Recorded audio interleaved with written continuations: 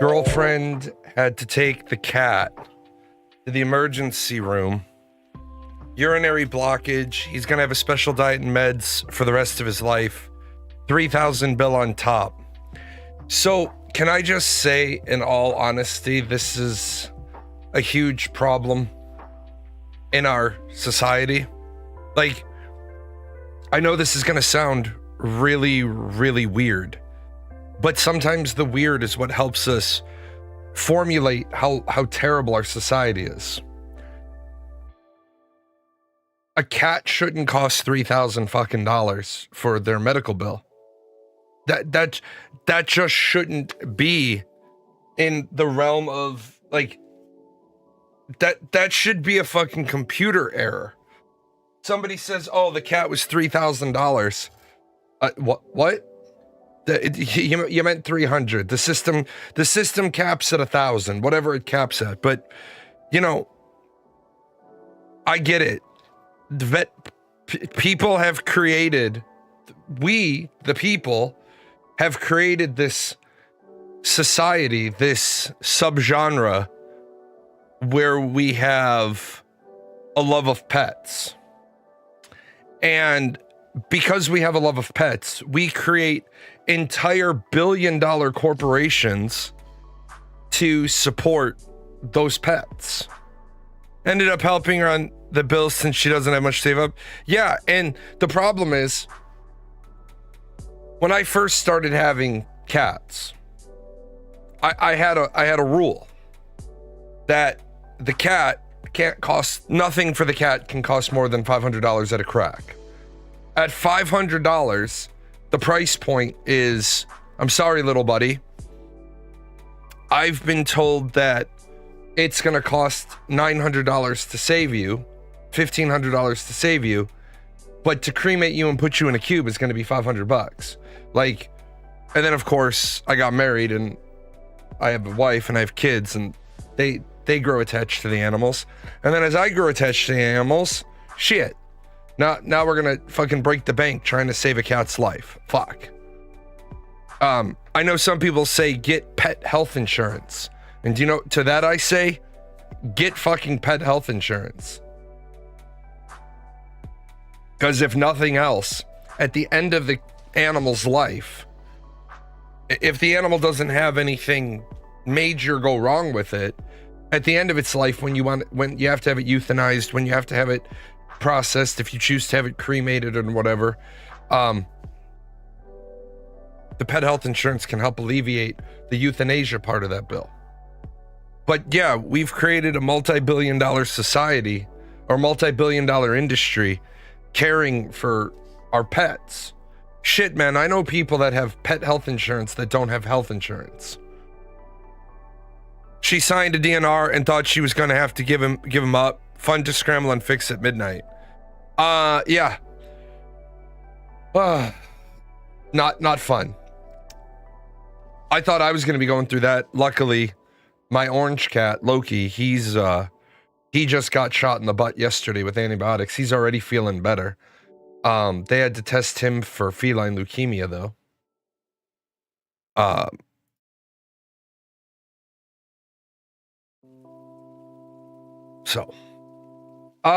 Today's show is going to be a little bit different than a lot of my other shows. A lot of my other shows, I just go down and I talk about things and we just complain about them. Today's show is, every so often I like to do a solutions show.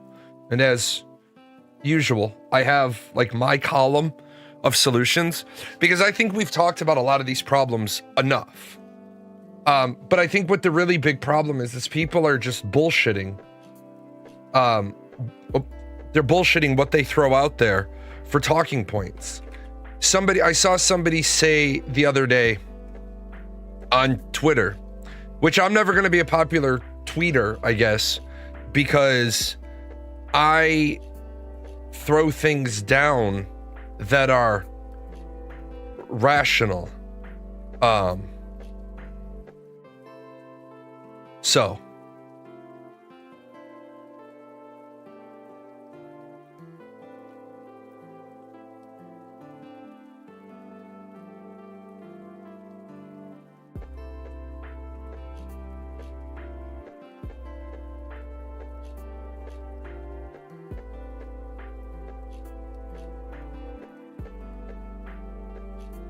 And people don't get it.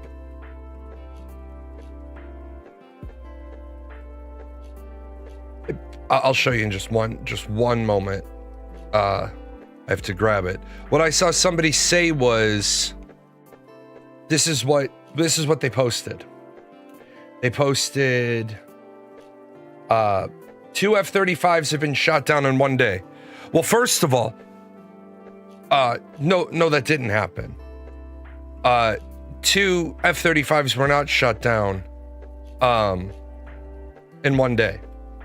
1 F-35 was shot at and damaged and managed to make it back to base. But what this person said was, and it shows the USA's $2 trillion jet is next to useless.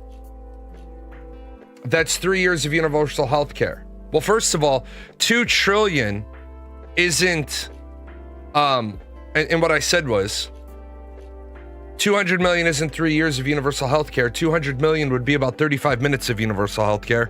And I didn't pull that number out of my ass. Right? The two people that responded,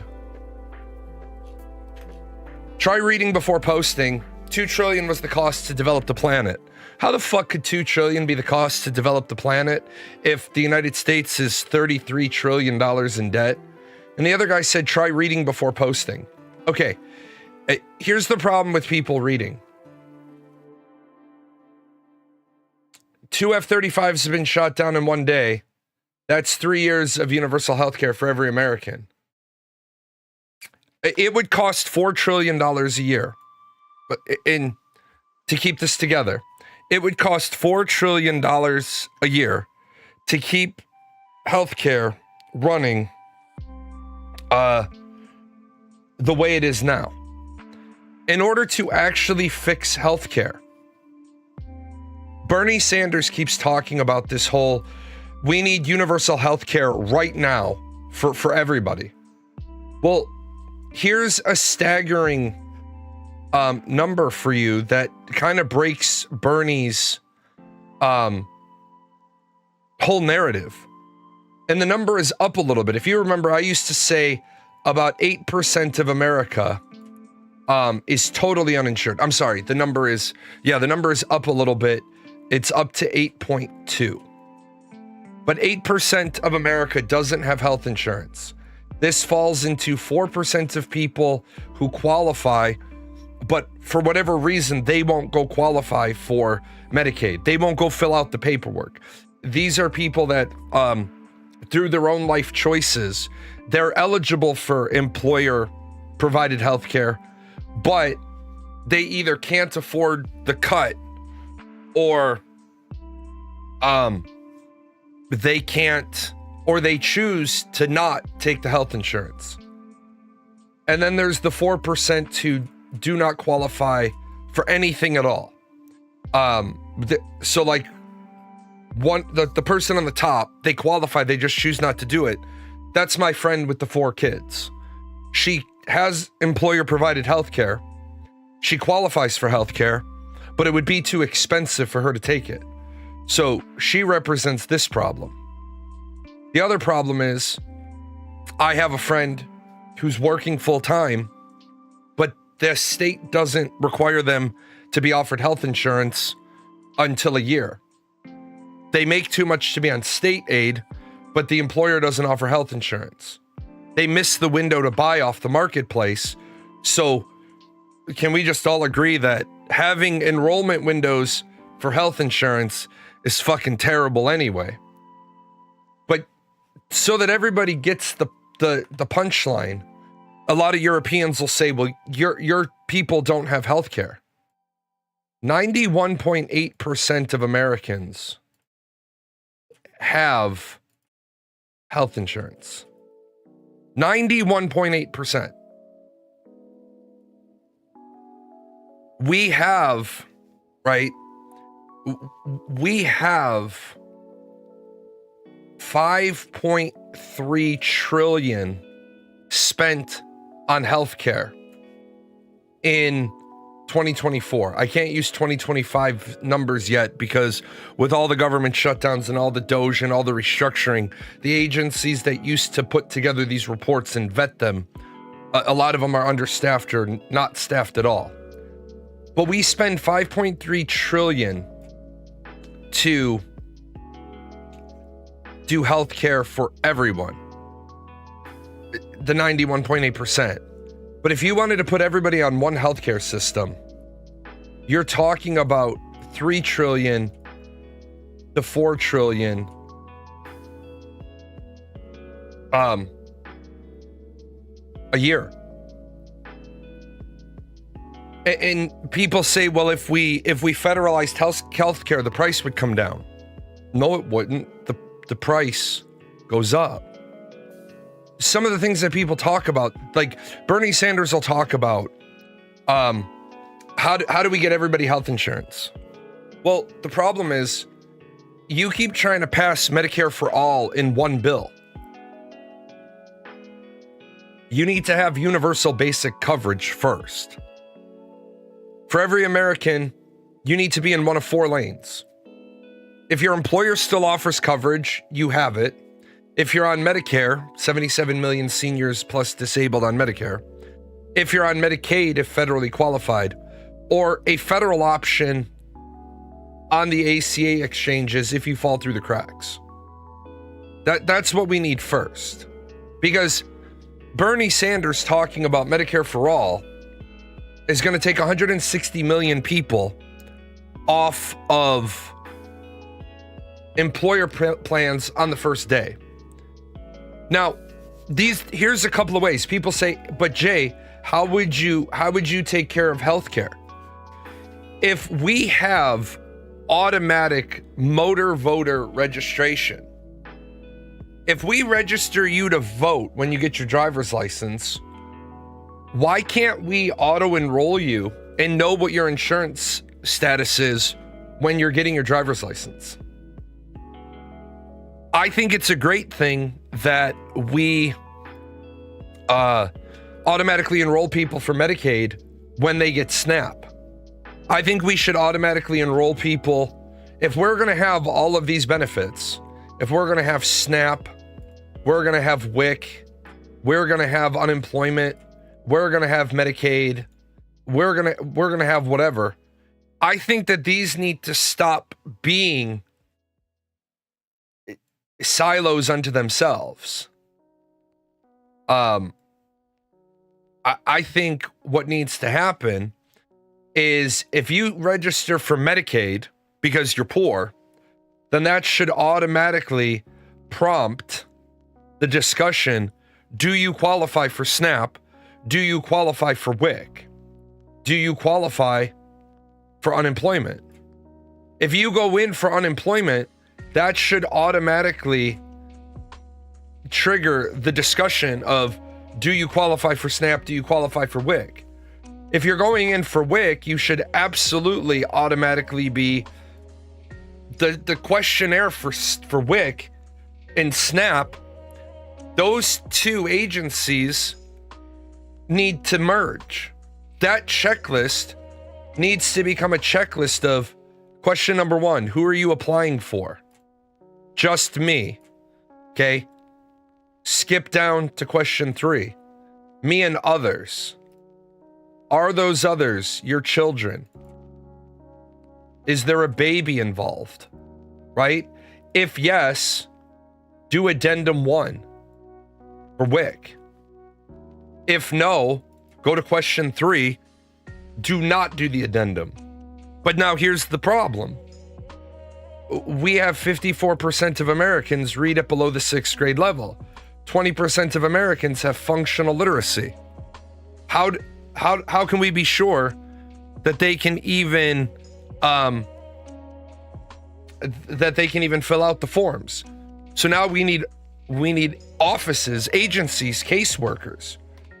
But what pisses me off is it shouldn't take 4 to 6 weeks for them to figure out if you qualify for anything.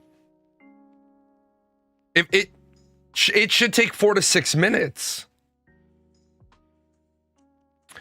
The problem with Bernie Sanders' whole life is he's only ever lived off other people's money, so he doesn't understand how life works. Yes, there is an expression in Congress about Bernie Sanders, and that expression is, I'm paraphrasing, old man Sanders never sweat a payroll. And if you know what that expression means, it means as a business owner, you can't, you cannot miss payroll. Missing payroll is a big, giant fucking no-no. If you know on Monday, payroll on Friday is compromised, you are required by labor law to tell your employees, hey, I'm not sure if I can pay you on Friday. If they want to not show up to work, that's cool. If they want to go DoorDash or Grubhub or Uber Eats or whatever the fuck else people do, you can't have people come to work today if you know for a fact you can't pay them on Friday. You can't have them come to work today if you're not sure if you can pay them on Friday. You have to tell them. The penalties are great, but that's still, like, I'm going to use the Intrepid Studios example real quick.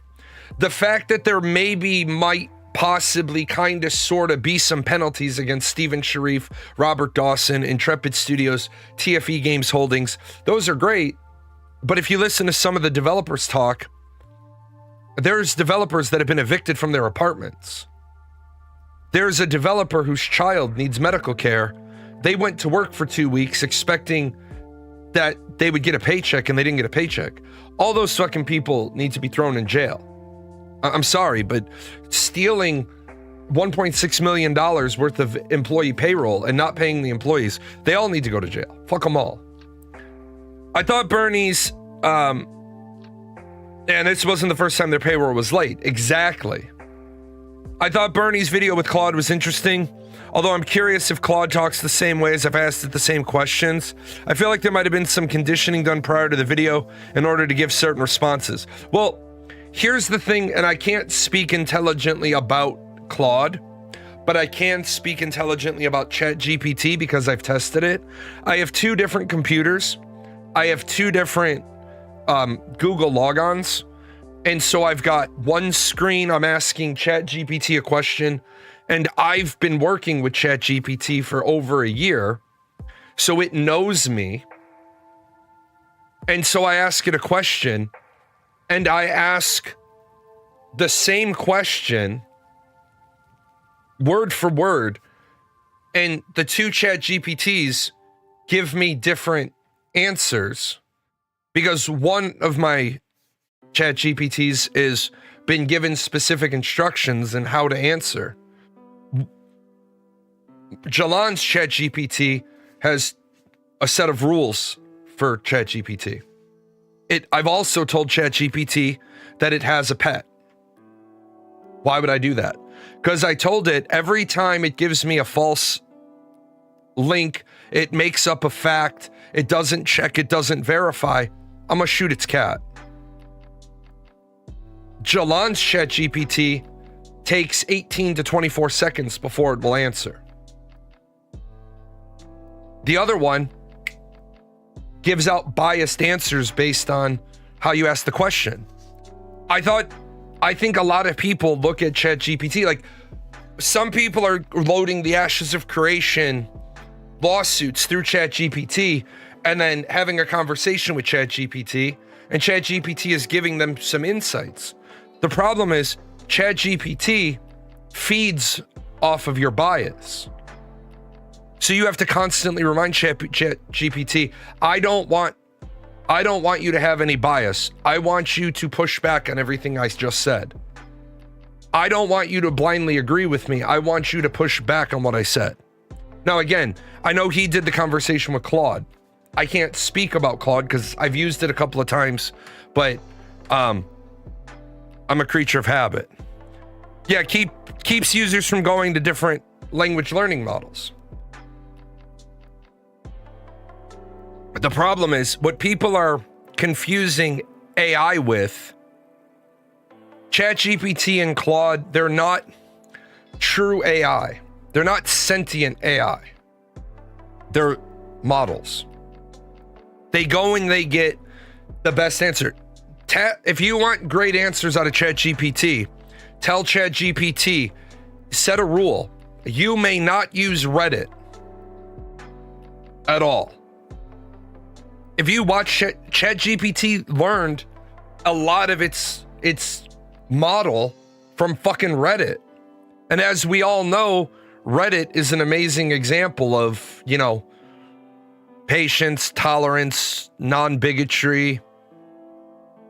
I noticed that using different AI tools that all do the same thing, they purposely make you burn tokens by avoiding answering your question properly, directly. You are correct. Also, remember, language learning models, and I haven't looked to see how many tokens they can hold now, but last year when I was using it, they could hold about 700 to 1,000 tokens in their brain at one time.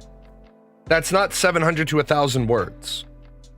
A long word like government could easily be 2 tokens. And then it could easily be 4 tokens, a nip here, 2 in the middle, a nip at the end, depending.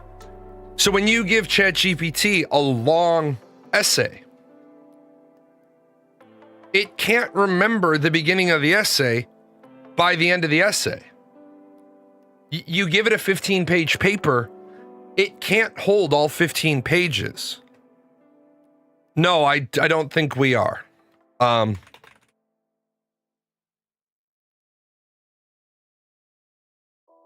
don't think we're up to 1 million tokens. Oh, holy shit. We're both wrong. Now some of them can hold up to 2 million tokens. Holy fuck. Holy fuck. 2 million tokens. That's 100. But again, some of the ones on the lowest end, and that's a breakthrough in early 2026. I'm glad I put the fucking preface on. Claude 3.5 is 1 million plus tokens. That's crazy. So forget what I just said. Apparently the language learning models, yeah, that's a huge fucking increase.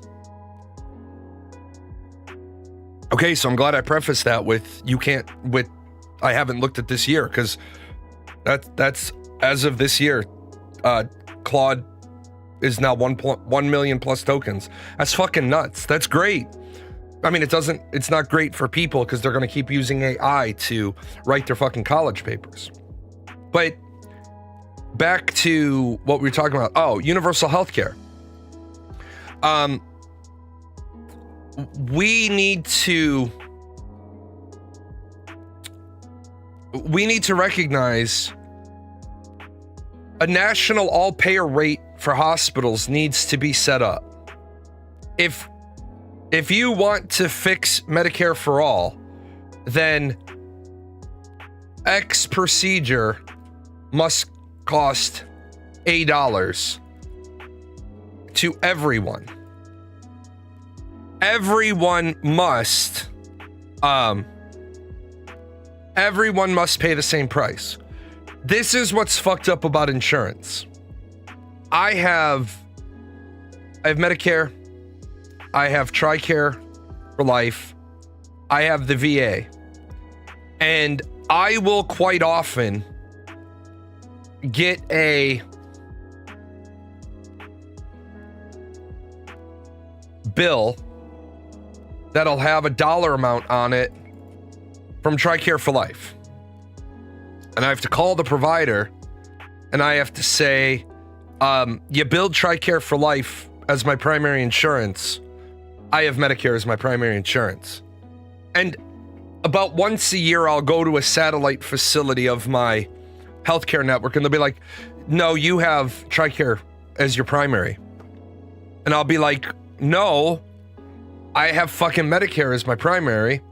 I get pissy with them because I'll say to them, why is it you're telling me what I have? I'm like, you have hundreds of patients. You have hundreds of clients. I have me and one of me. I said, and I don't know why you're saying that because I'm looking in my file right now. But here's where we run into a big fucking hoopla. You have a hospital or a care network, and they have a third party billing. And half the time, they're in Southeast Asia.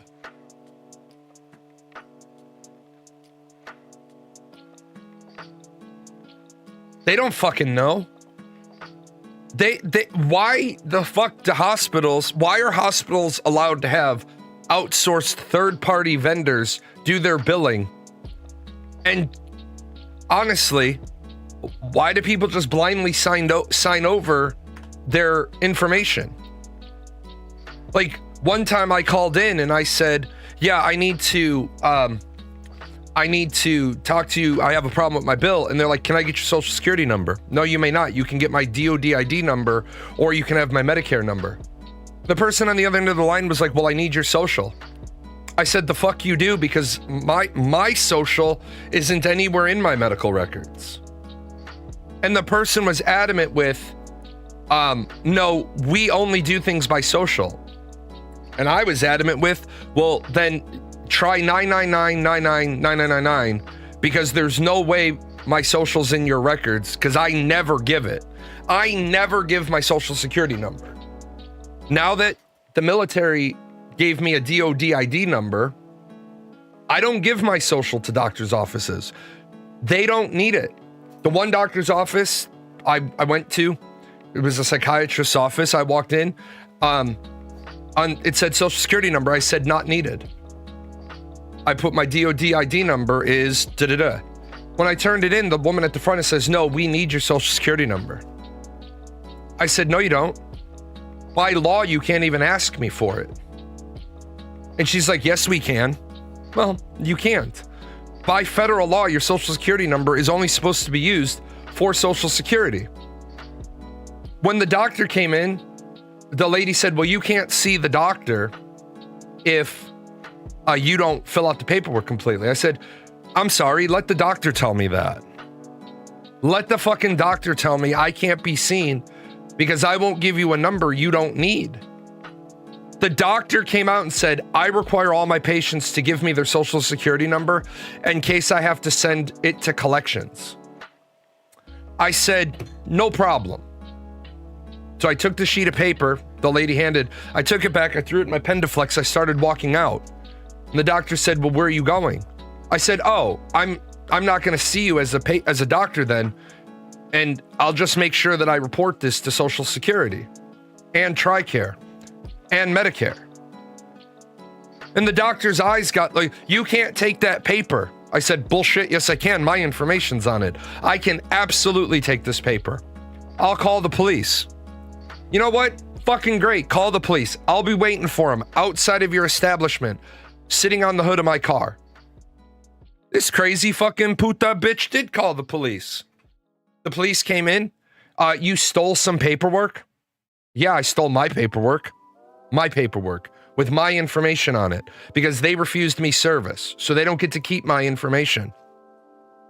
This is how fucking crazy some of these doctors are. Like, what the fuck world are we living in? The doctors out there in the outside. Well, I was told that I can collect social security numbers. Told by who? The doctor that trained me. Does the doctor have a fucking name? Well, I'm not going to give it to you because you're already reporting me. You're damn right. You refused me service illegally. So now I'll tell, because you're the overflow provider for the military base. I'm not going to send fucking my brothers and sisters here so you can collect their social security numbers and keep them in unlocked fucking file cabinets. Did you know if you collect social security numbers, there's a whole set of rules that you have to follow for the storage of social security numbers? They have to be in a locked room. And that doesn't mean because you locked the office at the end of the night that counts. Those records must be in a secured room. Not just behind not in filing cabinets. But this is why people can't get health care. Because we've made the process impossible. We're training some Colombian reps to do sales at my job, and I don't understand why we're hiring these people who do not understand American logistics or shipping. I get the soft cost savings, but it's an uphill battle trying to get these new people to perform decently well. Well, that is something you need to go to. Well, that is something that you either need to go to your boss with a well spelled out presentation about this is the amount of effort I'm putting in to this touch point and getting these results back, or you have to understand that somebody above your boss's boss has decided the cost that the juice is worth the squeeze. Hate to go off topic. No, going off topic is great. I feel the same way about voter ID. You already know who I am. Why do I need another card that costs taxpayer money to make it and manage? I disagree with you on this, because you don't need another card. Because I've heard people make the argument over and over and over again, an ID card would be an obstruction to people's right to vote. And I don't disagree.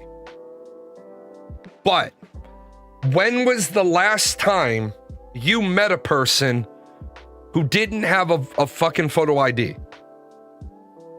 When was the last time you literally met a person with no photo ID? Because you need a photo ID at the bank. And I know some people will say, well, my grandma doesn't need a photo ID at the bank. She's been going there for years. Until there's fucking 2 new tellers working that day and they have no idea who she is. I've been coming here for 35 years. Ma'am, I've been working here for 35 minutes. I don't know who you are. You need a driver's license to drive a vehicle. You need a state issued ID to get on an airplane. Most of the time, you need a state issued ID to do any business down at City Hall or the county clerk's office.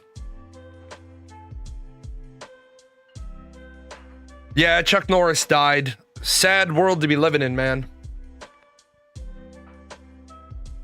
Yeah, you go to your courthouse, you generally... So, like, I get the idea that we say an ID would get in the way of forcing people to have an ID would block their ability to vote.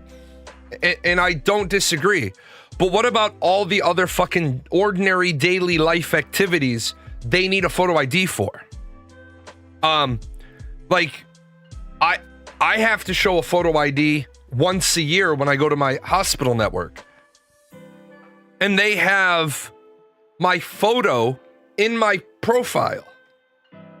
They have a photo of me when I was fucking pushing 300. And I said to them, can you take a new photo of me? Because I hate this photo. And they said, nope. They said, we take a new photo of you 10 years after the first photo was taken.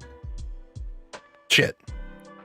But yeah, I get what you're saying, but now let me go one step further. If we're going to say that voter ID isn't required because it is in the way of people's constitutional right to vote, then how are people accomplishing all those other things that need a photo ID? And if you need a photo ID to go to City Hall, go to the state record office, get on an airplane, drive a vehicle, then let's just make IDs free. Let's tear apart the problem then.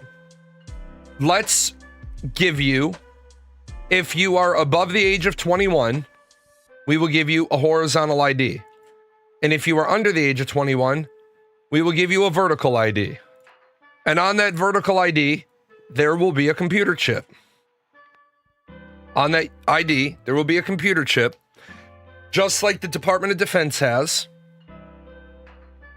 There'll be a chip, and on that chip will be a copy of your medical records, and your driving privileges, and your voting privileges, and your gun ownership.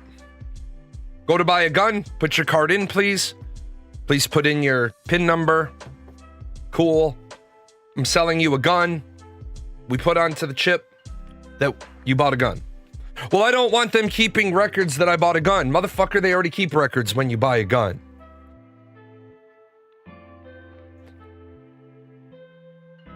Listening to you makes me believe more than the only reason for a federal issue. No, that's the thing, though.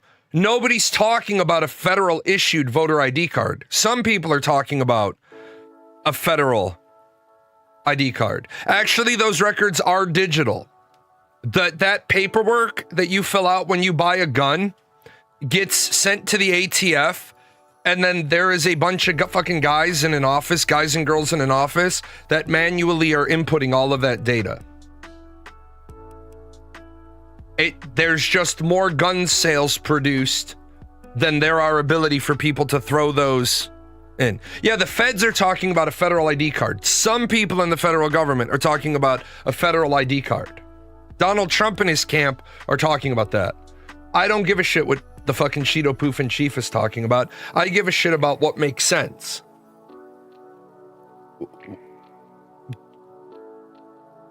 Wonder why? Well, the truth of the matter is there is voter fraud to some degree in every election. There is some voter fraud. A big piece of that voter fraud is...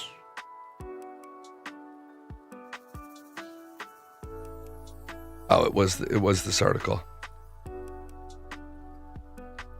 A really big piece of voter fraud is just in the headline. You don't even need to get past the headline. Many states count mail ballots that arrive after Election Day. Hold up.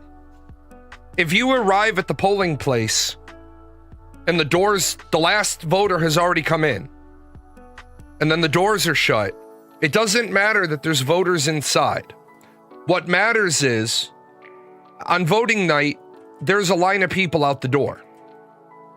Now, as much as you would think that they would put a staff member at the end of the line, as long as the line is still outside of the door of the polling place, people can continue to get into line.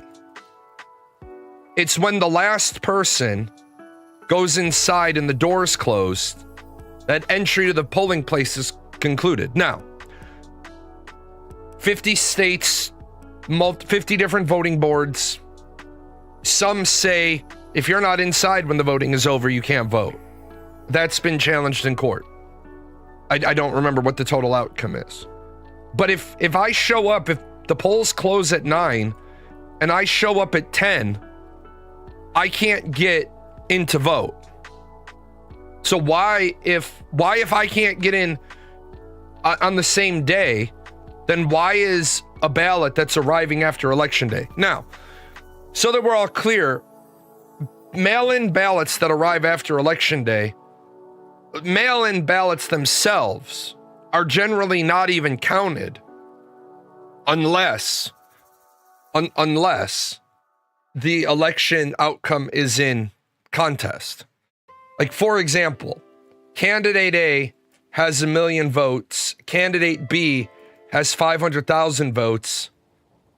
No referendum on the ballot is even close. Referendum on the ballot has 97% in favor of or against or whatever. And you've got 50,000 mail-in ballots. The Republican and the Democrat voter election board representatives, they sit down and they say, okay, look, 50,000 votes isn't enough to impact any single election, any single race on the ballot. And the other side says, yeah, we concur. Let's not spend a bunch of money counting all these fucking ballots because they don't change the outcome of the election. But if you have an election that is 12,000 votes separating and you have 50,000 mail-in ballots, now you got to count them, which is a painstaking process.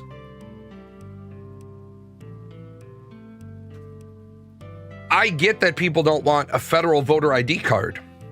I want a federal ID card. I want a federal identification card. I want it to be free. We're almost there anyway. We give you a fucking social security card So we're just about there anyway. You want to leave the country, you got to have a passport. Why don't we just make the passport, the social security card, free? I would want a federal ID card, but not with this Fed. But why not this Fed? Because there is no, let me just throw this out for you. There is no piece of information about you that the federal government can't find out about you. And I watched, I had a class called ECAC, Evasion and Conduct After Capture. And I watched one of the guys that gave us, on our first day, it was all about how to make yourself a smaller target. And he picked people randomly in class. And he said, all I need is the information I would get off of your dog tags. And he took the information, got off of their dog tags, and came back about an hour later and was standing in front of, I remember the girl, her name was Mallory, standing in front of the girl who was a friend of mine. And he said, so you let me know when you want me to stop talking because it gets uncomfortable for you. And she's like, okay. He's like, your mom's name is this. Your dad's name is this. You have 3 sisters, 2 brothers. You had a childhood cat named this. He's buried out under the tree in your backyard. You have a dog named this. You came into the military on this day, this day, this day. And then the guy says, now, I'm going to get into some personal shit so that if you don't mind. And she says, cool. The very next thing he says is, you lost your virginity. And she said, stop. And the guy says, would you like to see what I have? And so took it. She turned red-faced. She's like, yep, that's accurate. And she's like, the other stuff is all accurate. And so the guy said, I did 4 of these packets in an hour. And this is how much I found out about you. Because you put this shit out about. So I remember her saying, she's like, where did you find that? And he's like, I found your live journal and I found your MySpace and I found your geosites and I found your, this is going back a bit when those all those things were still up. He's like, I found all this stuff. I agree. I tell my wife this all the time. I just don't want our system to presume the feds are in charge of the vote, but the feds are in charge of the voting system. The feds in the state are in charge of the voting system. They already are. The same National Republican Convention and the same Democratic National Convention, they control all of the state level parties who control all of the voting laws and rules and processes and procedures. We're already living in that. What do I think about the YouTuber Brandon Herrera running for Congress? He won the Republican vote in Texas. Here's the thing. I don't know anything about Brandon Herrera. What I do know about the American political system is that anybody that wants to run for office in the American political system has the freedom and the right and the privilege to do so. Given the people that I have seen be in Congress, maybe a YouTuber is the breath of fresh air that we need. However, based on what I've seen a lot of YouTubers say, they're just doing it for clout or the experiment or the hype or the trend or whatever. Because being a congressman is a hard fucking job. Being a corrupt congressman is easy. Rolling back to our fix healthcare, and you guys can jump in on whatever topics you want. I'll just keep coming back. If you want to fix federal healthcare, because Solutions Day, we're talking about fixing federal healthcare. We need to ban anti-competitive hospital and insurer consolidation. If you are in the pharmacy business or the hospital business, the medical treatment business, then nowhere in your ownership, above you, below you, lateral to you, can there be insurance in your house. You can't, if you own insurance-based businesses, you may not own, in any way, shape, or form, provider-based businesses. If you're a pharmaceutical company, you produce drugs. You have to be forbidden by law to distribute those drugs directly to the patients. You want to change? You want to change healthcare? There's drug reps should never, ever, ever be allowed in doctor's offices.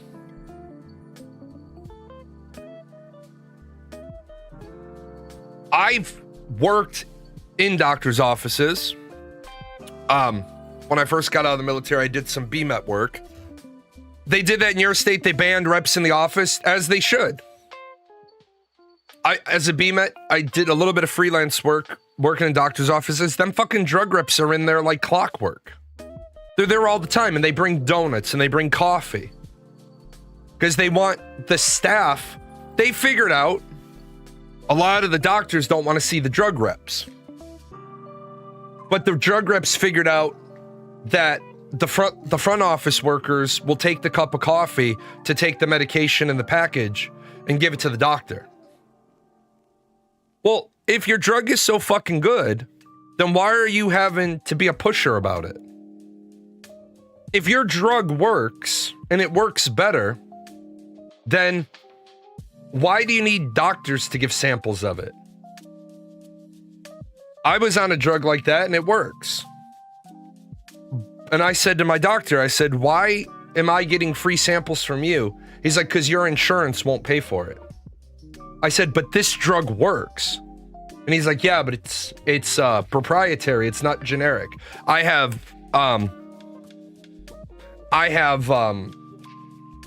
the Department of Defense. I have Express Scripts. They're my prescription manager. So if I don't get it through the base or through Express Scripts or through a partnered pharmacy, I can't get it. And I can very rarely get proprietary formularies. I have to get generics. Or even worse, give doctors kickbacks for prescribing it. Doctors are not allowed to take a monetary kickback for prescribing a drug. They are not allowed to do that. It is a violation of their ethical commitment. So they don't get a kickback for prescribing it. They get invited to a seminar. Yeah, they used to. And that's why it got changed. But now they still do. You just have to go about it an extra step. Like, I can't give you concert tickets because that's a kickback.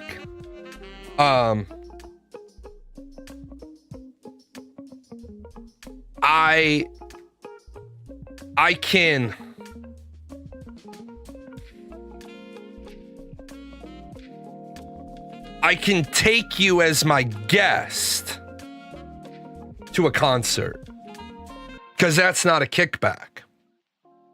So I'm talking to you and I find out that your kids are huge. BTS fans. They're getting back together. My daughter's all fucking overjoyed. I find out that your kids are big BTS fans. So what I do is I come along on Monday and I said, oh, hey, BTS is, yeah, I can take you to the BTS concert on Friday. You and your kids. How many kids you got? Only 2 kids? Do they have any friends? Oh, they do? Why don't they each bring 1 friend? So you and 4 kids total. Okay, yeah. So then the day of the concert, I bring you all up to my box. I give you all the fucking box wristbands. I sign you all in. And then I just say to the box girl, I say, I ain't staying for this fucking bullshit concert, but they're my guests. Let them come in and out as much as they want. But that's not a kickback. How the fuck that's not a kickback? Because it doesn't meet the threshold of because I just invited you to be my guest. What else do we have to do to fix healthcare? We have to What we have to do is the federal government is going to have to start managing prescriptions. We can't have $12 billion in drug costs, in drug cost savings.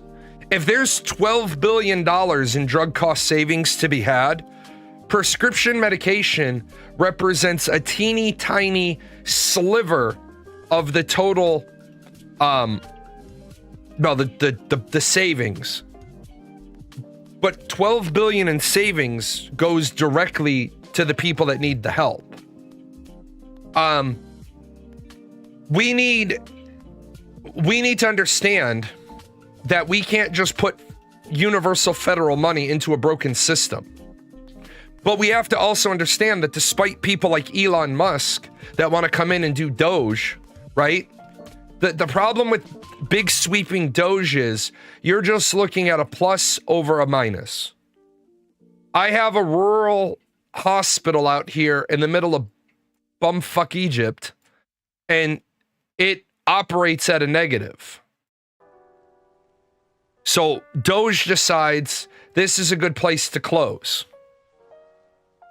So now, instead of running at a $300,000 loss every year,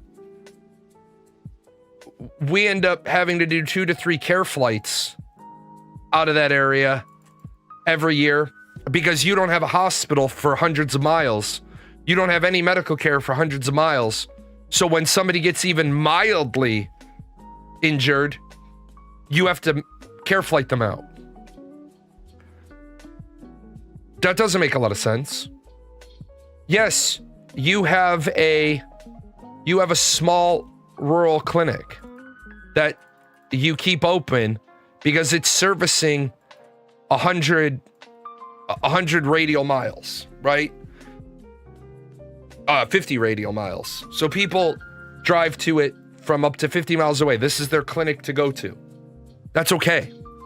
It's okay if this clinic runs at a loss because this is a social need. The question we need to ask ourselves is, for those clinics, it's not about should we close them or keep them open.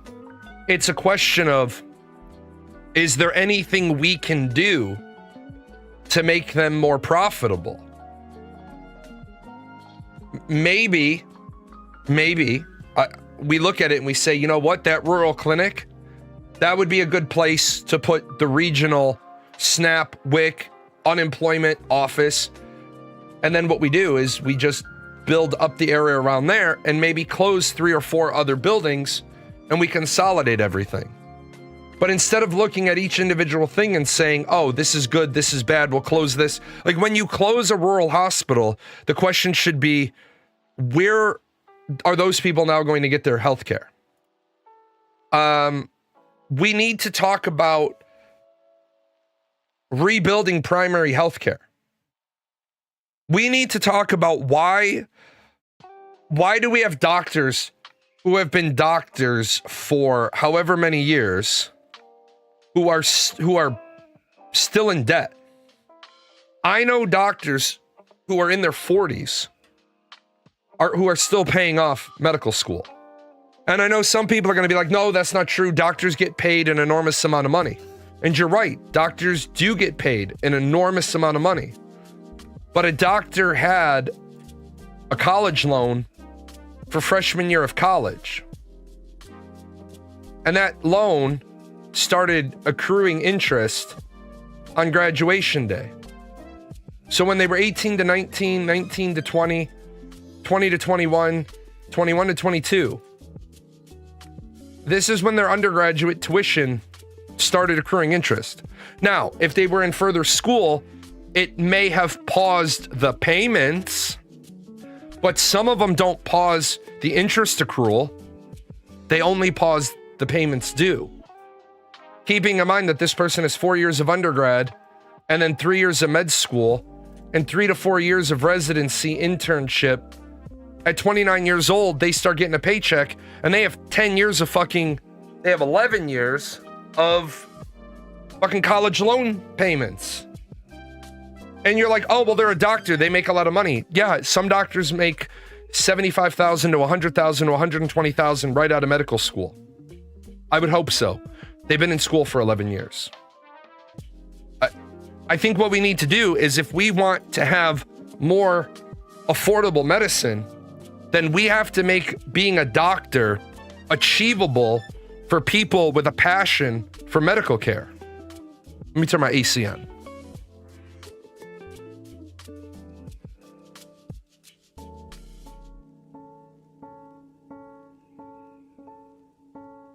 You got a kid who wants to be a doctor, but that kid looks at the expense and says, well, I wanted to be a doctor, but I have no earthly idea how to pay for it.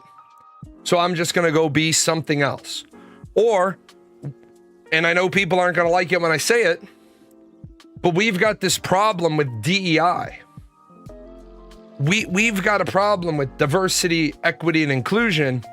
We're putting people into medical school who aren't ready to be in medical school because of their race, their creed, their color, their gender, their religion, not on their aptitude.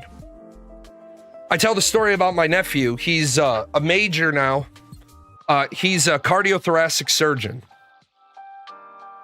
He went to undergrad, but he didn't go to undergrad in a feeder program. So he had to apply to medical schools. And he applied to all of them. But he has this particular condition that makes it impossible for him to get into medical school on merit. He's white, Polish, Irish. He ain't getting into fucking medical school, period. Why? Because the feeder schools, their racial demographic makeup is counted even though they're not competing against the open seats. And so we've created a system where we say, even though you have the highest score and the highest GPA, we have no more white seats. So we skip you and we go to the number 4 person because they check a box, a gender box, a race box, a creed box, a color box, a nationality box, an ethnicity box. I don't give a shit about any of those things. I give a shit about, did the people with the best scores, the best GPAs, the best aptitude for being doctors go to medical school? Here's the piece that should piss you off. Medical school, well, let's go realistic. Medical school freshman class has 300 seats. Okay? At the end of the first semester, it now has 290 seats. Well, what happened to these 10 people? These 10 people washed out for whatever reason. Personal family emergency, academically couldn't handle it, financial aid didn't come through, decided not to be a doctor anymore. But the problem is, these 10 seats are now wasted on the second semester, third and fourth, fifth and sixth. We're down 10 doctors for the duration of that medical school class because you can't grab somebody who missed the first semester. It's a 6-semester program. And they factor in X amount of attrition. But we would have a hell of a lot less attrition if we would put people into medical school that need to be there. Look, I get it. I'm not blind and I'm not naive to not talk about impoverished neighborhoods. When we talk about impoverished neighborhoods, what we're really talking about is disproportionately black people and immigrants. The solution to that isn't fixing it by giving them a freebie into advanced programs. The solution is understanding, why does this school district over here have a 31% college matriculation rate? And why does that school district over there have a 97%? Because there's probably some good people over here.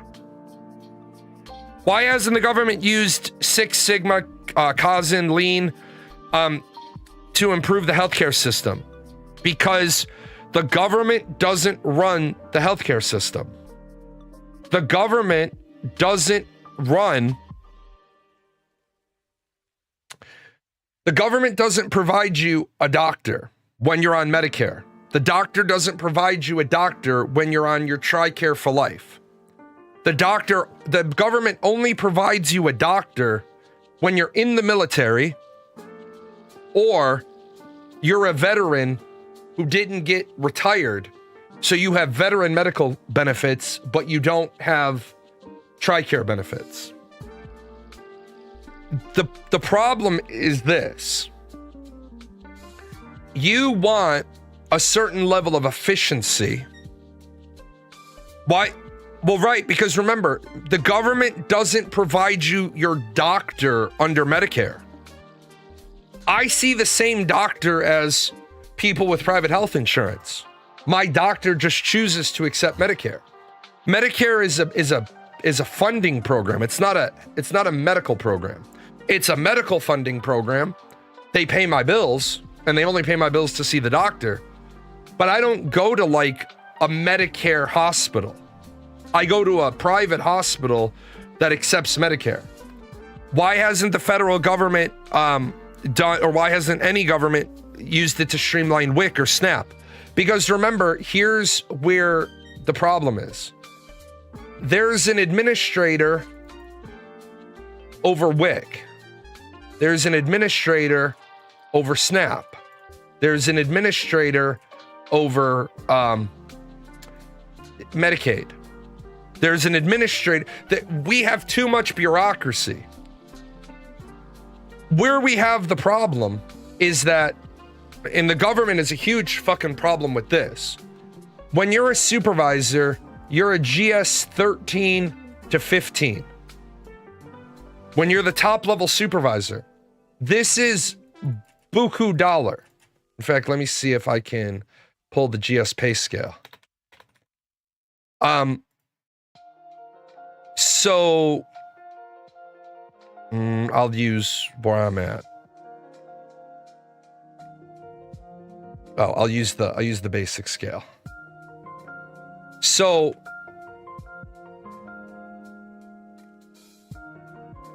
here is where the problem is. Why nobody wants the system streamlined. Because as you can see, and all we're gonna look at is step one. Why aren't you letting me?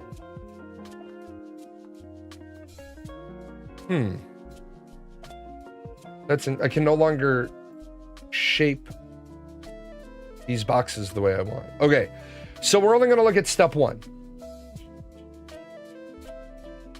The guy at the top of the pyramid, the boss is making 126K a year. Making way more than that because you don't get, let's keep it realistic. The boss is probably making, because to get to the top, the boss is making 155,000 a year. And the person on the bottom, we'll say a GS7, is making 43,000 a year. So you have a bunch of people making 43,000 a year because you have GS7s that are the frontline workers. Well, the way you get those people to work hard is you put them in what's known as a 7-9-11 developmental position. So they're going to work for 43,000 for 2 years. Then they're going to work for 52,000. Then they're going to work for 63,000. And then what you're going to do is you're going to dangle that GS15 position above them to get them to stay in the government, to do all this other bullshit work, to basically be taken advantage of because they one day want to be the administrator. Well, what happens when instead of having 6 pyramids and 6 people that are able to make 155,000 a year, if you actually streamline this into 2 pyramids, you just got rid of 4 jobs making $155,000 a year. And that sounds really good. We just cut $700,000 out of the budget. That sounds good. That sounds like efficiency. But it's not. Because what you have is now you don't have the carrot for all these low-level workers. These low-level workers get told, you will make GS11, you will make $63,000 a year, and then you'll stay here for damn near ever, and the most you will ever make is $82,000 a year. You cap out at 82 grand. There is no way to pay you more than that. Because after 10 steps, you are considered maxed in your lane. In the GS system, the 2 ways you make money is staying in the position you're in longer or getting promotions with new responsibilities. Well, the bait on the hook is that you believe one day you'll be the boss of this little fiefdom. And when we do that, what we have is bureaucratic inefficiency in order to give people an enticement to stay. What's the answer there? That is capitalism incorporating too much socialism. And there's a reason why socialism and capitalism are supposed to be different silos. They're supposed to be different playbooks. If you want a socialism country, then you have certain things you need to have. If you want a capitalistic country, then you have certain things you must do. If you want a social democracy, well, our government is modeled after a social democracy, kind of, but it's the fat cats that wrote the rules to keep themselves with fat cat jobs. It's kind of like this. Look up your local teacher pay grid and then look up the administrator pay scale. And I said this all the time. What is the function of the school? The function of the school is to educate the client. The client is the child. Therefore, if the function of the school is to educate the client, you should not make more money by becoming the principal and leaving the classroom. You should make equal amount of money to whatever a highest paid teacher could make, because the principal is no more or no less important than the highest paid teacher. But you take the best teachers out of the classroom because they want the money, so they become administrators. Administrators aren't doing the primary job. The primary job of the school is to educate the client. Administrators should be looked at like military officers. Your job is to organize, train, and equip the teachers. Your job is to create the schedule, find the classrooms, find the desks, find the books, find the chalkboards, right? Make sure the teachers are getting continuing education, continuing development. And that's what you're supposed to be doing. But the fact that a teacher will make, a 4th-year teacher could be making $65,000 and a first-year administrator could be making $125,000.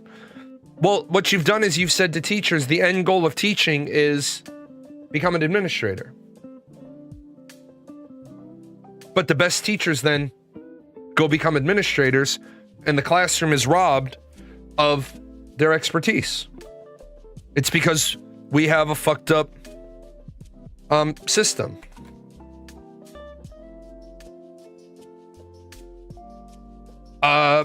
More universal healthcare, because I got a couple of more points and then we'll move on to education, I think. What's up, Adaptable Fox? Bernie, billing, what about people who like teaching? Money is not the end goal for everyone. You're right. There are some people who do like teaching. You're absolutely right. There are some teachers who stay in the classroom because of their love of teaching. They are very, very rare people. They are very rare people indeed that don't start to follow the money. Because our society is a capitalistic driven society, even the best teachers I know have become department heads. Takes them out, instead of having a standard 5 slot class, they become a department head and now only teach 4. Wanting money and having a normal job is regarded, everyone who really wants money should make a business. Not true at all. Not true at all. Here's why. 20% of businesses fail inside the first year. 50% of businesses fail by year 5. By year 10, only 20% of businesses are still in business. No matter how good you are, running a business is a difficult prospect. You can have the right idea, the right product, and shit happens that has nothing to do with you, and your business fails. Period. Dot. If you have the skill set to run a business, then you should put your efforts into running a business. But this whole idea that you can't become stupidly wealthy working for someone else. I disagree, shit happens, but you keep going. The only reason why it fails is because you give up. No, I'm sorry, I'm going to stop you there. That's not true. It fails because you are out of money and you don't have any more money and no more credit to put into your business, and it folds. I have been the financial marketing advisor to startup businesses where I have told them, this is a really bad fucking time in the economy. This is not the time to start this business because the market conditions aren't right. Big one is a small restaurant, small diner, great location, lots of people were interested. Guy opens up the small little diner and then COVID hits. Well, guess what? The landlord don't give a shit that COVID hit. He wants his mortgage payment. All that restaurant equipment that you have financed in the kitchen, they don't give a shit that COVID hit. They want their lease payments. The state says you can't have dine-in customers, do carry out only, but you started the business with not enough time. Why start a business with a high investment cost though? Because the person had the skill set to start a restaurant. Like, the shit you're talking about right now makes me 100% confident you don't own a business. Because every business has an investment cost. That cost is either capital. Okay, what business do you own? Because your business has 2 major investments in it. 1, time. 2, resources. Every business, OnlyFans marketing agency. Okay, so you have a business that maximizes on something that pretty much sells itself. Great. I'll take OnlyFans for you. If OnlyFans, I help several OnlyFans girls with their, what to do with their money. I don't help them make the money. I help them invest the money on the back end. The problem is, not every OnlyFans girl makes a ton of money. Also, you're talking about a closed economy. The amount of money for smut is, we'll just assign X millions. If the number of people that got into OnlyFans got bigger, but the X millions doesn't get bigger, then everybody makes a little less. Sex will always sell for some people.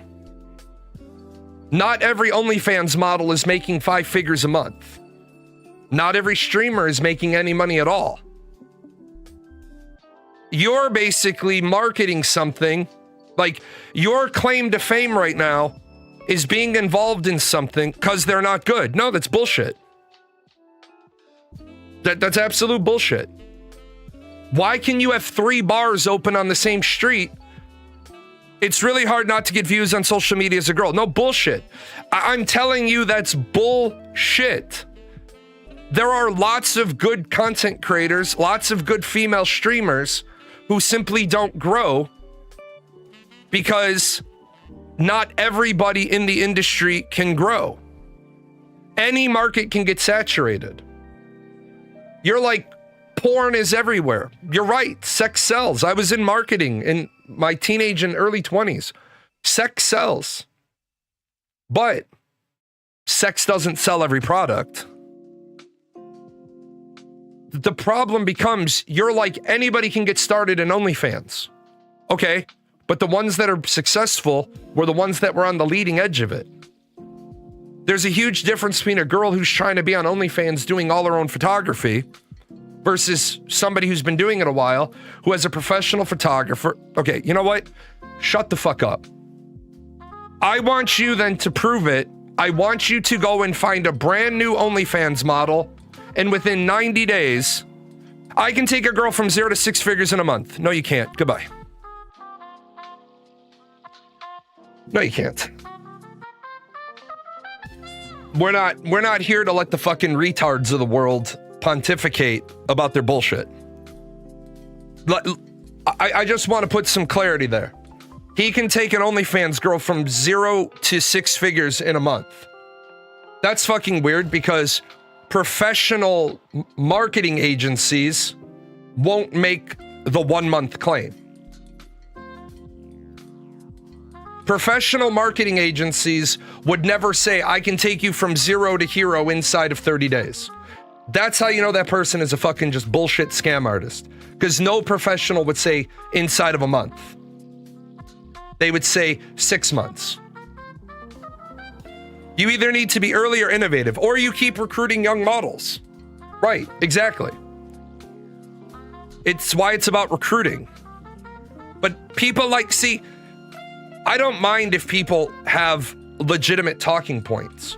But when I'm not here to entertain that person can go bother Asmongold. Go bother the people that are going to tolerate your bullshit. That's why I'm never going to grow as a creator, because I read every message that comes through. And I'm not going to let stupid people fill up the ether of my environment. You're not taking a girl from 0 to 6 figures in a month. Nobody is going to make that claim who's seriously doing it. That person is probably milking models for marketing money, desperate girls who've heard there's money to be made. Or you already have a connect that you can attach people to collab and coattails in a collab, and that isn't even guaranteed. And the reason why a lot of people don't want to do collaborations is simply because they know this. This is my community, and my community is good for $50,000 a month. I don't want to collab with somebody who doesn't have a community because they will take a cut of my money because the new person is more that person's style. And somebody making $100,000 a month doesn't want to collab with me because they know I might take some of them. Yeah, it's making a business be successful in a saturated market is very, very, very difficult because you're going to get an initial, you're the new thing. And I said this to people who were buying, and remember, I sold 3 bars. I sold 3 bars. One of them is still the name of the place from the 70s. The new owner, she didn't change the name. She updated the interior. She closed for a week, sanded the floors, sanded the bar, had the bar restained, the floors restained, the pillars restained, put in some brighter, newer windows, new light, new lampshades, new lights, that sort of shit. Hey, I'm closing for a week to do some spring cleaning. The other 2 places tried to completely reinvent the menu, the bar, the seating area, the beverage menu. And then people fucked off. Out of the 3 bars that I sold, one is still in business. The other 2 have changed hands. One of them has changed hands like 3 times. How do you fuck up a bar that's making money through change? Well, I think that I could maximize the profits. Okay. That's a risk.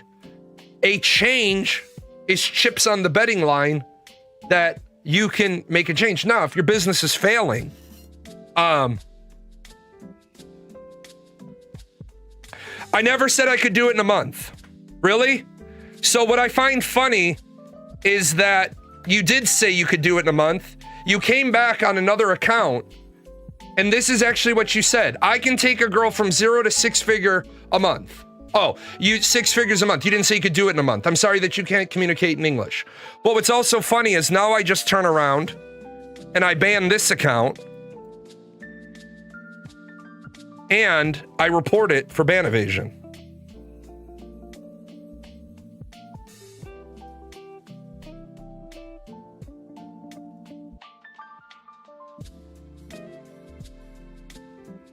What was your other account name? I'll get both your accounts banned. Makes it real simple.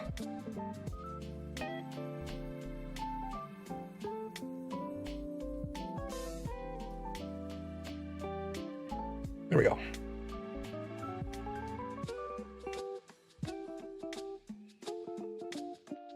There are ex-porn stars on Twitch that have declared it's easier and better money than OnlyFans. Right. And that's where talking mouthpieces like that, you know, they bother the piss out of me because you're like, I can do this. Then great, you can do that. But what you're talking about then is you're talking about conditions outside of 3 standard deviations. Like, great. Then what the fuck are you doing on Twitch arguing with a streamer with 26 viewers? If you're making all that money, then fuck off and go make all that money. You're clearly not making all that money because you're willing to risk both of your Twitch accounts. You get banned, you come back on another account, and you ban evade. You're okay with losing both your fucking accounts. They must not be important to you. I don't have a problem banning you. I don't have a problem reporting you. I would like Twitch to maintain its higher standards for moderation. If they come back on a 3rd account, I'll fucking ban and report that too. I don't give a shit. There's where your line is. Some people are comfortable with lewd photos, not nude photos. Some are comfortable with nude, but not acts. Right. And we don't need to go down the road of how OnlyFans models make their money. It's like this. Ready? Without saying any names, and please don't say any names if you know the person I'm talking about, there was an individual in a community that many of us were in that was a picture model. That individual decided to stop doing that, and then people took it upon themselves to dig up old copies of this person's photos and keep putting them into the public space. That is shitbird behavior. That is you need your fucking teeth knocked out level behavior. It's kind of like the unwritten rule of a friend who's a stripper. If you have a friend who's a stripper, the unwritten rule is you don't go to the strip club that stripper works at unless that stripper has invited you to come be there. I'll ban you too over on Kick. Kick has a huge bot problem. But if you have a stripper friend, it's considered rude, it's considered impolite, it's considered low class for you to show up at that stripper's place of employment. Now, if you show up at a strip club and you didn't know your friend's a stripper there, and your friend comes out on stage, the gentlemanly thing to do is to just get up, walk to the bar, wait till the song behind you is over so that you're not making your friend uncomfortable. If this is your friend. But how good of a friend can they be if you don't know that your friend's a stripper. Now, my friends that are strippers, they don't give a shit. They're like, yeah, come to where I work and bring friends with fat wallets, right? I'm not against the idea of strip clubs. I'm not against the idea of legal prostitution. People are like, I can't believe you'd be for legal prostitution. Why? It's not like we don't have a prostitution problem in America to begin with. And if we can legalize it and make everybody safer for it, I'm okay with that. Nevada has the spicy ranches. Yeah, it's safer. I would rather, we know prostitution is going to be in every society. Whether or not prostitution is legal, illegal, semi-legal, quasi-legal, there's always going to be prostitution. It's going to be there one way, shape, form, or the other. The girlfriend who keeps sleeping with her boyfriend because she doesn't want to break up.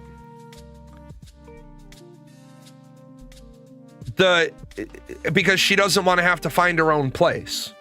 The boyfriend who keeps sleeping with the girlfriend because he wants to break up, but he feels guilty because she provided for him for the 6 months he couldn't find a job. That's just prostitution of a different flavor.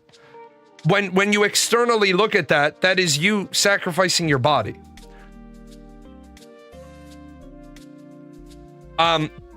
It was a funny thing to me where unless you make chastity belts mandatory, I don't know how you can get rid of prostitution. You can't.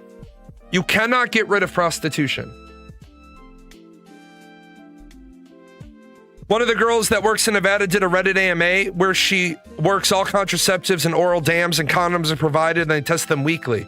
Yeah, they, at one of the at Sherry's Spicy Ranch, the one girl that did all the videos talking about it, what she said was, they get tested. They have to pay to be tested, but they get tested. They arrive on like a Monday night and they get tested on Monday. And if their test isn't back, they can't take any clients on Tuesday. If their test comes back questionable, they can't take any clients at all. They have to be off work for, I think it's 30 days, she said, because then they have to be retested in 30 days. And that's okay, right? That's fine. And people are like, well, no, it's not fine because legal prostitution is going to be the downfall of our society. Ladies and gentlemen, the amount of pornography that is available right now is ridiculous. It's not like making some pornography legal is going to help. Like I see all these states like, we're going to require an ID for porn sites. Okay. Why? You think porn is a terrible thing, but you want people to be required by law to provide their identification to what you call sketchy sites? You want people to be forced to give their government identification to a sketchy organization? That doesn't really seem smart to me. Looks like it's time to go back to magazines. Right. If it wasn't for porn, VCRs, we never would have gone from Betamaxes to VHSs. Porn drove DVD creation. Porn drives a lot of innovation. Do I like it? No. But when like more than 10% of the internet is used for porn, I don't know, guys. I think we got to just recognize that porn is kind of here to stay. People have been looking at naked bodies since we created clothes. Sometimes I think we only created clothes so that we had the show of the clothes being removed. But there is something to be said about, I'm just going to say it. I'm just going to say something, and it's going to make me an unpopular guy. But everybody's been talking about how the economy is terrible and people don't have money and people can't afford anything. Okay. Why the fuck are the airports all full?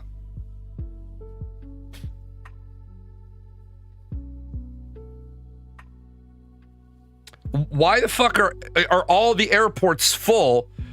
If nobody has any money, then why the shit are there 7,000 people traveling in a 1 hour span?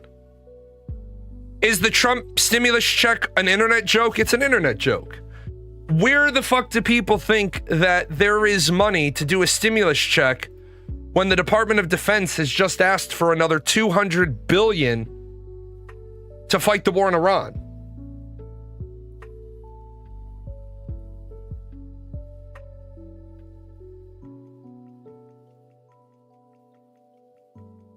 Wow, the kickbots are strong today, man. It's like my 10th ban. Yeah, that's crazy. It is crazy. How the fuck are we raising money for overseas wars? Well, here's what's even better for you. Yeah, a lot of travel for work. I know quite a few people that use credit to go on vacation. Right.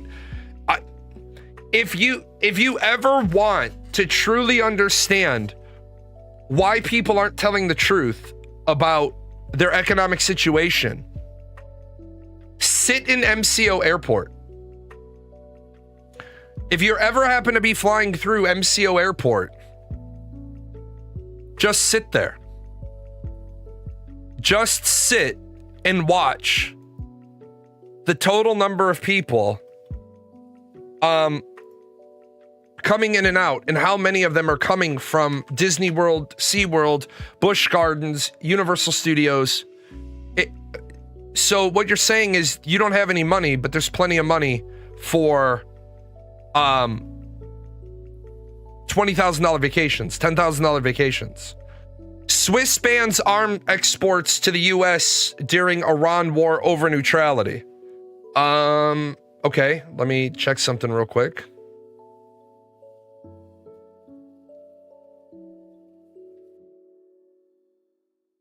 Because the Swiss, so just so we're clear, what we buy from the Swiss is the Sig Sauer pistol, the P226, some high precision ammo, some aerospace parts, electronics, and satellite technology, but that's really it. Like, we're not really importing anything. Like, how can I say this without sounding condescending? I can't. The United States war machine has allowed some of our allies to produce some stuff for us so that we can share the wealth. If the Swiss don't want to send us that shit anymore, we'll just start making it ourselves.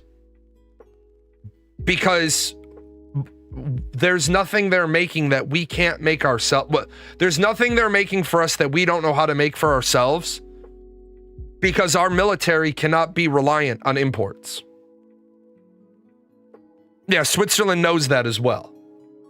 They did it to make a statement. Yeah, it's a political statement. Now, the truth is, I guess we're going to go off show for a minute, but yeah, we know very well how to make a firearm. Now, I will say this. I'm a big fan of the Sig Sauer. I like SIGs. I like SIGs because I have smaller hands. So I like SIGs. I never really liked the Beretta. The Beretta's just too big. Like, my hands are weird. Like, I have small palms but long fingers. My first girlfriend ever tried to teach me how to play piano. She's like, you have piano player hands. Fuck, no, I don't. I may have the hands, I don't have the mindset to play music.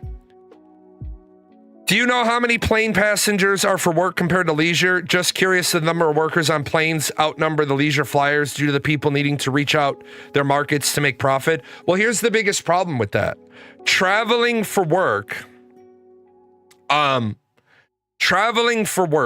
is usually when you have to go somewhere to do something. I like the old style of business where you go and you shake a hand and you sit down for a meal and you look at each other and you work out. I like that style of business. But yeah, business travel makes up for a very small portion of our modern air travel.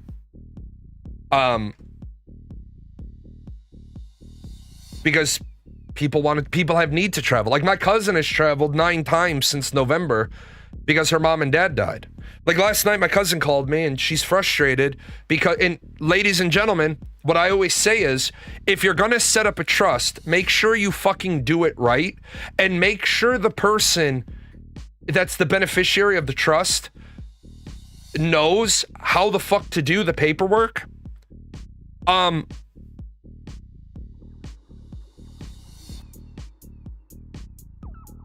My little cousin can't get access to her deceased father's business bank accounts. She's been out there 7 times and she can't get everything done because number one, she's never run a business in her life. She doesn't know how to fill out business paperwork, corporate filings, any of that. So every time she does it, she either does it wrong or fucks it up or doesn't do it exactly correct. Like, for example, her middle initial doesn't appear on the trust. And so when she registered the business with her middle initial because she uses her middle initial. Well, then the bank's not accepting that. And the bank is the bank being obstinate? Yes, they are. But is the bank following the rules to the letter? Yes. Because the trustee, the recipient, and the new CEO have different fucking names. And I know somebody's going to say, well, if the first name matches and the last name matches, it's close enough. It's not. If there's a middle initial listed and no middle initial listed on the other one, then you have a mismatch. But I told her, I said, next time you go out there, just let me know. I'll fly out there and let them explain that shit to me because I speak business. But would that be business travel? Yeah, that's 2 different people in the bank's eyes. Right. That's the bullshit. That's the bullshit. I have an ID. I have this paperwork. I have this. Like, I have to make sure every single time. My wife has 2 middle initials. I'm sorry, my wife has 2 middle names. I have to double, triple, quadruple check every single time I book her plane tickets that I put both her middle initials on her ticket or she doesn't get her TSA pre-check. Because they say, I usually go by only my first initial and my middle name. My TSA pre-check is under my full first name, my full middle name. It's bullshit, but it's the process we go through.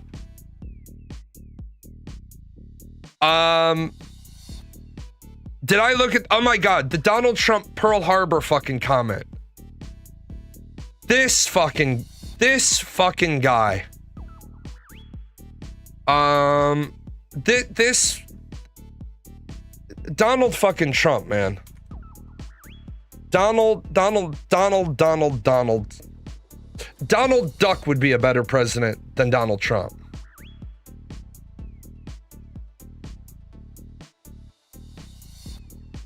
I can't believe I live in this world where I have to say I can't believe my president said this shit. Of course, no, Japan and US are very good friends, but One question: why didn't you tell U.S. allies in Europe and Asia, like Japan, about the war before attacking Iran? So we are very confused about we Japanese Well, citizens. one thing, you don't want to signal too much. You know, when we go in, we went in very hard, and we didn't tell anybody about it because we wanted surprise. Who knows better about surprise than Japan? Okay? Why didn't you tell me about Pearl Harbor? Okay? Right? You know, he's asking me, do you believe in surprise? I think much more so than us. And we had to surprise him, and we did. And because of that surprise, we knocked out, the first 2 days, we probably knocked out 50% of what we, and much more than we anticipated doing. So if I go and tell... No, see, the problem is that's a sympathy laugh. That's a sympathy fucking laugh.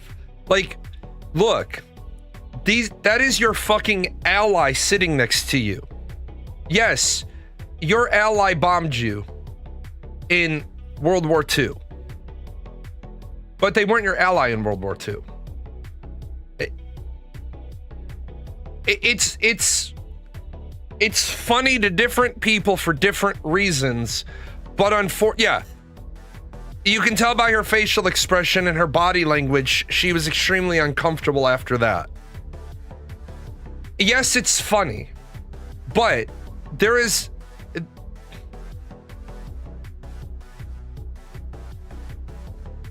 If it's not funny to everybody in the room, and you're saying it about somebody else in the room,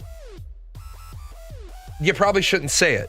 Like, one of the things I tell parents when I teach parenting class, don't tell the embarrassing stories about your kid unless your kid is okay with you telling the embarrassing stories about them.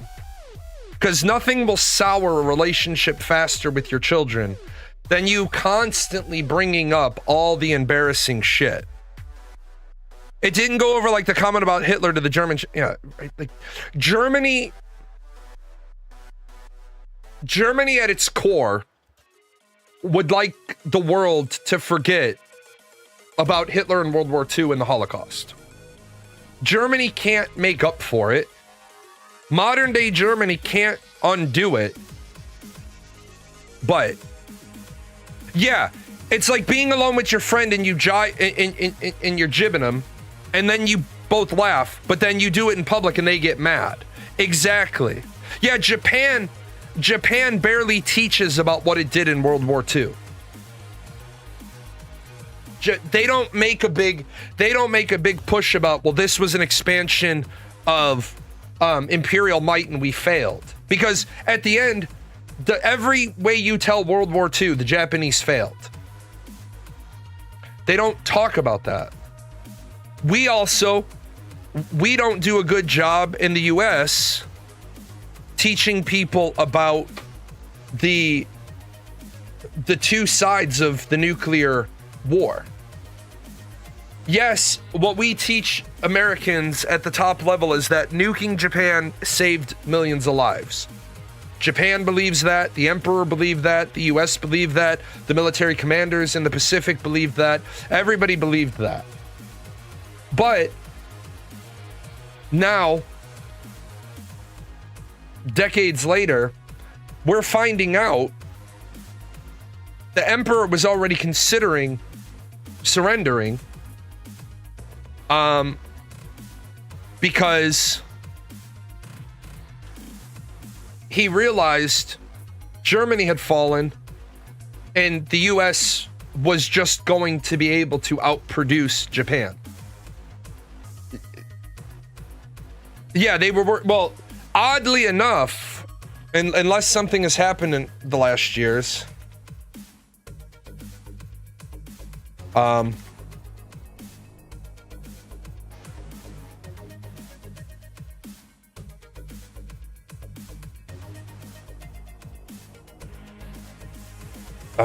one second, because I think technically a war is still going on.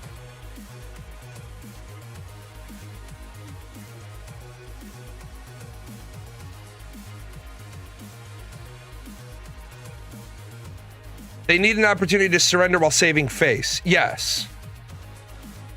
Actually, it looks like they're...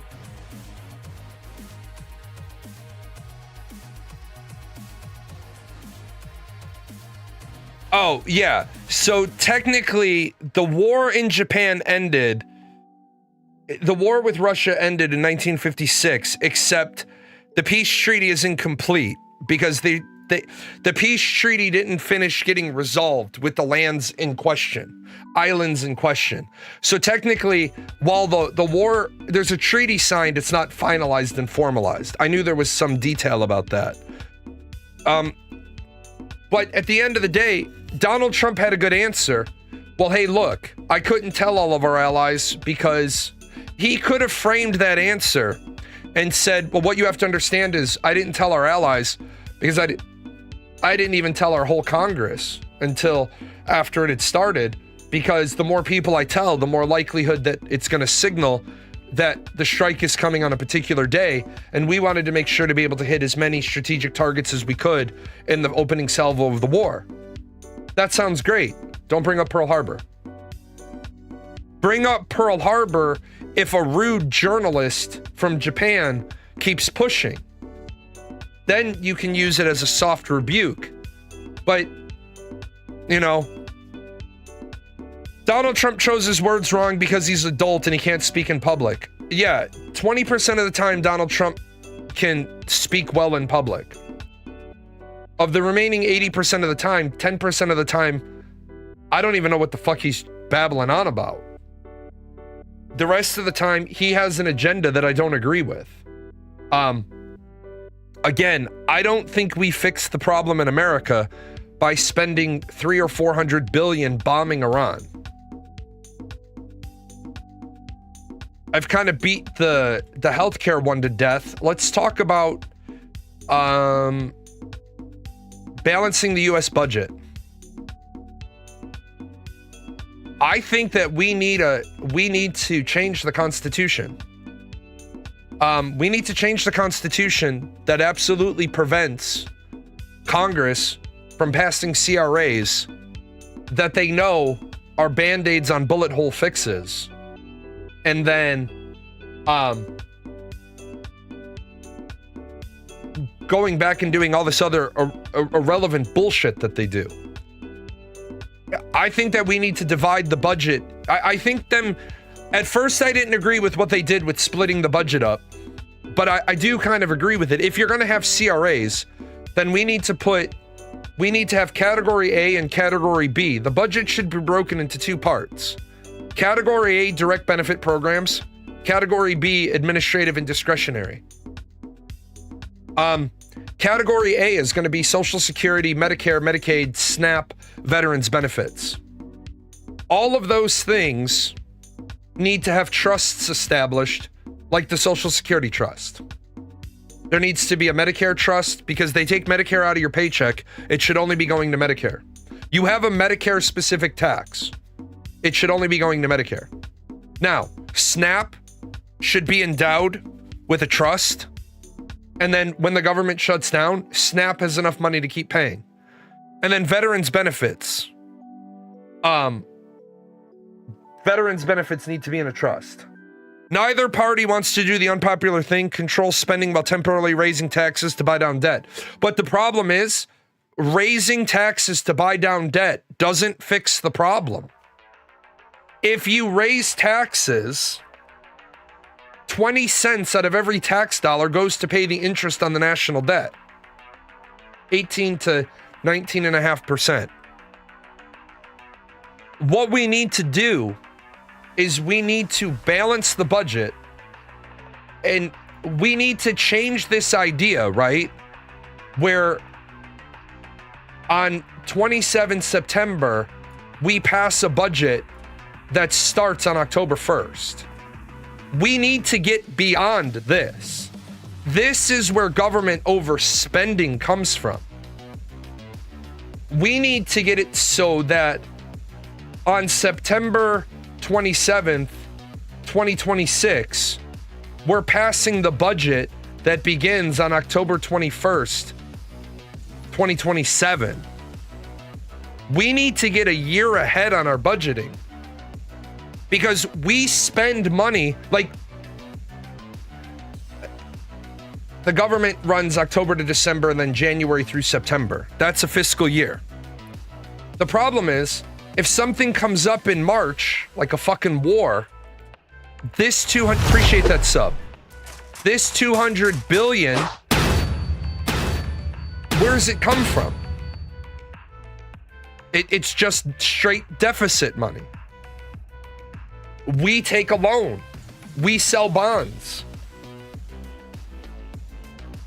Because we didn't have 200 billion, 300 billion, 400 billion programmed in for an Iran war. We need to get 1 or 2 years in advance. And then what needs to happen is, instead of talking about giving people money today, we have 6 months to 9 months to really peel back the issue to say, well, what's the issue? What is the big need? Like, for example, we need to buy down the debt, absolutely, but we don't need to raise taxes. Because every time we raise taxes, it hurts the people more. What we have to do is we have to look at it and say, we have 4.1 trillion in bring in. That's all we have to spend. But $1 trillion of that is going to go to pay down the interest on the national debt. And we have to put 300 billion towards the national debt to bring it down. One thing I do agree with Donald Trump was talking about is the interest rates needed to come down so that the government could refinance all of its loans and get that 19.5 cents out of every dollar back down to about 11 or 12. I agree with that. But what we need to do is say, hey, you know what? Maybe we don't need to send $400 billion to Israel for them to keep butchering their neighbors, which requires us to increase our national debt. What we need to say is, we're no longer giving financial assistance to any other country because we're drowning in debt. We need military arms. Buy them. Buy them from us. We're not shipping you shit for free anymore. We're not coming. Israel needs an aid package. Israel needs an attitude adjustment, and they need to stop. They need to stop fighting every person in around them. They need to stop bombing their allies. Ukraine needs aid. Okay. We will ship X number of bullets, X number of blankets, X number of band-aids, X number of beans. But we have all this shit ready to ship. Somebody else in Europe needs to loan the Ukraine the money so they can buy that shit from us. And people will be like, well, why can't the US give aid? Because we've been giving aid for 75 fucking years. And we have people in America that can't get enough to eat. There's European countries whose leadership say, well, why can't America take care of its people? Because we provide you your defense. Israel does not need any help to defend themselves. They just need help to have enough material to go on the offensive. Right, exactly. It's why President Jalan on day one of Israel's fucking bullshit would have been like, you just doled out $5 million worth of penalty for $500 worth of crime. We ain't selling you shit, sending you shit, nothing, unless you go back inside your borders. Now, I got no problem with strategic military strikes on terrorist assholes. You know what would calm the U.S. down in the Middle East? I get it, the terrorist organizations. Israel has a robust defense industry, but they need to buy from us. They don't have the ability to be self-sufficient. The big thing is Israel needs to know that if they burn through a ton of ordnance, that we will have the next shipment, Johnny on the spot for them. They need to know that. But right now, if I was the president, I would have said to Israel, look, fuckheads, you would have enough ordnance for your defense, if you weren't dropping 500-pound bombs on hospitals, in schools. Like, fuck off. We're not going to be part of the extermination of any people. But talk about solving the budget crisis. Everything like agency operations, internal budgets, grants, contracts, regulatory enforcement, that has to be in category B. And when the government shuts down, that has to be funded at 85%. But we need to appreciate the follow. What we need to stop doing is allowing agencies to solve their budget problem by eliminating people. If you are in a government shutdown, you're supposed to be able to operate.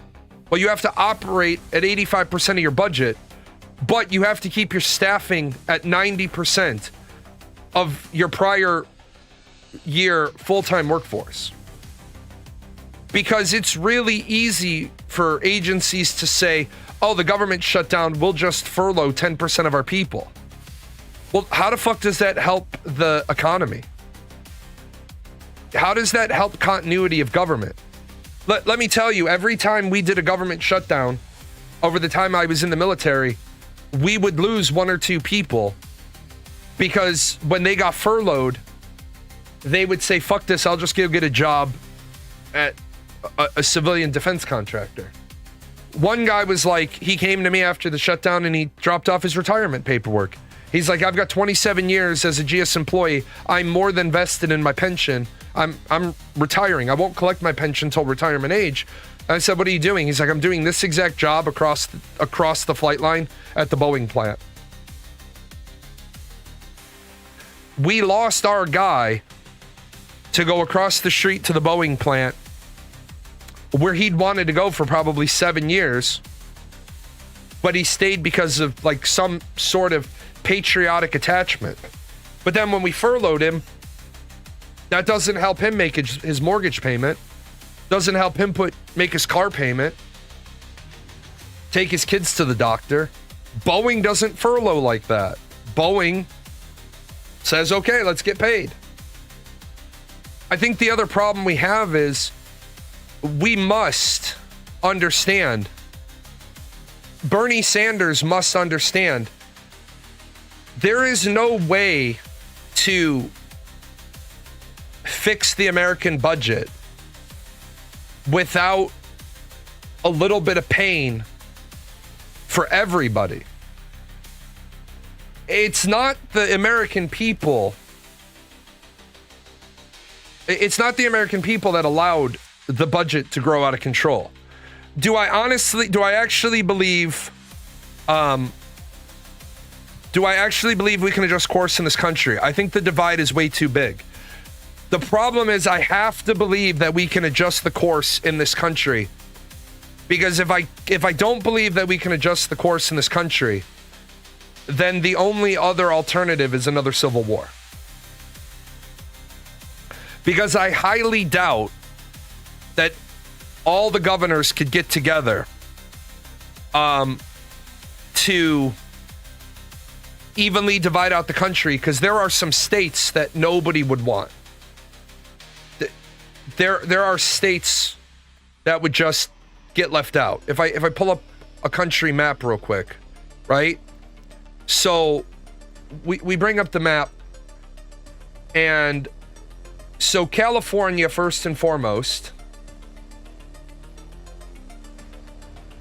California could go be on its own. California doesn't need any other state. If California broke away from the United States, right now it's the 4th largest GDP in the world, but by the time they lose all their military and all their federal payments of ports, they would probably drop down to somewhere between 6 and 10.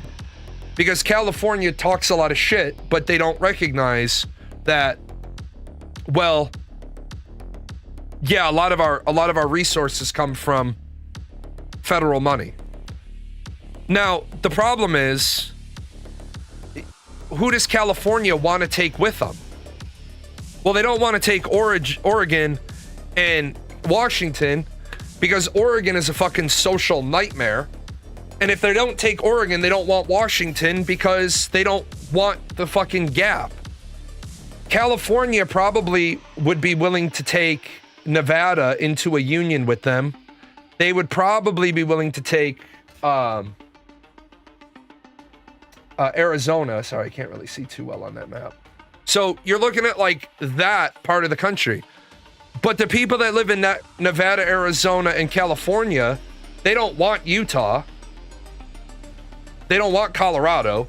They don't want Idaho. So you're really looking at... No, but they don't want Massachusetts because it's on the other side of the country. So you're really looking at like one little... Nevada, Arizona, California, I could really see breaking off and becoming a district, a state, a country, or whatever. You got Texas, and Texas would probably take New Mexico. Texas would probably take Louisiana. Texas doesn't want Alabama. They don't want Georgia, but they'll take Florida, right? So now, what the fuck about Alabama and Mississippi?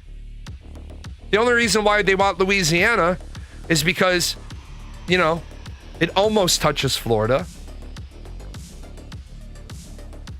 Texas wouldn't take Arkansas or Louisiana.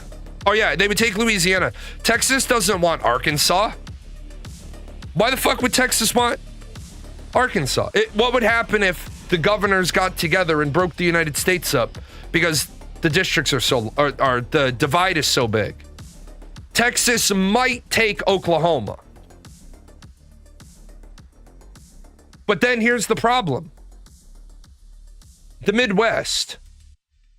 You got Iowa, you've got Missouri, you've got Illinois, you've got Indiana, you've got Ohio, you've got Michigan, Wisconsin, and we'll even take Minnesota. Where the fuck are most of you buying grain from now? Because now if we're dividing up the country, right? If we're dividing up the country into small countries, the Midwest is fine. We're the breadbasket. We probably would even reach out and take Kansas, Nebraska. We'd probably take these four as well, even though they're not, right? Yeah, we would take Minnesota, Iowa, Missouri. But still, who the fuck wants Arkansas? Because Arkansas is a fucking mess. The problem is part-time. What we have is everybody thinks their issue is the most important issue to fix. But, yeah, nobody wants those shoeless mayonnaise sandwich fucking their sister hillbillies. Because their states have been mismanaged into the fucking ground. They're good people. They're good people there. But the fucking states are so mismanaged. The problem we have is that the leadership of this country has us fighting a race war so we don't start fighting a class war. Like, the amount of money that I have is enough to solve most people's problems. But then for me to give you my money, then I have nothing. The rich could solve most of the fucking problems, but the rich don't want to solve the problems. The rich want power. The rich don't want to be in charge. They want power over the people who are in charge.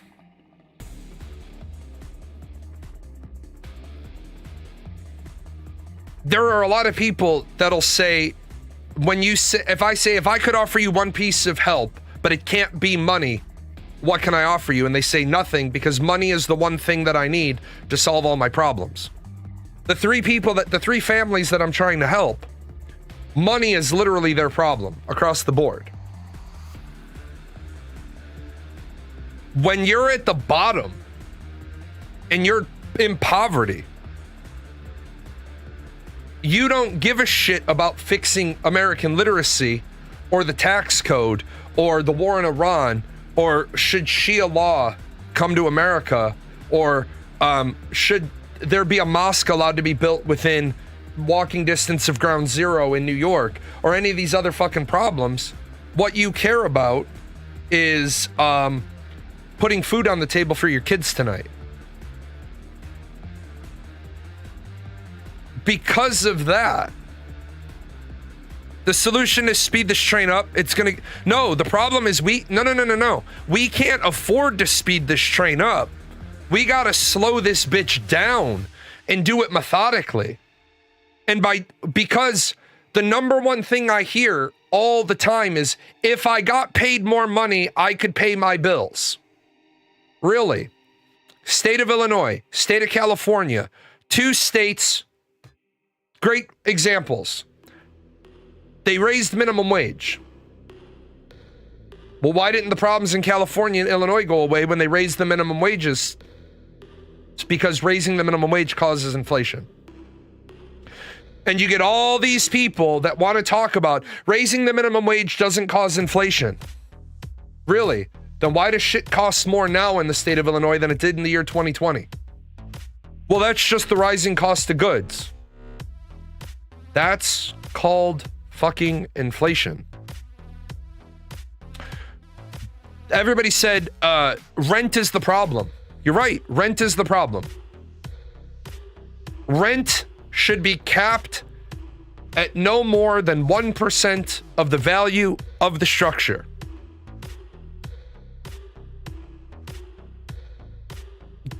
A good majority of people would fill that surplus gap with stupid shit anyways. You're right.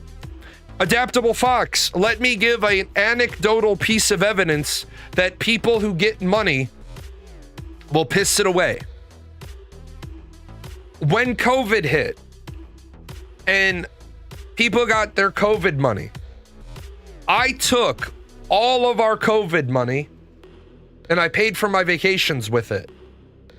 But I took every dollar of that money that I yanked back from paying for my vacations and I invested it. All I did on paper, because I have to track my expenditures because of the structure of my pension, all I did on paper was shuffle ones and zeros around, but the punchline is I saved all of my COVID money. Yeah, people bought dirt bikes and fireworks with their COVID money. Guy came on here onto my show and dropped 100-pack sub bomb. Guy bought 100 fucking subs to my channel as a thank you to me. Limit Airbnbs and foreign investors buying up property. People got to stop with this foreign investors buying up property bullshit. Foreign investors buying up a property is such a minor part of the problem. The problem is corporations buying up single family homes. The problem is big companies that own large apartment buildings being allowed to keep X number of units unfilled for an unreasonable length of time, and then being able to write off the unrented units as loss. For example, a person that I helped, a veteran that I helped, they got threatened with eviction. Now, so that you know this, if you're a renter and you get evicted, yeah, it's Blackstone buying up all the houses. If you're a renter and you are stuck as a renter, you cannot rub pennies together. No, it's not a big cause of the high rental costs. See, that's the problem. Somebody has told you that it's the high rental costs. Rents are going up because there's no mechanism in place to stop it. For example, 1% is considered the reasonable amount of money for the 1% is the highest you can charge in a month for the rent on an asset. There are multiple people living in my neighborhood paying $300 or paying $3,000 a month in rent, Oh, I don't know where you are there. If you're not in the US, I don't know where you are. Everything I talk about is US centric. I don't have enough time in my day to study everywhere else. But where is the other place, just so I know? But I want you to think about this here. The houses in my neighborhood are $300,000. So there are people spending $3,000 a month on rent. Now, I think that's fucking ridiculous because this allows you to pay for the asset in about 9 years because your mortgage isn't going to be $3,000 a month. The people that live in my neighborhood that are paying this, it's fucking insane, right? This is fucking insane. Rent in my neighborhood should not be more hold on, rent in my neighborhood should not be allowed by law to be more than $1,542 a month. I know that's the point of being a landlord. I was a landlord. People, and I'm telling you this. Do they rent because they intend to move? No, they rent because they can't ever. Okay, a lot of people rent because they can't get the money together. You're a landlord too, so yeah, you know it. The whole point is getting people to pay for the equity for you. People rent because they can't get the money together to buy, right? You need 20% down or you're paying PMI. You need at least 5 down or some banks won't even finance you. But bad credit makes it hard for you to get approved for a home loan. This is the BAH rate for an E5 with dependents for the area I live in. This is what a staff sergeant in the military or a staff sergeant in the Air Force would get for rent, for housing in this area. But you have people paying this much for a single family home because then they own the asset in 9 years. Ladies and gentlemen, if you're renting, you can't afford to get evicted because then no landlord is ever going to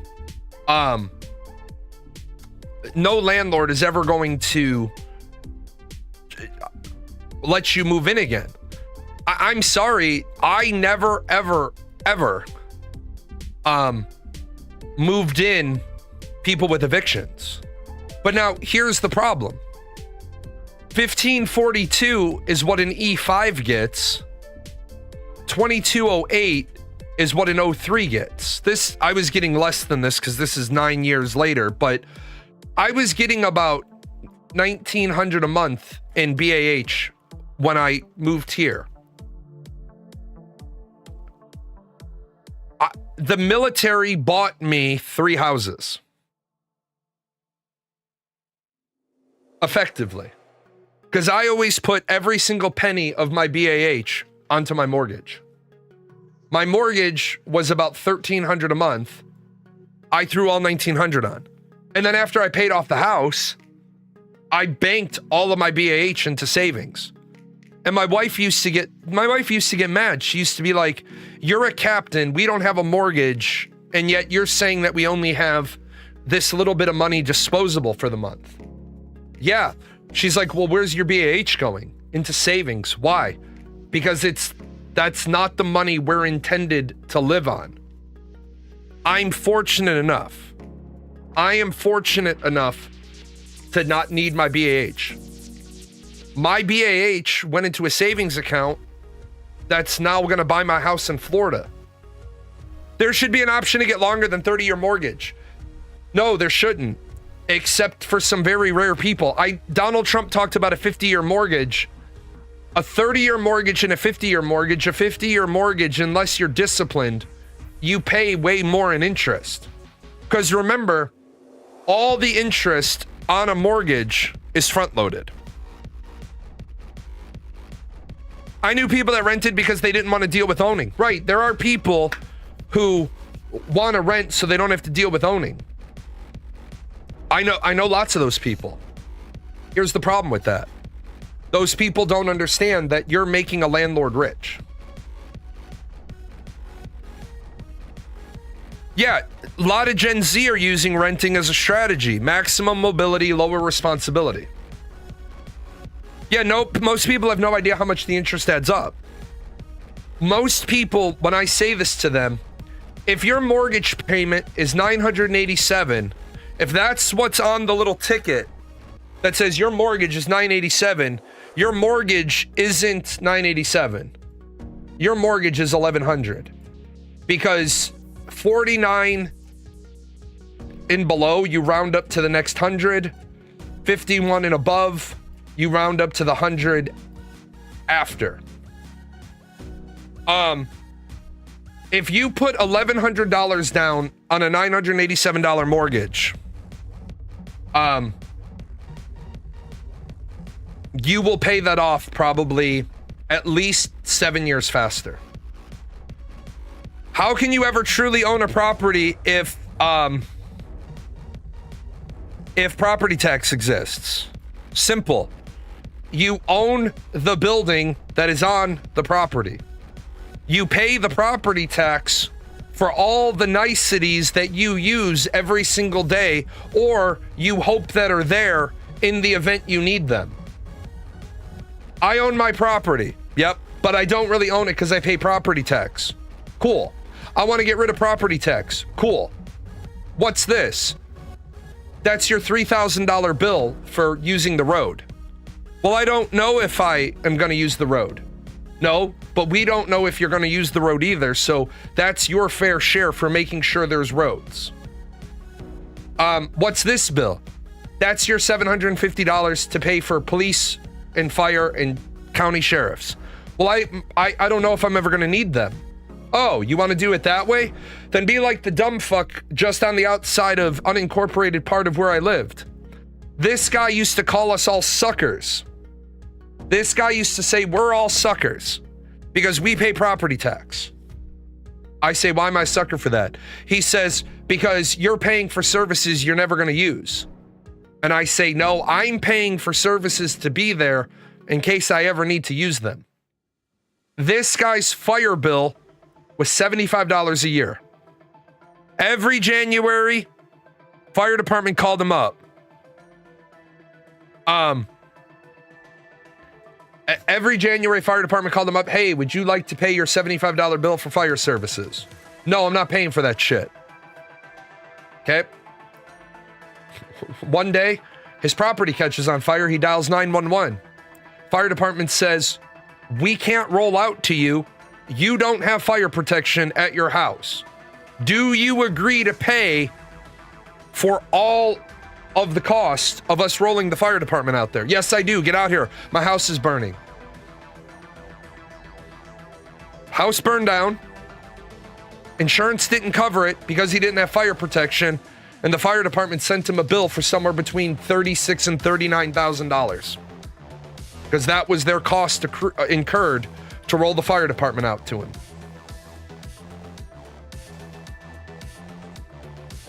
That's why I don't have a problem paying for the fire department. If you're retired and you have limited funds and inflation drives the property value up and you can no longer stay in the property, what can you do? Sell the property, take your profit, because the profit, by your own example, you just said that the property value has driven up. So there is profit that you have made tax-free because you've lived there for beyond the homeowner's exemption, the homestead requirement. So sell the house, move into a place you can afford. Pocket the profit.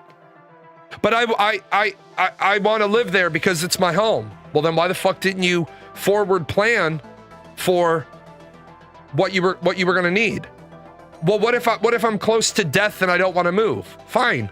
Reverse mortgage the house from a HELOC, take the money, put it into a money market account, use your limited funds and a small draw off of the money market account to pay what you have. Then roll your property tax into the HELOC.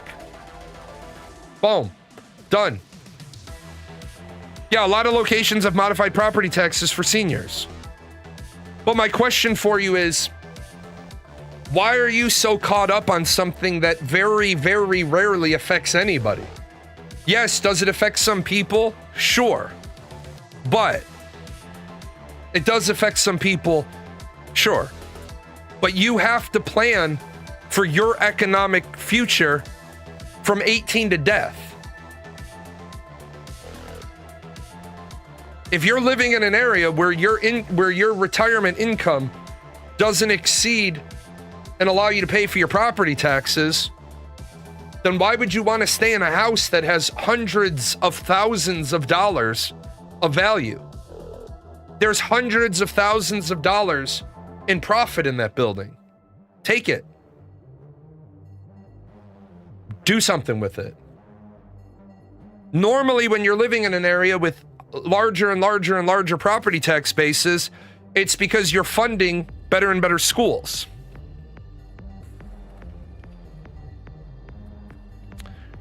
I know a lot of people doing that, selling and moving into something smaller. Makes sense, though. They don't need those big spaces since their kids are gone. Right. And that's where the rub is. The point is, we had a housing cycle, right? We had a housing cycle.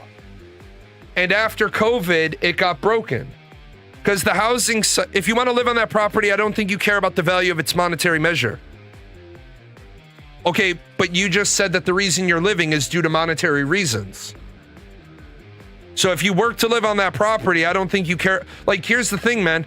If I had to pay my property taxes, because I don't pay property taxes, if I had to pay my property taxes, I would not own a house in this town. I would register my daughter for school through the apartment that I maintain in this town, and I would sell my house and move one town over. So my daughter would go to school here because I maintain an apartment in town, giving my daughter the right to go to school here, and then I would move one town over to where the property taxes are non-existent. Easy peasy. Why are you living in a place that you can't afford the property tax on? Also, I would like to ask, how did you wind up? I'm all for dealing with these fantastical situations, but how did you end up owning the house and being able to maintain the house? Because remember, as the value of the house goes up, your slice that you keep in a bank account for the house goes up. If you have a $300,000 house, you should have a $30,000 bank account, because you should have 10% of the value of the structure available to you to do investment into the property. So again, I'm cool with dealing with these crafted scenarios, but how did you afford it while you were working? And whose fault is it? I'm big on personal accountability. If you know that you have only $24,000 in Social Security income and you have no other income, why are you going to try to live in a place?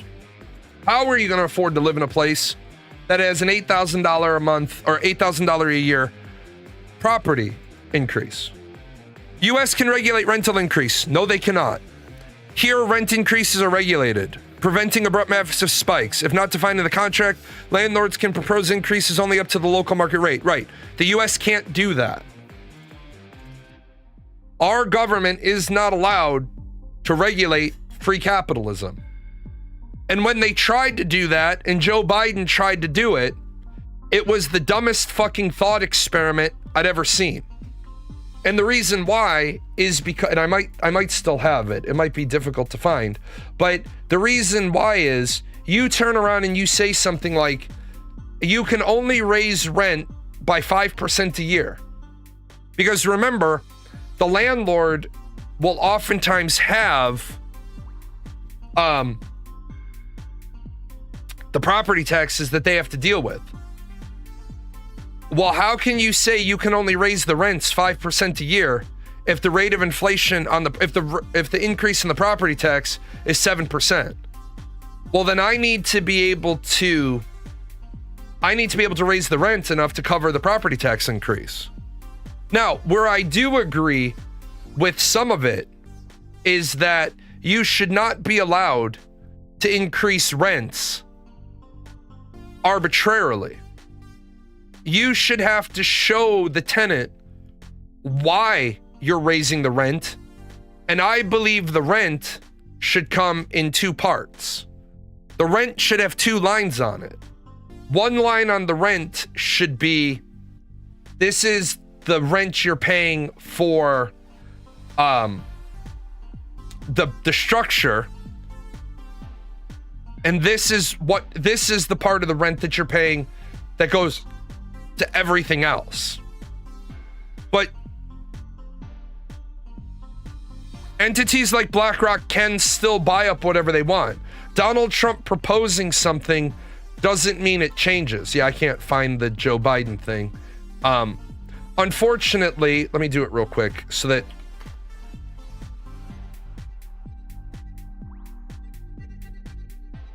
are you gonna open? Thank you. So what I'm gonna do is I'm gonna throw in rent, new rent, percentage of income. So you have rent, and we're gonna say your rent is $1,000 a year. And under Joe Biden's rule, what they said was you can't raise rent by more than 5%. Well, the problem with saying that is inflation is more than 5%. Why the fuck are you doing that? Okay, so equals this times this plus that. Okay. So you're making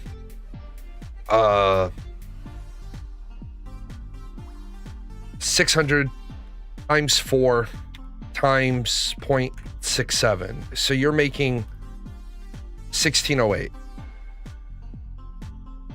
And then equals 1608 times 1.103 equals this times 1.103. Oh, equals this times 1.03, not 1.103. Okay.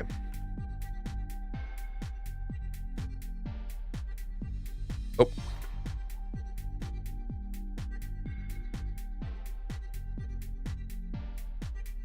So under Joe Biden's, his suggestion, and he actually put this out, you can look it up.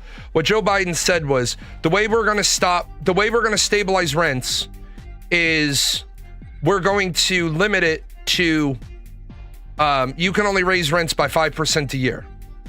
And I said, what in the fuck? Somebody put the old man to bed. Here's why the old man needed to be put back to bed. We're only going to allow rents to be raised by 5% a year. Sure. Except the average wages go up by 3% because that's the rate of inflation.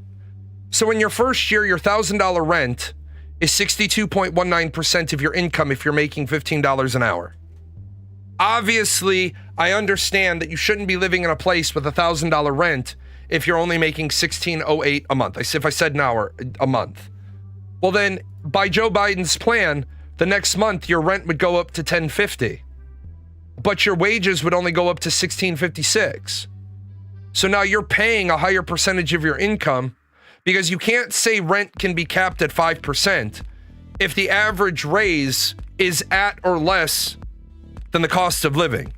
Yeah, saying you can only raise means you're going to raise. Exactly. That's the problem. If you tell me you can only raise up to 5%, you take all the thought process out of what my next year's rent rate should increase, because I'm going to do 5%. Can you deduct mortgage interest payments from your taxable income? You can if you itemize your taxes. But, right? If you don't itemize your taxes, you take the standard deduction. I thought it was as well, or at least that X amount of property or land has to be developed, has to be for affordable housing. Right, but the problem is what's affordable? The only way you can stop it, like Grumpy Old Man said, there's always a workaround. Multiple LLCs with max property under a single holding company. What you need to do is the legislation needs to say that no organization, including all sub-affiliates, sub-corporations, corporations they hold, corporations they have interest in, may own more than 5 rental properties. That means no matter how BlackRock tries to divvy it out, they can never hold more than 5 rental properties. They would have to create completely separate corporations that are completely separately managed, and then that just becomes not worth it. But here's the thing. Unfortunately for people have gotten their educations through TikTok. Yes, as a landlord, my renters paid for my equity. My renters bought that property for me.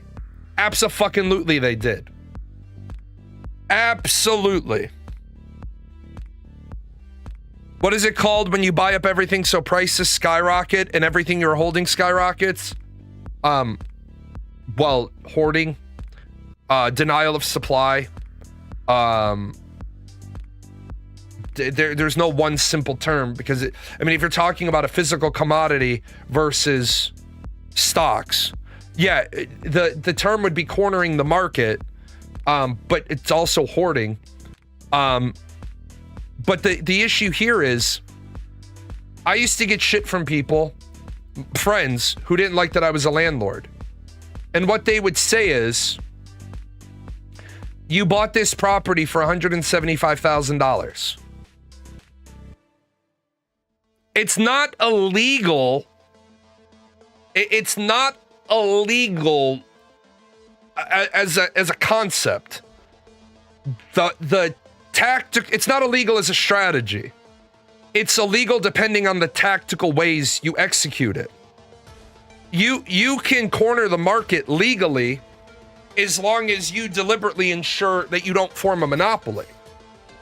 But this is what people had a problem with. I buy this house for $175,000. And let me throw the mortgage calculator together really quickly. So, mortgage calculator, $175,000 house. I put no down payment down, 30-year term. Interest rates back in the day used to be about 3%. Property taxes were 4%. Homeowners insurance was $4,500 a year because I had to have landlord insurance. There was no PMI and no other costs. So what happens here, back in the day, I buy a house for $175,000 and my monthly insurance is my monthly mortgage is $737.81. With that, I'm paying the property tax, which the property tax makes up 34% of my mortgage payment. Now, remember, I took this as a 30-year loan. Well, what I'm going to do is I'm going to throw this back into the calculator at a 15-year loan.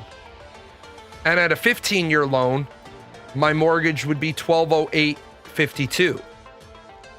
Now, what I can do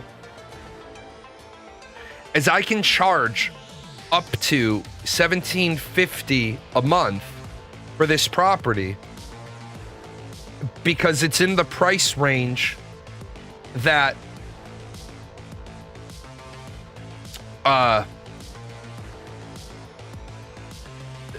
warrants 1%.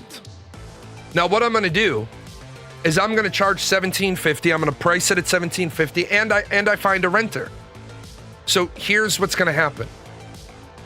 I'm going to take $1,750 minus $737.81, and I'm going to outright tell you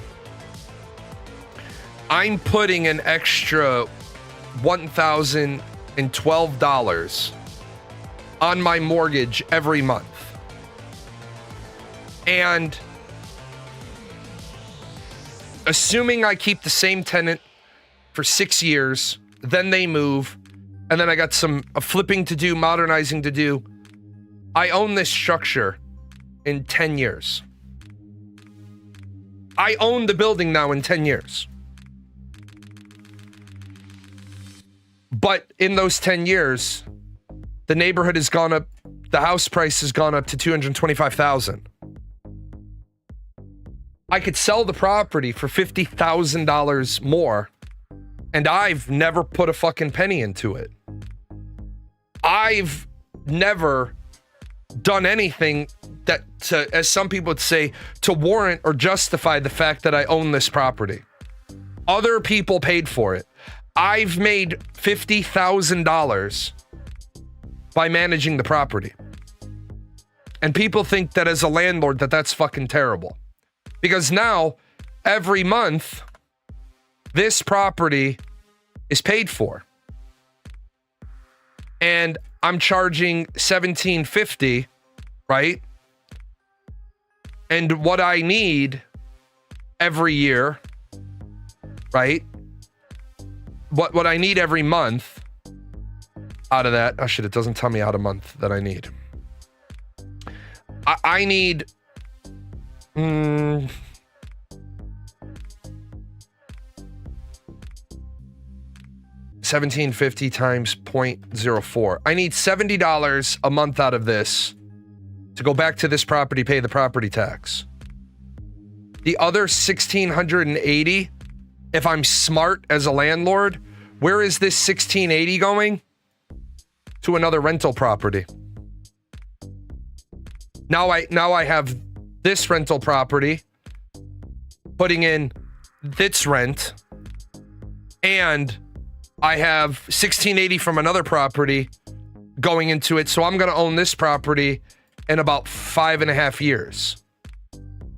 Now, when I do it the next time, I can buy a third property and own it free and clear in about 3 years. Or I can buy 2 more properties and own them outright in 5.5 years. This is what people don't like about landlords. What people say is, well, if it wasn't for you, there would be houses available for me to buy. Fair. Do you have 70%? Or I'm sorry, do you have 20% down? No. Do you have the credit history to get a mortgage? No. Then how am I hurting you? Do you have a place to live? Yeah, where? I live in an apartment. Oh. If we want to talk about maybe making it harder to be a landlord on a single family home, I'm cool with that.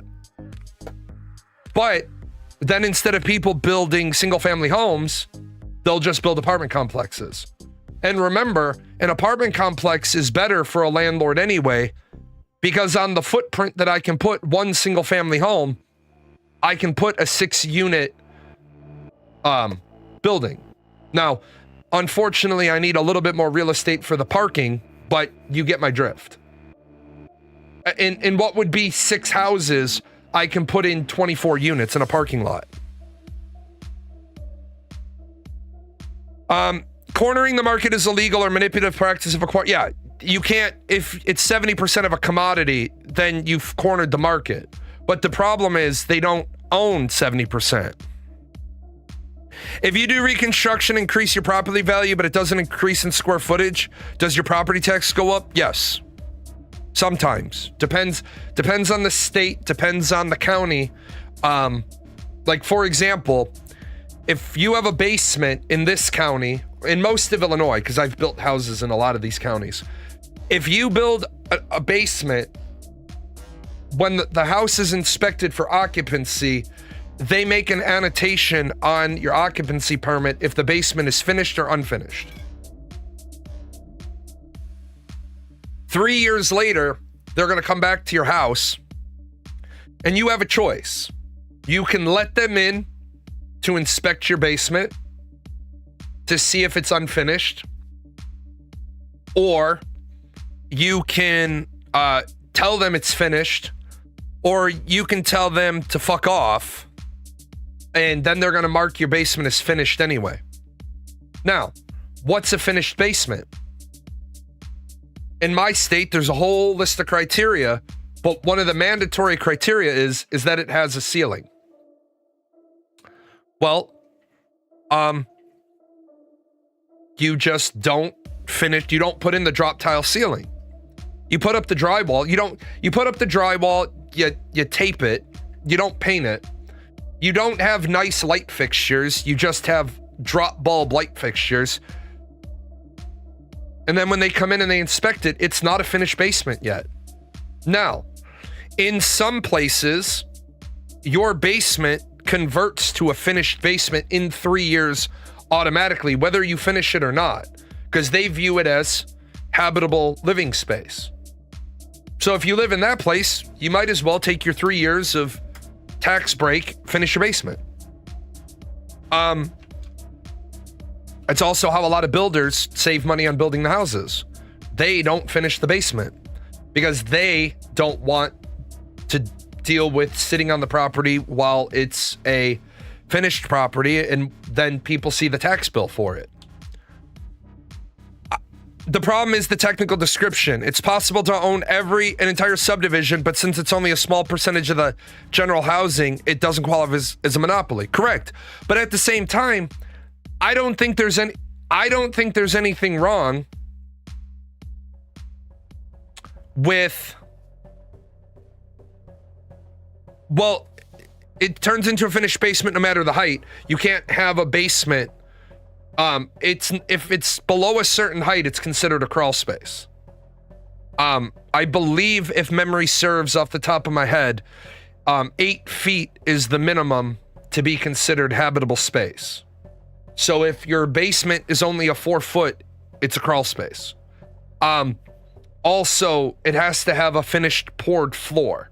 So my crawl space in one of my houses was 9 feet, but the floor was clay. It was just dirt and clay. There was no finished pour on the crawl space. So it wasn't considered habitable space. That's why I say we have 50 states and each state has county building codes. You have to know where you're building. But I don't see a problem with a rental company building a subdivision, or a big corporation building a subdivision and owning all the houses in it and renting them out. I don't see a problem with that. I see that as yet another example of the lazy and the ignorant being told who to blame for something, but in the end, that's the smallest part of the problem. So who cares if BlackRock owns an entire subdivision? Yeah, it's basically an apartment complex or a condo building of single-family homes.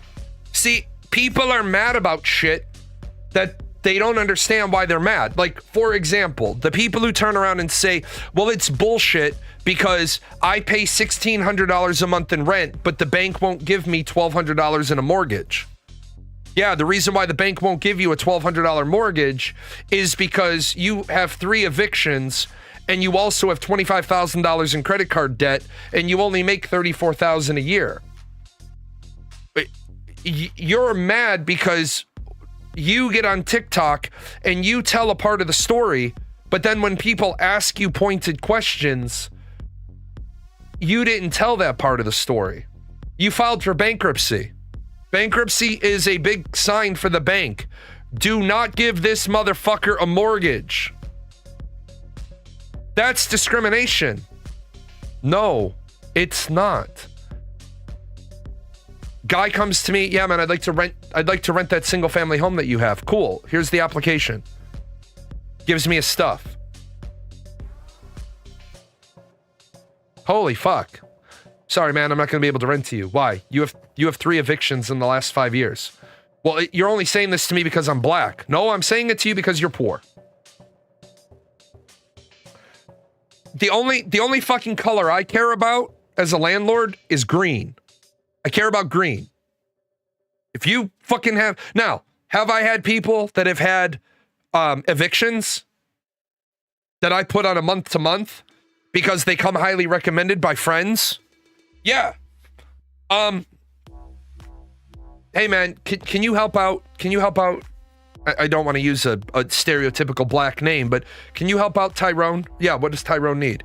Man, he had a really shitty start to life.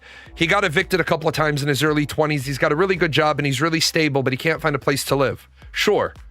Look, man, what I'm going to need from you is I'm going to need first month's, last month's, and some sort of security deposit.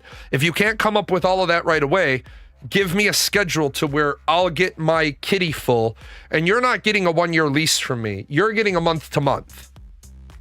I'll start you on a month to month because you come highly recommended by those people.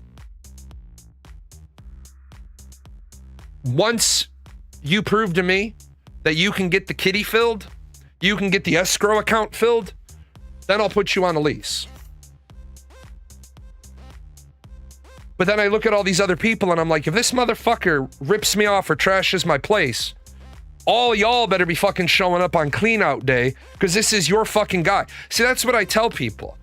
I tell people, if you're going to come to me and you're going to vouch for somebody, vouching for him is great.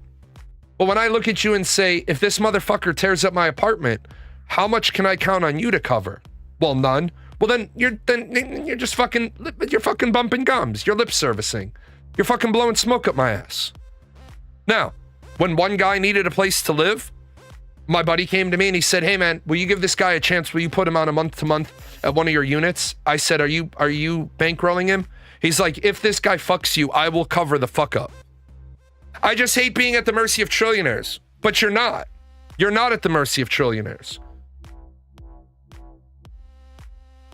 When the corporations build all those copy-paste apartment complexes, they label them as luxury when they're not. And usually getting to fix or maintain stuff is worse than when renting from a private landlord. I'm going to say that in that case, don't rent from them. Here, they will ask you for your work contract to ensure you can actually afford the rent. Yep, there's nothing wrong with that. Yeah, new equals luxury. One of the things I hate about, and why I got out of being a landlord, was because there are laws on the books that protect the tenant. There are laws on the book that protect the landlord. There are laws on the book that protect both, and laws that are on the book that protect neither. For example, how do slumlords work if there are laws? First of all, slumlords, I really hate the phrase slumlord because what do you mean? What, because slumlord means different things to different people.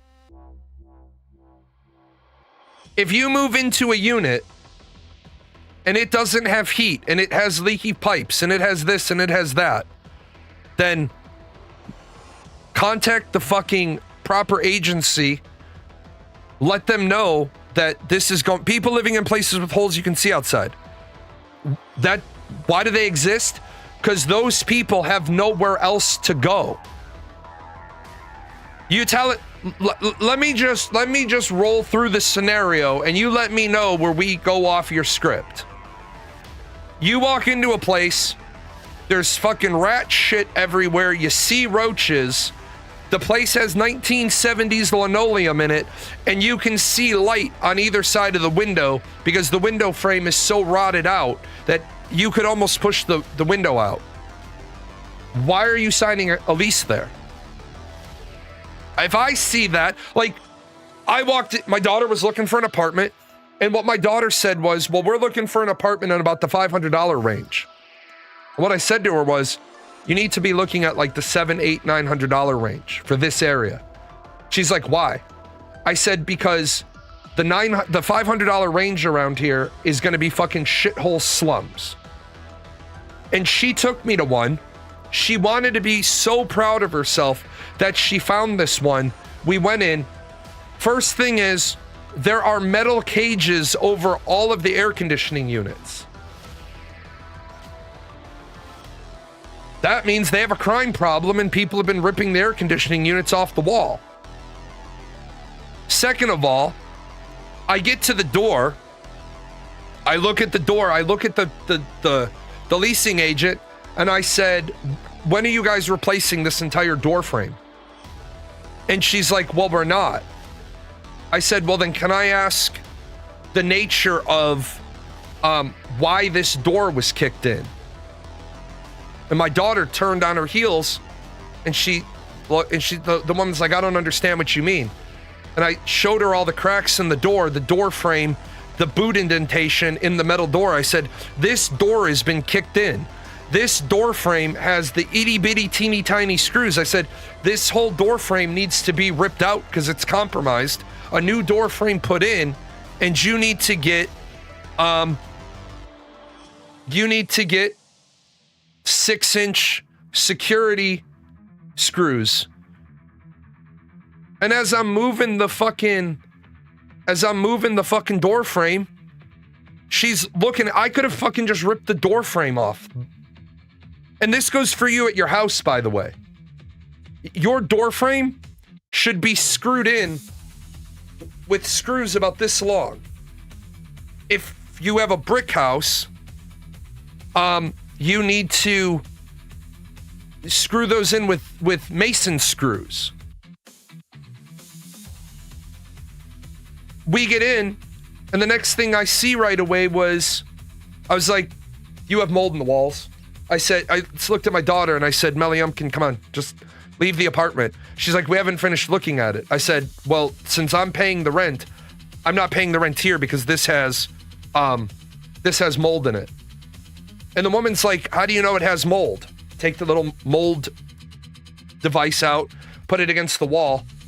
You have 24% moisture in that wall. You have mold and all sorts of other shit in it. Have a good day. I'm not even, like, my daughter has asthma and breathing issues. I'm not even entertaining the idea of renting this place. But that's what $500 gets you.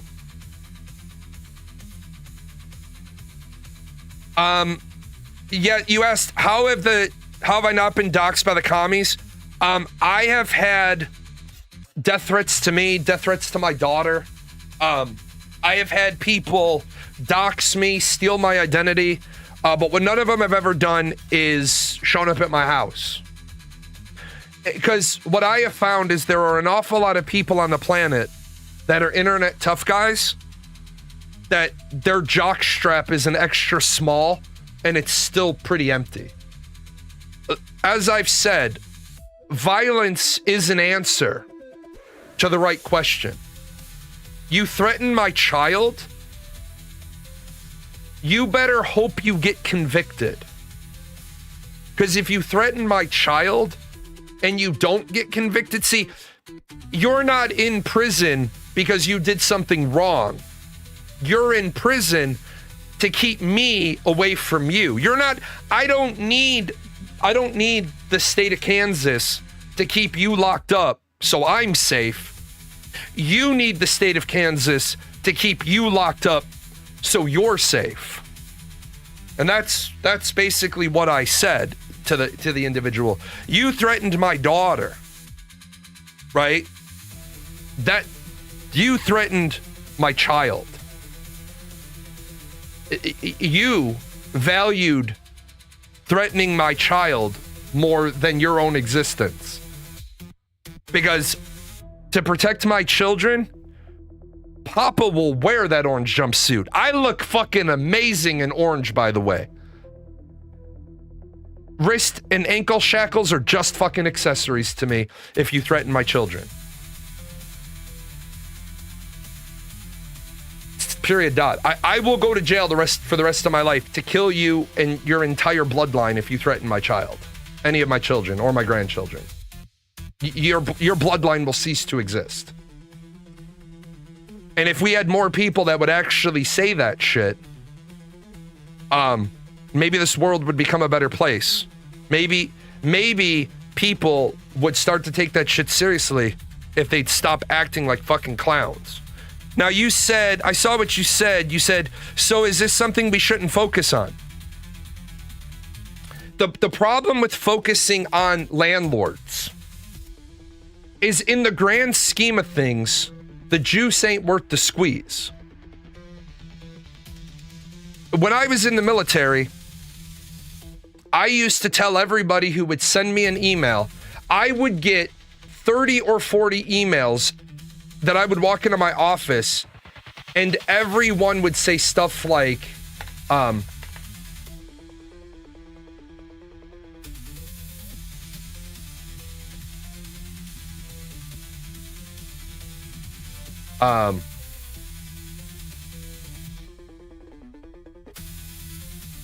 this would be my inbox. I would get into work every fucking morning. I'd have about 20 of these down the line. Hot. Need figures by close of business. Urgent. See me as soon as possible. Priority. Why was this report not filed? So, need figures by close of business. Respond with, figures were sent to you at 15:57 yesterday. You had them. Please confirm you found the email. Urgent. Please see me as soon as possible. Geographically, you are at the Pentagon and I am at the fuels lab. Please let me know when you would like to set up a VTC. Priority. Why was this report not filed? This report was filed 7 days ago. Here is the file number. Here's the index number. By the way, attached to this email is a copy of your signature sheet that you signed off on approving this report. And I used to get a lot of shit from my supervisors, and they would say, why are you creating an email trail that makes me look bad? And I would say, fucking ditto.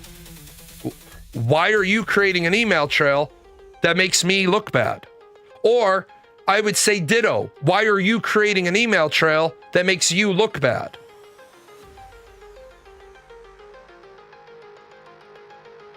The problem is everybody thinks every single issue is hot. Yeah, at least they have access to water and maybe work on getting them food. Yes, now you're talking. Now you're talking. Do they have any shelter? No. Let's work on the people who have no shelter, right?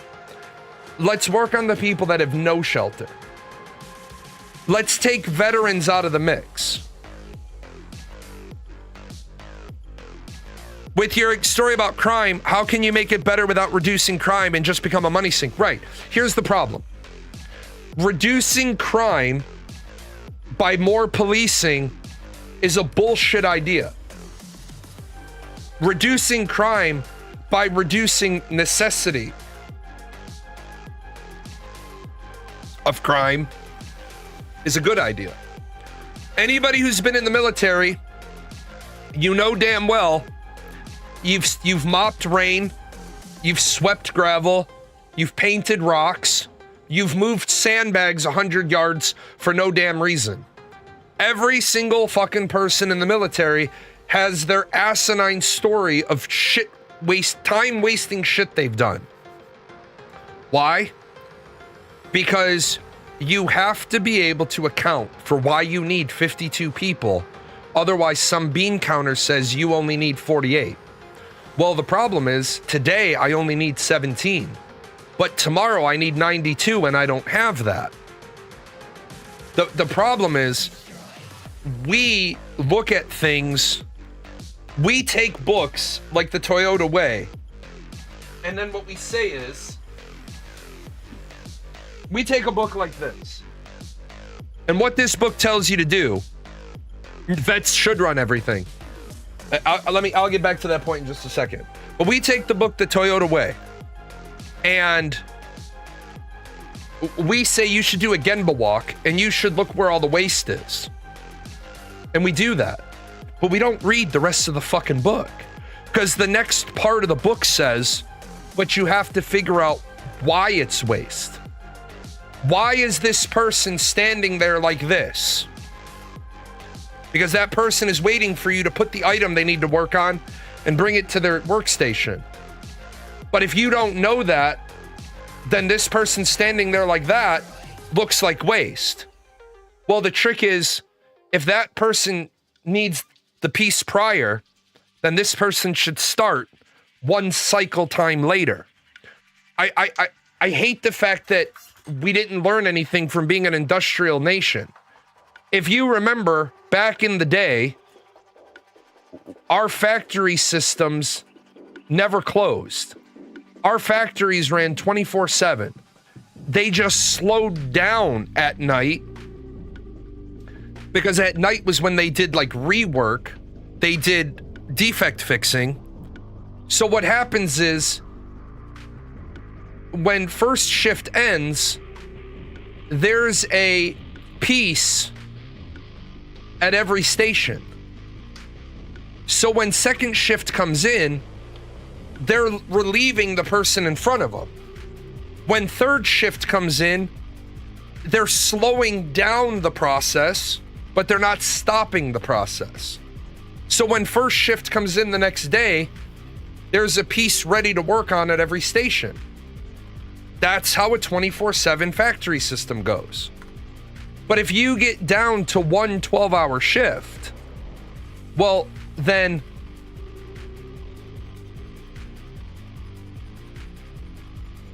this station should start at 6 a.m. and this station start at 7 and this station start at 8 and this station start at 9. If every station takes an hour, these all can't start at 6 because there's nothing left there. Yeah, you're wasting a good hour starting up and shutting down, if not more. That's why, like steel plants, they run 24-hour operations because they slow roll on the second shift just to keep everything going. It's like a roller coaster. If a roller coaster hard breaks, and if you didn't know this, if a roller coaster hard breaks, it will be at least an hour to 90 minutes before that roller coaster is back in operation, because a hard break is considered a total shutdown, and a total shutdown requires a total startup, and a total startup requires a full safety inspection. That's why if a roller coaster soft stops, somebody threw up on it, well, we just need to clean the vomit comet and then everybody else can get back on. When we shut down a whole factory, we wonder why we lose efficiency. Well, because you have a startup checklist or a changeover checklist, and one of those is shorter.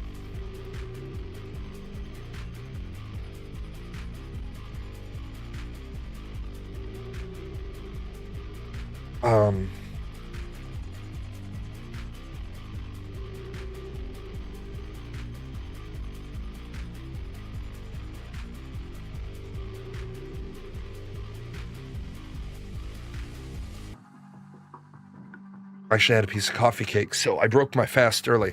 Like, even if I got into politics, they wouldn't even look at your ideas. They would just be like, oh, you're a Republican. But see, that's the thing. I'm not a Republican. I'm not a Republican and I'm not a Democrat. I'm a person who's I'm the common sense party. I'm the middle party. I'm the enough is enough party. Like, I'm unfortunately the party of, yeah, you're going to have to work really fucking hard to solve the problems that you created for your own life. But unfortunately, here is one thing, then they would both vote against me. No, because here's the thing. Look at the yellow column. I didn't write the red column or the blue column. I took the answer from their respective political platforms. Is there an appreciated difference between support for abortion and your middle column? Abortion. The Republican parties are opposed to abortion. The conservatives are opposed to abortion. The liberals support abortion. And my answer to that is the right to choose is important, but so is access to alternatives in education. My belief is this. There are no people that are pro-life. You'll notice I didn't say pro-life. I said opposed to abortion. I love nothing more than to argue with pro-life people. I'm pro-life. Okay, so you're against abortion. No, I'm pro-life. What does that mean? Well, a fetus is a baby. Cool, so you're pro-life. Well, yeah, okay.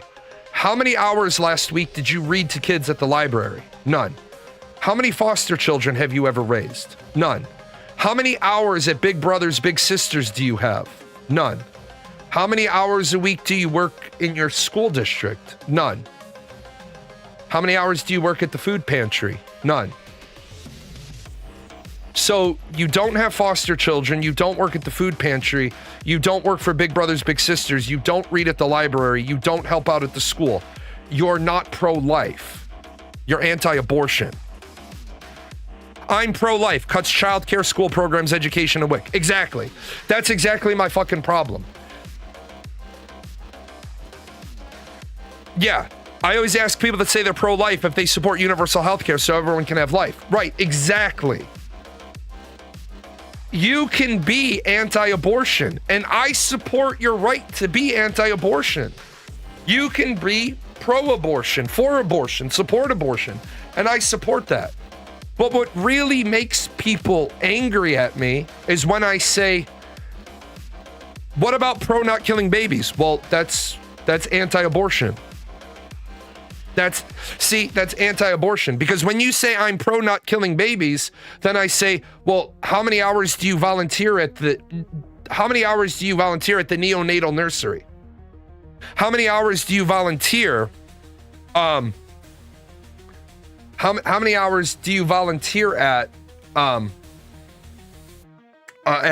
like the crack center for children that need daycare full time because they're crack babies?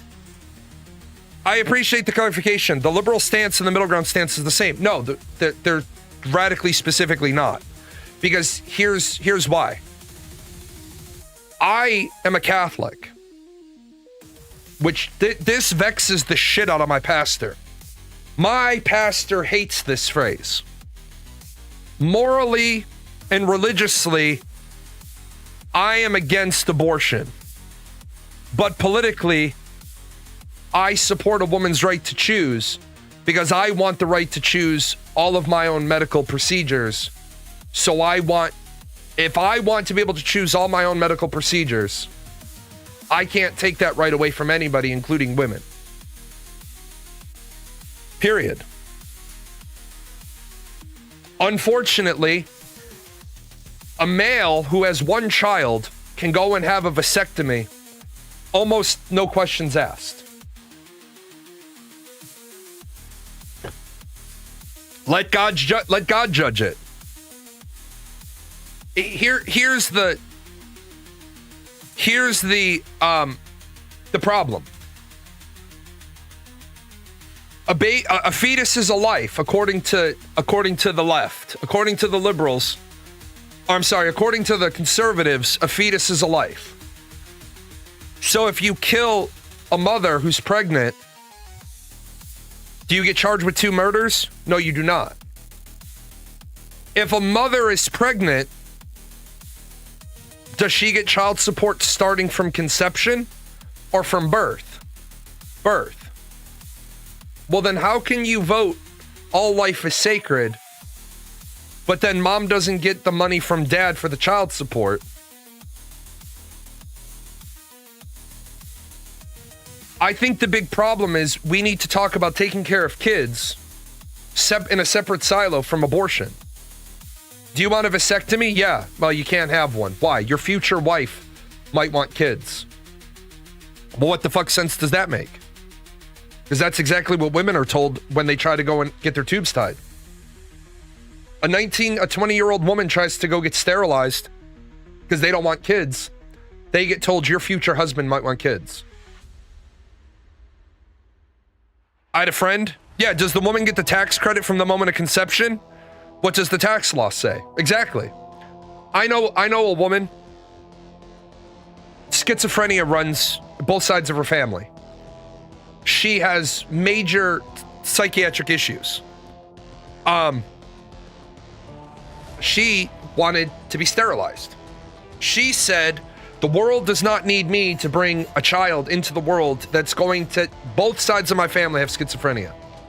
She's like, I have the markers for schizophrenia.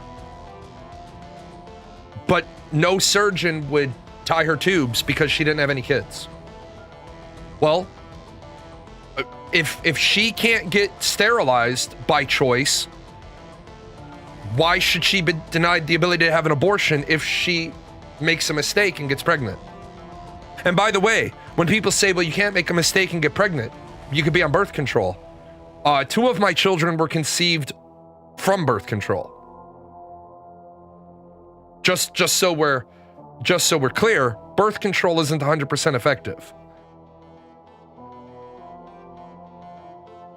We need to stop being the left and the right. We need a third political party. Yeah, and then if she were to get pregnant, you usually have to stop a lot of your psychiatric medication. Absolutely.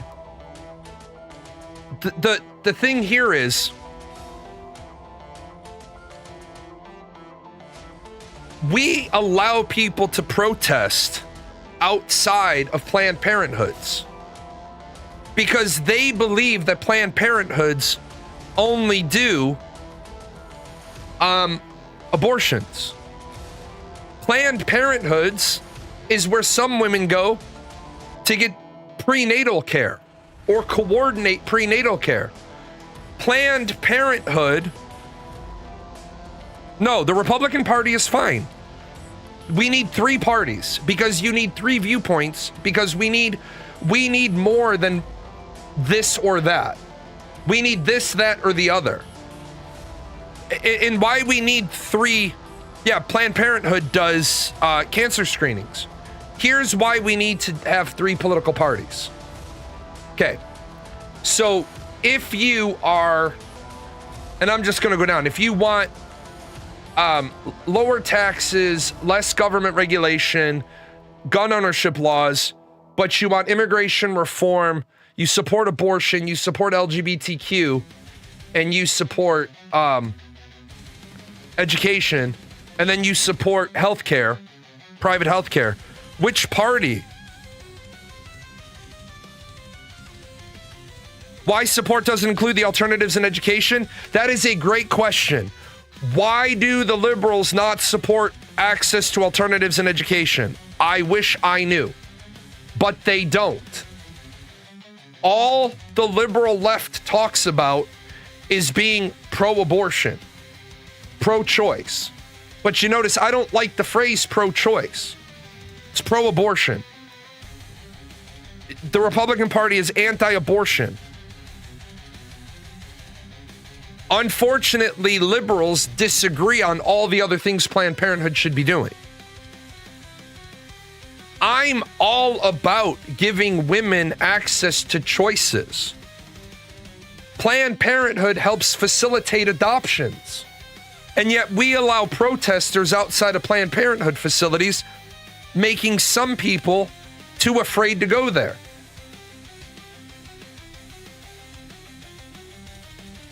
The trick here is I want to be able to choose what I want.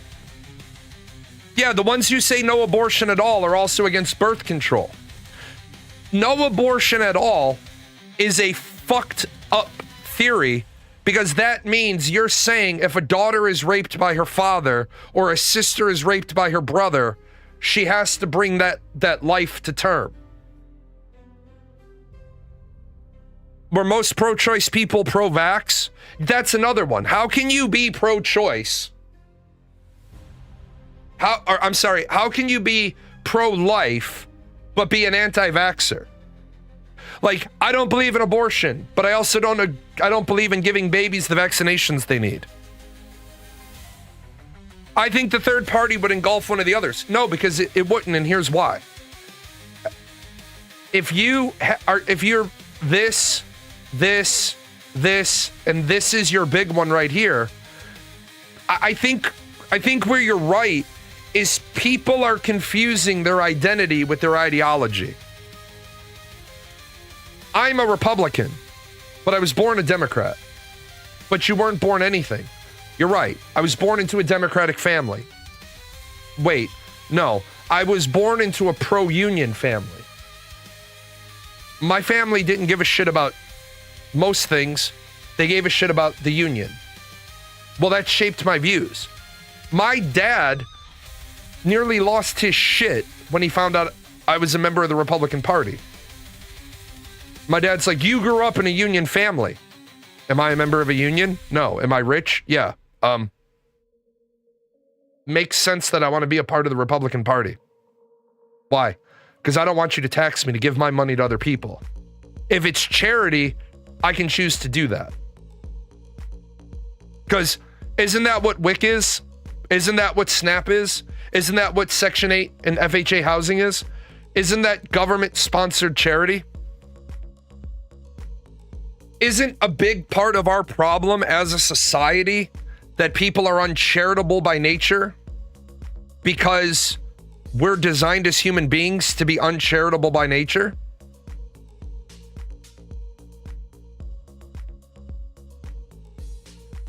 I think the vax debate gets clouded due to weird misinformation that is not necessary, and I'm not sure what the motivation is on scientists doing it. Well, yeah, the problem is that the doctors who have done the research know that vaccinations don't cause autism. I'll get to that one in a second. I mean, Twitch itself runs off charity. Twitch itself does not run off charity. Streamers on Twitch run off charity. Twitch runs off of taking a percentage of the charity that is given to the streamers. But it doesn't have to. Yeah, the streamers. I make about $1.73 a show from Kick. I make more income, $1.73 a show from Kick, than I do from subs. Because you notice on my stream, I don't have a sub bar. I don't have a follow bar. I don't have a donate bar. I'm not selling you my bathwater. I'm not doing that shit. All the money that I make goes into PGN Music. They charge you rent to use their platform. Correct. They charge you a percentage for the platform they provide. YouTube does the same thing. YouTube makes $10, $11, $12, $13, $14 per 1,000 views of ads on your channel, and they give you 2, 3, 4, 5, or 6. YouTube does the same exact fucking thing, except YouTube just has a lot more plays. What do I think about universal basic income as a solution? Universal basic income is a stupid fucking solution presented by people like Bernie Sanders who have never understood how business works. How does universal basic income solve a single problem? Universal basic income doesn't solve shit. Because in order for universal basic income to solve shit, it has to be a lot like the way servers at restaurants work. So for those of you that aren't familiar with how a server at a restaurant works, if your state's minimum wage is $15 and your server gets paid $3.75 an hour, then what happens is what you have is that you work for the 8-hour shift. And in the 8-hour shift, you must make $120 today.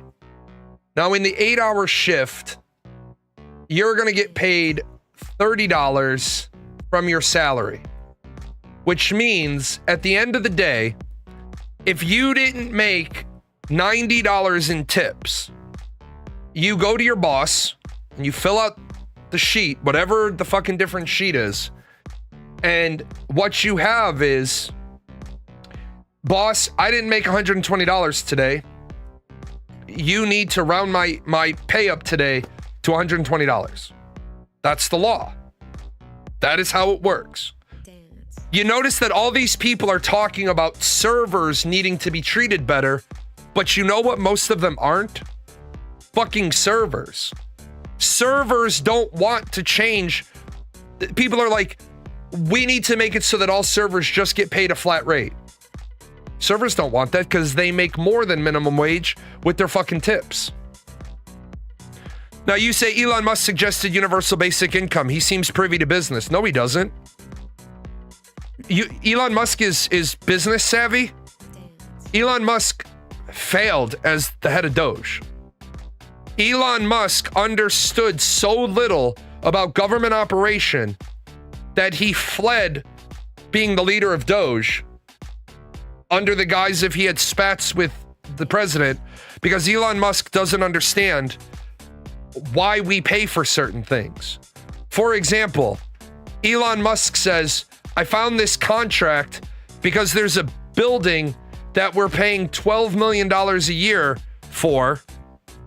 And Elon Musk says this is a waste. Except 4 different agencies share the $12 million load in case their primary and secondary bases of operation are compromised. We have 4 different agencies that can move in here in the time of crisis. That is a cost. These agencies have to have a place to go if their primary and secondary locations are compromised. So we could build another building, but then people would complain and say, well, the government built a big complex for $200 million. Well, it makes a lot of sense to pay $12 million a year. What you're doing is you're buying insurance. Now you say that's a government issue, not Elon.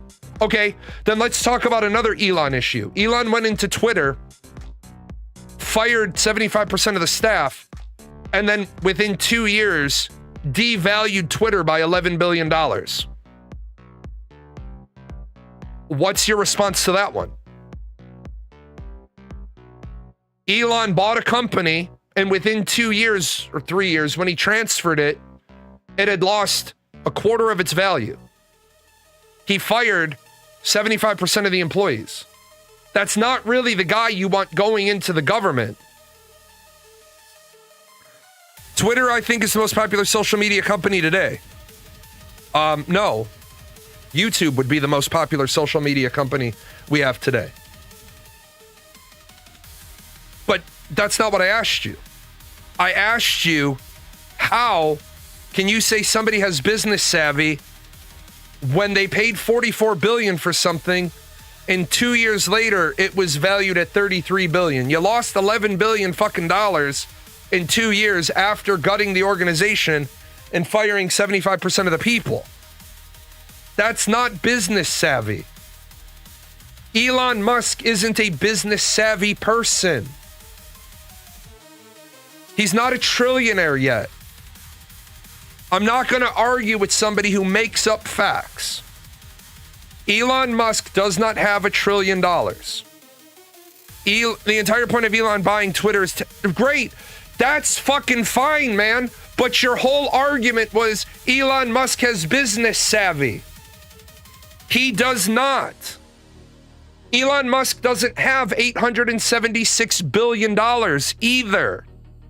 If Elon Musk wanted to liquidate everything into a pile of money so he could swim in it, Elon would get about $200 to $250 billion in cash by the time he liquidated everything. Elon's wealth is potential wealth, but every block of stock he sells would lower the price of his remaining shares. You cannot liquidate all of your shares in a Tesla or a SpaceX and not have everybody else start selling because the price goes down. When volume goes up, price goes down. It doesn't fucking matter why he fucking bought it. Give me an example of Elon's business savvy. He started what he had by being an illegal alien who unlawfully dropped out of school and started working, and he had family wealth because his dad owns an emerald mine. Elon Musk didn't come to America as one of the homeless, the tired, the hungry, the destitute, those reaching out, yearning for freedom and liberty. He came over here as a fucking Stanford student. By the way, Tesla was propped up through government contracts. SpaceX was propped up through government support and contracts. He's business successful. He's not business savvy.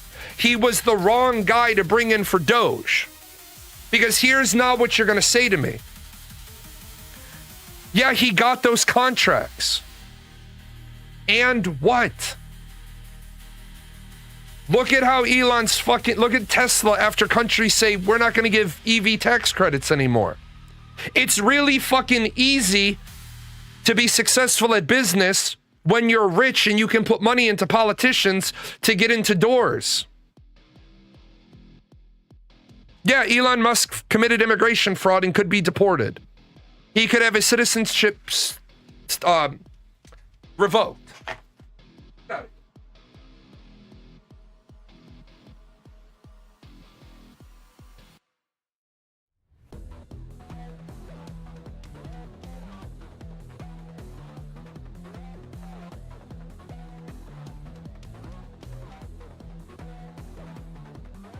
So, but universal basic income is a terrible fucking idea because what it means is that we have to recognize that, first of all, the gap has to be made up by the government. Second of all,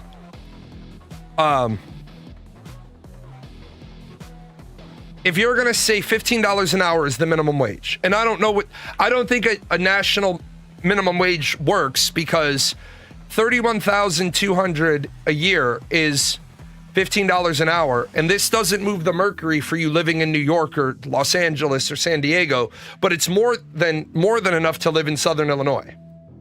But if this is what the universal basic income number is, then why is the standard deduction on the tax form about $16,000?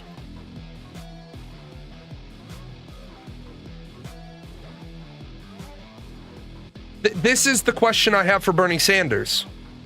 If you're going to say this is the universal basic income, because this is $15 an hour at 2,080 hours a year, $30K is more than enough to live. Yeah, down here in Southern Illinois it is. Absolutely. Where I live, 30,000 allows you to have an apartment, a nice apartment, 3-bedroom, utilities.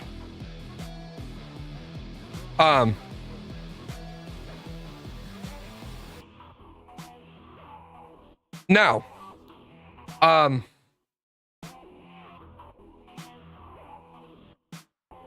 you take this, but all you give filers is $16,000 as their standard deduction. But I thought that $31,002 was the universal basic income number. So shouldn't the standard deduction be $31,002 for a single individual?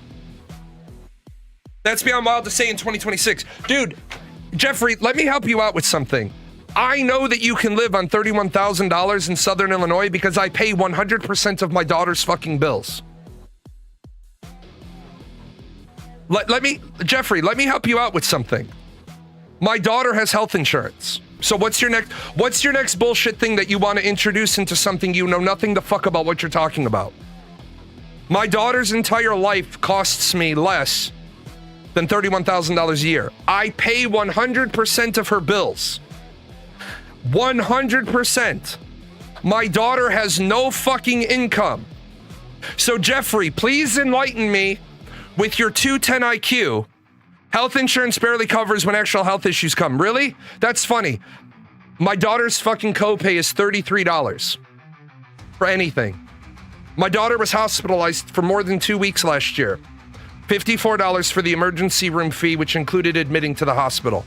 What the fuck else do you have to say? What the motherfuck else stupid shit do you have to say on my show today? My daughter has TRICARE. $54 is what I paid for the ER visit, including her admitting, and she was in the hospital for more than 2 weeks. $54 fucking dollars. What now?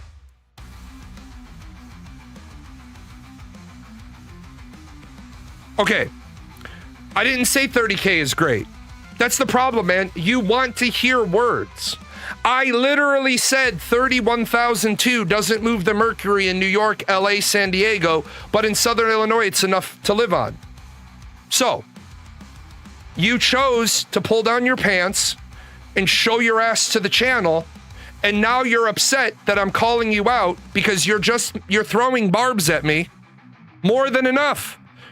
31,000 is more than enough to live in fucking Southern Illinois. What the fuck part of that is confusing for you? 31,000 is more than enough to live in Southern Illinois.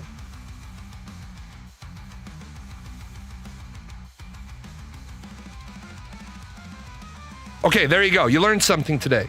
What you learned is to listen to what the speaker is saying, not what you wish the speaker said, so that you can have an opinion on something you don't know what the fuck you're talking about.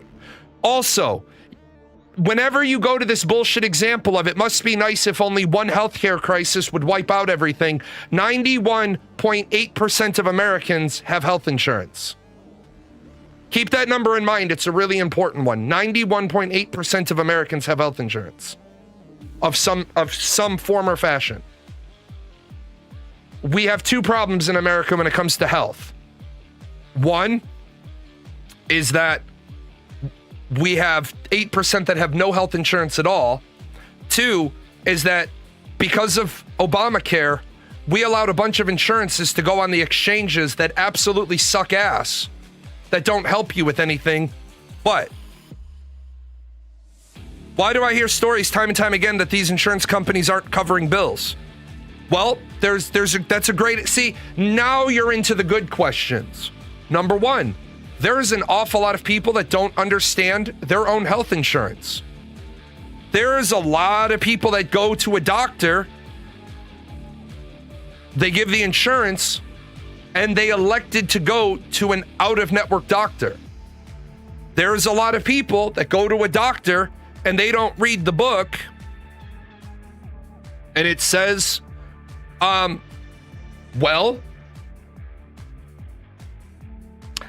you chose to not do the referral process. I have to get a referral if I'm using TRICARE as my primary payer. $12.50 a month isn't enough, but who the fuck is getting you never listen to fucking people who say get taxed half. Number one, we do not have a 50% tax bracket in America. There is no 50% tax bracket in America. If you are earning $31,000 a year, you are paying 12% tax on about $4,000 and 10% tax on the first $11,000. People earning $31,000 a year are not getting taxed by half. Period. When people say if you're getting taxed by half, just literally, if someone says, and after you pay 50% taxes, put your hand up, close the fingers together and say, stop fucking talking, you're a moron. We don't have a 50% tax bracket in America. We used to have more than that. We don't have a 50% tax bracket. You pay seven and change to Medicare and Social Security, but that isn't your taxable income. That gets taken out of your AGI. Imagine you are running the Democratic Party. Let me go through the ones that I have in the queue, and then I'll get there. 4 women in Texas died in 2024 due to pro-life legislation. Yeah, I do remember that. They died at a fucking hospital. Right.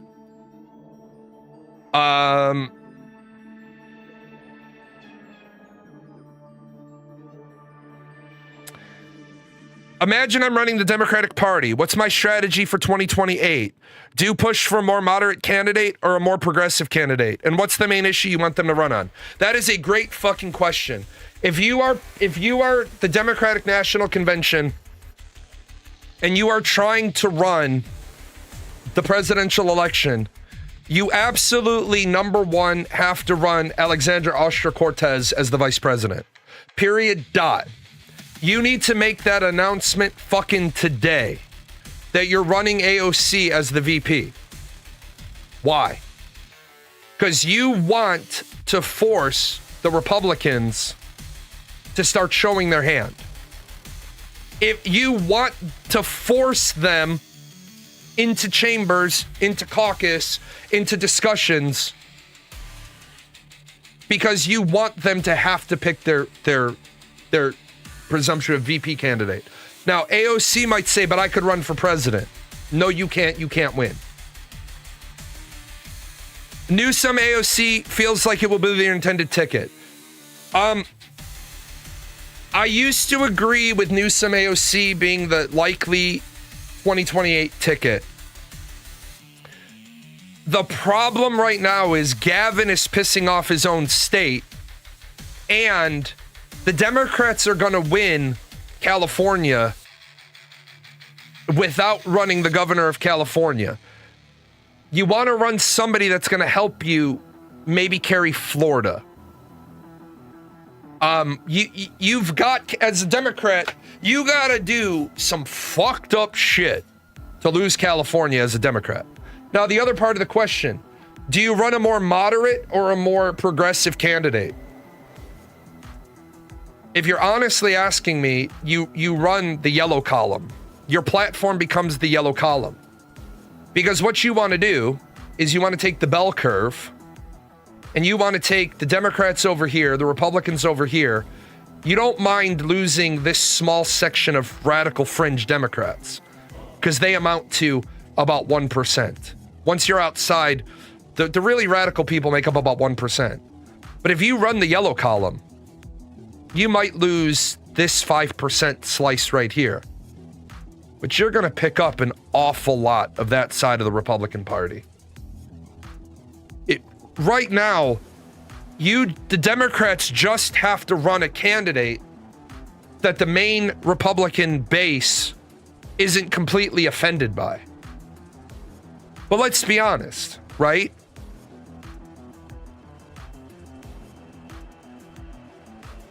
You have to think to yourself, what is it that people want? People want tariffs repealed. People want food on the table, right? What do I think about Tellerico? Are you talking about James Tellerico, the Texas state representative? Here's the problem with running him. He is a very he is a very Texas mild sauce, got some strong views, but maybe in some of the wrong parts of the grid. I don't think you run him because I don't think you run him unless you're running a female presidential candidate. And then we start to get into the, well, who are you going to run as president where Tellerico as VP strengthens you? Because he doesn't help you automatically carry Texas. Your VP candidate, you're supposed to pick a VP candidate.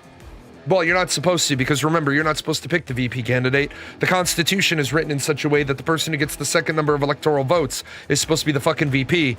And this is why our electoral system is so fucked anyway. He doesn't help you.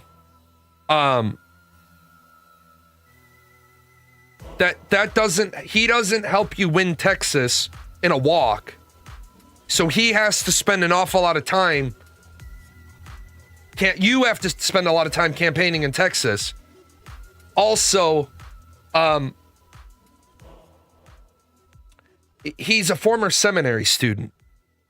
So you're gonna have some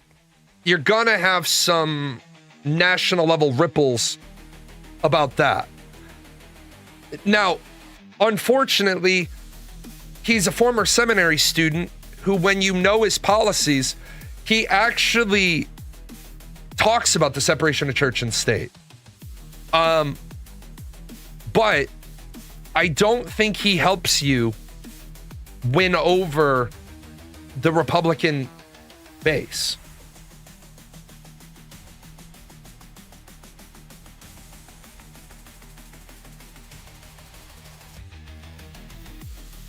So,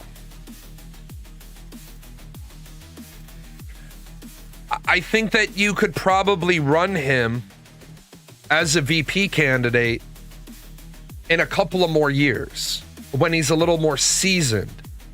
But the other problem is we don't have either of the major political parties, and I hate using the word grooming, but it's the right word.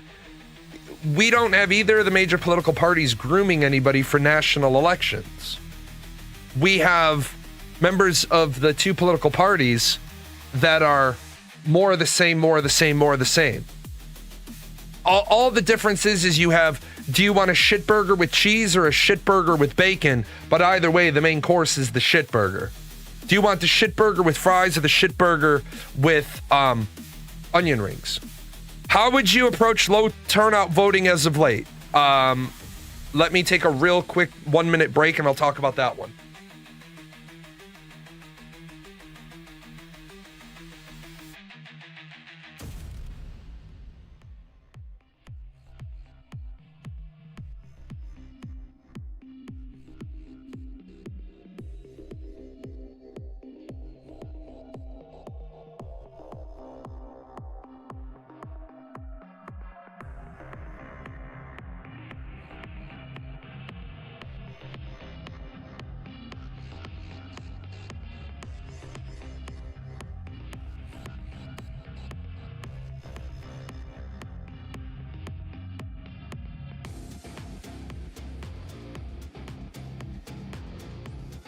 Okay, so, how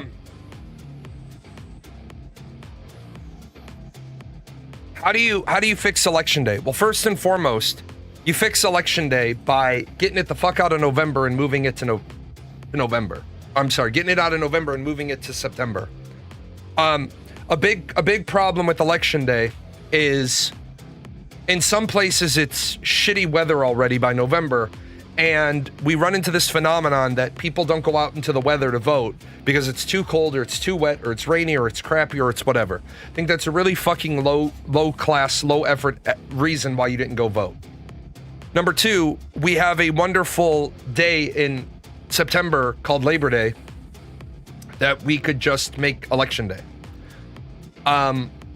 Easy. I think that the majority of things should be closed on election day. I think certain people, when they arrive at the polls, should get priority to go in and vote. Doctors, nurses, paramedics, firefighters, police officers, they should be allowed to walk in and vote ahead of the line because they are the types of jobs that they can't afford to just wait in line for 2 hours to vote. And I know people say, well, we're all equal citizens. You're right, we're all equal citizens, but they don't have the day off today and you do. You can afford to wait 5 extra minutes in line. That's how I would do it. I would make it a federal holiday. I'd move it back to September. Here's the problem. With UBI, we could also get rid of a bunch of other social safety nets. I assume if you're working and you make $20,000, universal basic income would still pay out 10. Here's my question for you. If we're going to get you to $31,002 tax-free, because that's what people have said is the universal basic income, then every other thing in life is going to go up. Here's how I explain universal basic income. You run a company that sells muffins for $1. Some people don't have $1 for a muffin. Some people have 3. So you make 100 muffins every day. Suddenly everyone has $1 for a muffin, and you only make 100 muffins a day. But demand is up, so your muffins are more valuable. Demand is high, so now your muffins cost $2. And some people don't have $2 for a muffin. That's the problem. That right there is the problem. And that right there, because Carthos, I know, has the same education and training I have. People want to talk about how easy the baby boomers had it, but the baby boomers played by a different set of rules. The baby boomers didn't have it easier. They had it equally hard for different reasons. But when we moved from a hard currency to a fiat currency, and now everybody had more money, right? Prices went up. When more people can buy your product, you can take more profit.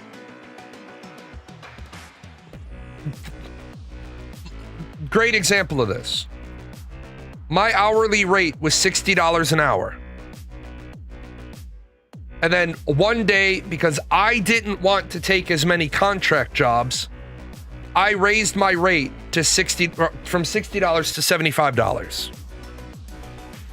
Yeah, in that example, you hope 50 people. No, in that example, you hope 100 people have $2. Oh, yeah. So in the example of the muffins, as long as 50 people still have $2, you can make as much money making 50 muffins. You can do half the work and make the same amount of money. That's what freelancers do, like I did. When I didn't want to take jobs anymore, I raised my rate by $15 an hour. But funny enough, I only lost 40% of my business. 10 years ago, the Disney Corporation had a plan. So 10 years ago, Disney said, over 10 years, we're going to double the price because we want half the customers and we'll make the same amount of money. This was Disney's literal published plan. We're going to double the price so that the parks get thinner because half as many people will come. And what happened is Disney doubled the price and only lost about 30% of the park goers. So now they're making big capital fucking profit because they doubled their price and only lost a third of their customers. But you can't cap profit. You can't cap profit. Because when you cap profit, you cap my ability to say no, because here's the thing. You work for me. You work for me and you make $15 an hour. And our profit is capped at $10 million. Right? Well, now you want a 5% raise. But I can't give it to you. Because I can't make any more money to let money flow downward.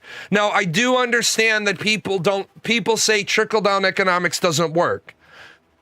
Trickle-down economics works. It just doesn't work the way you've been lied to for it to supposedly work that way. Trickle-down economics was never supposed to make your personal life any fucking better. It was supposed to make your professional life fucking better. Your professional life being better then in turn made your personal life better. But there was never ever a fucking idea that rich people were going to make the life of the poor people better. Business owners trickle down profit to the lowest levels. Trickle down economics was a stupid fucking idea to begin with because it once again did this. You have to give a raise that meets the quality of life adjustment. The government advises you to give your employees the same raise as Social Security gives the annual cap. Why does the military get the raise that it gets every year? Because it matches what Social Security gives. Why is the military suddenly lucrative? Because people in the military are making more at their rank than they would in their civilian equivalent job. So let's give the military less raises and let's make the military less lucrative. Okay, shit, now we lost all our people because they all hit 20 years, retired, and went to work in the civilian world. People blame capitalism for our issues when it's really all the bullshit people tried to plug into the system. Right. The problem with capitalism is not supposed to have all these fucking social safety nets. If you took away all the social safety nets, you'd lower everybody's tax obligation. If everybody's tax obligation was lower, then those people who chose to do charity could give money to charity. Communism works in your family. Socialism works in your neighborhood. They don't work at the next higher level. Socialism doesn't work on a national level. It simply doesn't. Well, you don't know that because there's never been a country that's had socialism that hasn't been interfered with. There's like 35 countries that have had socialism and they failed on their own with no invasions and no embargoes and no sanctions and no bullshit. Because socialism isn't what people think it is. Unchecked capitalism did some terrible things, though. Okay? Every form of economy has a dark past. Every form of government has a dark past. Every single one.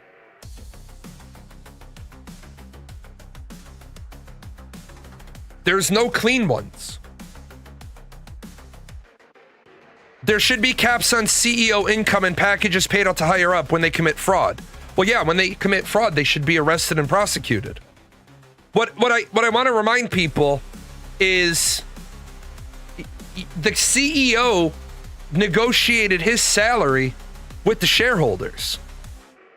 So child labor would come back with no social safety nets. No, it wouldn't. Because anti-child labor is not a social safety net. I make a law that says children have to go to school and they can't go to work. That's not a social safety net. Social safety net is Social Security. It's Social Security disability. It's Medicare. It's Medicaid. But we would have to get rid of that law so they could work to eat. No, they wouldn't. That's their parents' job. It's the parents' job to feed their kids. It's the kids' job to go to school and get an education.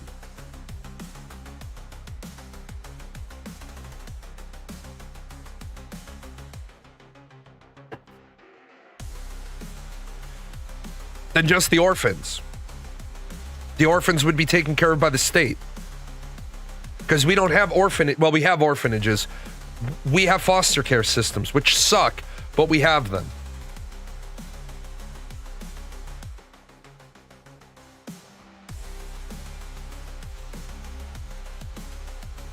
I do believe we should have safety nets for our disabled. No, that's not a social safety net. See, that's the problem, Crab. You're saying this is a social safety net.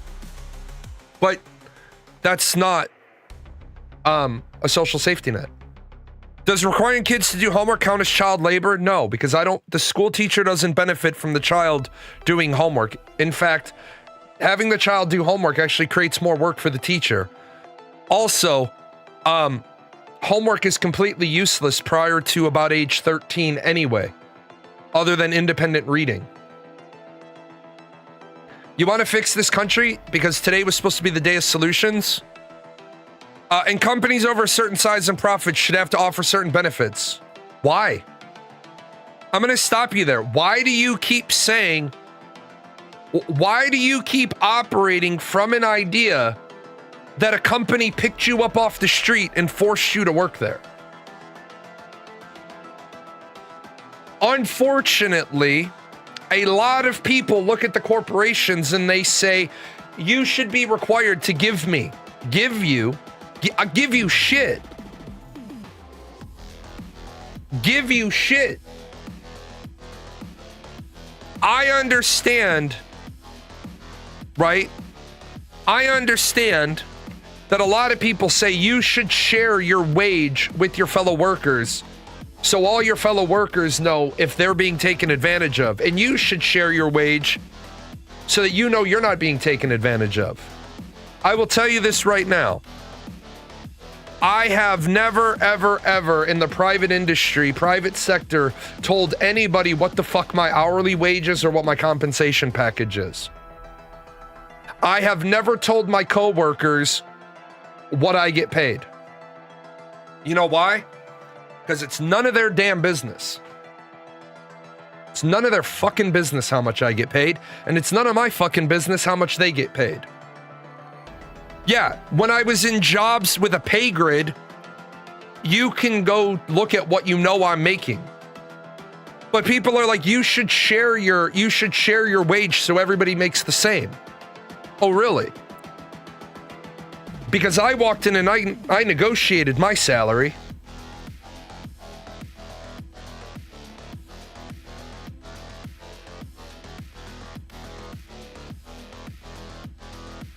Children get abandoned in this country all the fucking time. We find kids abandoned in this country. Look up fucking child abandonment in the news. We're constantly finding kids left home alone while mom is partying in Cabo San Lucas. We find fucking kids that there's no mom around. Now, sometimes mom isn't around because mom's at work. I hate that everyone should make the same. That means Mr. Does Nothing gets paid as the same as someone who works hard. Right. Yeah, 80 children were rescued by Safe Haven alone last year. Right. The problem is, I go to work, right? I go to work. I need fucking the whole system collapses and I need to go back into the workforce. So first of all, I got to go get me some fucking Valium. And now I go into the workforce. Well, I apply for a job as a manager. And they say, well, what are you looking for salary? And again, I do my trick that I tell you all to do. Before you go in for the salary, before you go in to negotiate a salary, have a piece of paper and already have your salary requirement written on it and have it folded up in your pocket. Just have it up here in your shirt pocket. Make sure it doesn't bleed through so they can see it. And when you start talking about salary, they say, what are you looking for this position? Just turn it around on them. Well, interestingly enough, I know that you have a budget allotted for this position, and based on the interview, I would be interested in knowing what you think my particular skill set is worth. Because I have a number here written down already that I'm willing to take, but I want to know what you're offering me. That is a closer's answer. That is you telling them you have a number. You have a fuck or walk number. So they say, oh, we're interested in retaining you, and we're going to give you 82 a year. And I say, I take my little piece of paper, I pick it up, I put it in my pocket, I say, I'll take your number. And they'll say something like, well, what was your number? I'll tell you after I've signed all my onboarding paperwork. And then you go back and you say, that was my number. Why the fuck would I ever tell you what my number is before I know what you're interested in paying me? Let me go through all the different scenarios so that people understand this. First of all, you always negotiate your salary. Even if they say the starting pay is this, you still negotiated. You accepted or you declined it. I go in and I say 75,000 is my number. They only have $55,000 for the position. Well, if 75,000 is your number, if you know your number and you know you need $75,000 a year to live, then this is an automatic no, because you can't live on that. So why the fuck are you taking, why would you even entertain that? Also, you have no idea if they have 95,000 and they can offer you anywhere between 75 and 95. And of course, you're going to jump at that. Why would you give up your negotiating power and blink first? Because never have I ever interviewed somebody for a job that I don't know what the position pays. I'm the interviewing person. My job is to go in there, right? And I've done interviews like this. My boss has been like, you have $100,000 to onboard a person for this position. You keep 50% of whatever you get us a qualified candidate for. Qualified means they stay here for 6 months. That there's no turnover in this position for 6 months. So I go in and I offer you 72. And you have 75 written on your piece of paper. So I say, hey, you know what? Based on your skill set and all of those things, I think, because I want to give you the best, and then I just throw, because I'm a fucking salesman, right? what I say is, I normally would throw like 69.5 at you, but based on your resume and your work experience and some other skill sets you have, I really want to dial you in at right around 72. What are you thinking about that? Well, 72 is close, right? So the person interviewing says, well, you know, I'm really looking for about 75. Boom. That's a takedown right there. I have up to 100,000 to onboard you. I offered 72. I missed. I can even jerk you off a little bit and make you feel good about yourself. So I can say, okay, well, I offered you at 72. You were looking for 75.5. What if I do this for you? What if I bring you on at 75.5? And then in 6 months, we bump you to 77.5. Look at what I just did there. I just got you on the fucking hook.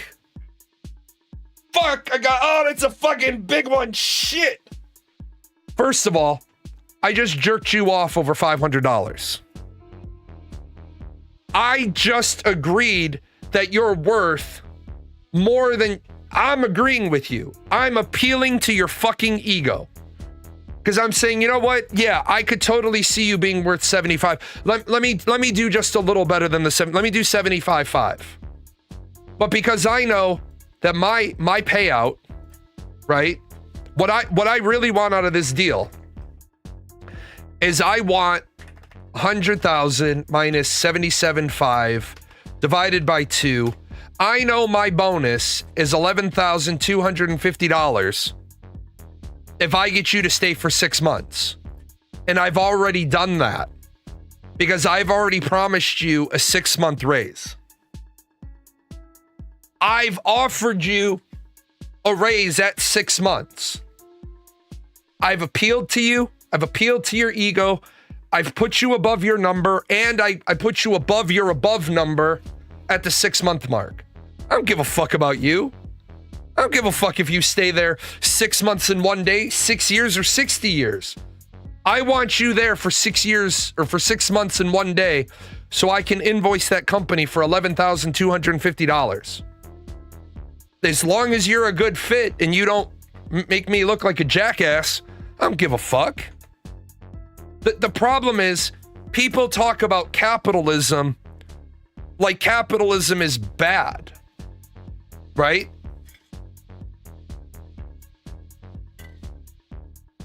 Capitalism sucks, but barter systems suck, right? Feudalism sucks. Slavery sucks. Serfdom sucks. The problem we have is that people don't want to admit that some of the problem is of their own making. That's a bitter pill to swallow. You're in the situation you're in because you fucked up. No, I'm in the situation I'm in because society failed me. Can't wait for post-scarcity automated space communism. Yeah. Right?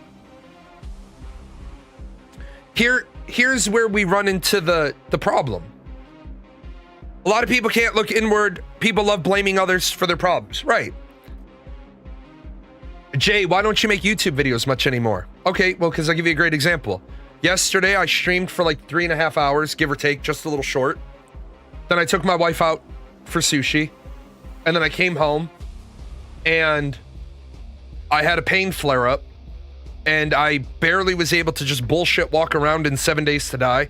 And my hands started hurting. So I went and laid down.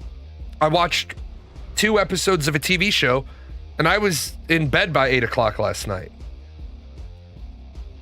But I don't gotta work to eat. If I had to work to eat, I would have been up like this morning. I didn't even get up until about 8:50. if I needed to eat, I would have been up at 6. If it takes me an hour to get out of bed, I would have been up at 5. I blame Jalan for my problems. He doesn't blame me for his problems, just to piss you off. There you go. The problem is, I get that some people got dealt a raw fucking deal by the dealer. I'm not saying you might not have gotten a raw deal from the dealer, but you got to turn around and tell me in some detail how you got that raw deal. Like, for example, she knows I tell this story as well. I have a friend. She was 17 years old. We were all 17 years old at the time. She was raped. She was a high school junior. Well, she was junior to senior year. She was walking home. She got snatched. She got grabbed. She got raped. She got pregnant. Her senior year of high school, she was pregnant. So you've got a 17-year-old kid with the trauma of being sexually assaulted, with the burden of a baby, did right by raise the kid. But then when we were sitting around a couple of summers ago, she was bitching and whining and complaining. And what I said is, you need to change the lenses in your glasses for how you look at your life. Because even though something horrific happened to you, you still made choices. And keeping in mind that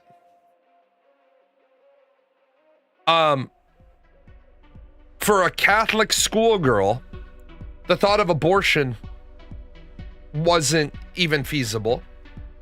The thought of adoption was feasible, but she carried the child for 9 months. She got attached. But what she didn't like was, she's like, well, I didn't ask for these things to happen to me. I said, you're right. You didn't ask to get raped. You didn't ask to get pregnant, but you did decide to raise the child. And she's like, well, it's like you're putting the blame on me. I'm not putting the blame on you that you got assaulted. I'm not putting the blame on you that you got pregnant. I am putting the blame on you that you made a choice to raise the child. Because we all make choices.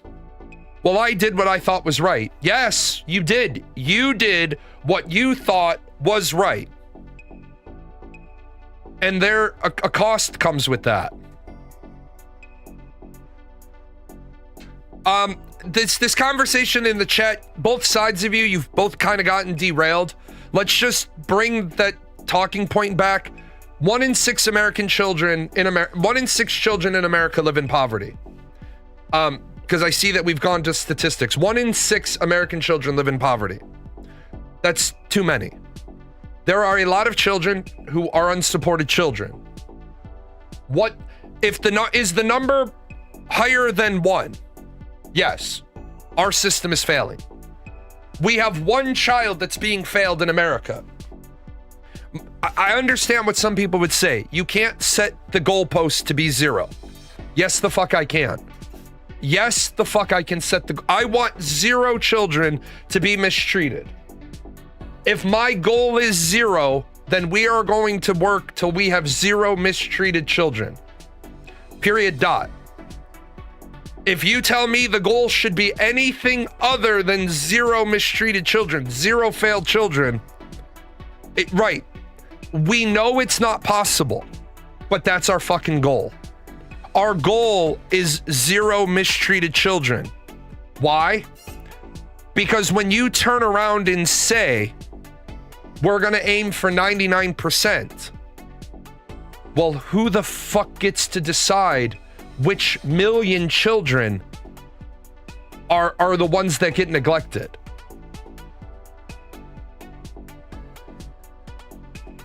Right? That's the piece. Or we're gonna do, I'm sorry, because I shouldn't have said 1 million, because that's an incorrect number.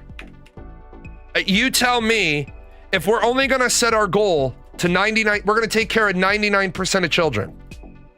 Then you tell me, and you line up and you spend every day until, for as many days as it takes, till you look 715,000 children in the face and say, I'm sorry, but I set standards that abandoned you. I'm sorry, but I set standards that abandoned you. Because just a 1% variance means 715,000 children don't get taken care of. I'm sorry, that's entirely too many fucking children to just 99% solution wash my hands of. I understand we won't save every child. I understand that. But I'm going to I'm going to try to save every child, because maybe, just maybe, we can write some policies that do become 100% compliant. Maybe when our goal is to find every single kid who's hungry or homeless or cold or illiterate, we're gonna hunt down every kid that's not being taken care of. And we're gonna discover a whole lot of things that are ineffective, and we're gonna fix those too. Is the kid the byproduct of assault? Should the parent tell them about that at some point, or they keep it to themselves? That is a tough fucking question. 1 second.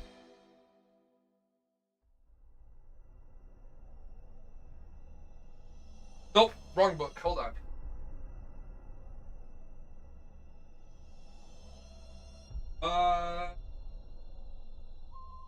Oh, okay. I was gonna reference Reviving Ophelia, but I must have it somewhere in the house. It is a really really difficult call to. I don't think there's a universal one-size-fits-all answer for, do you tell the child who was conceived through assault that they are the child that is conceived through assault? I think that is very, very much a case-by-case basis. I think it goes along with the idea that my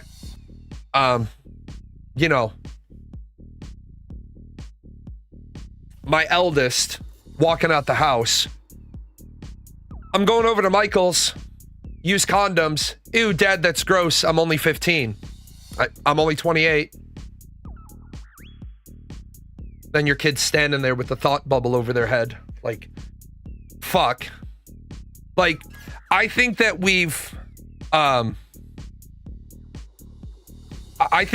lost the narrative because everybody's afraid to be wrong. I think people are afraid to self-reflect.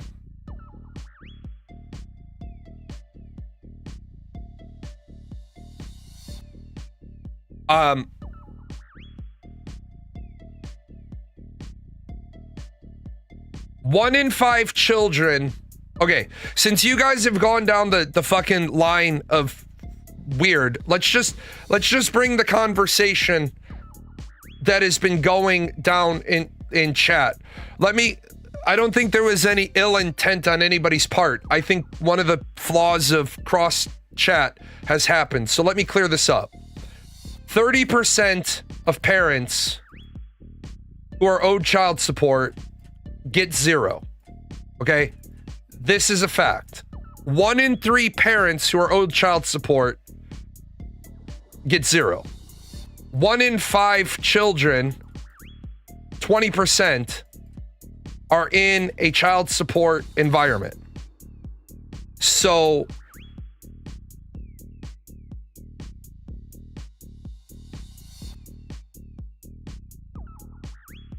what we're going to say is 20% get nothing of 20% that are eligible.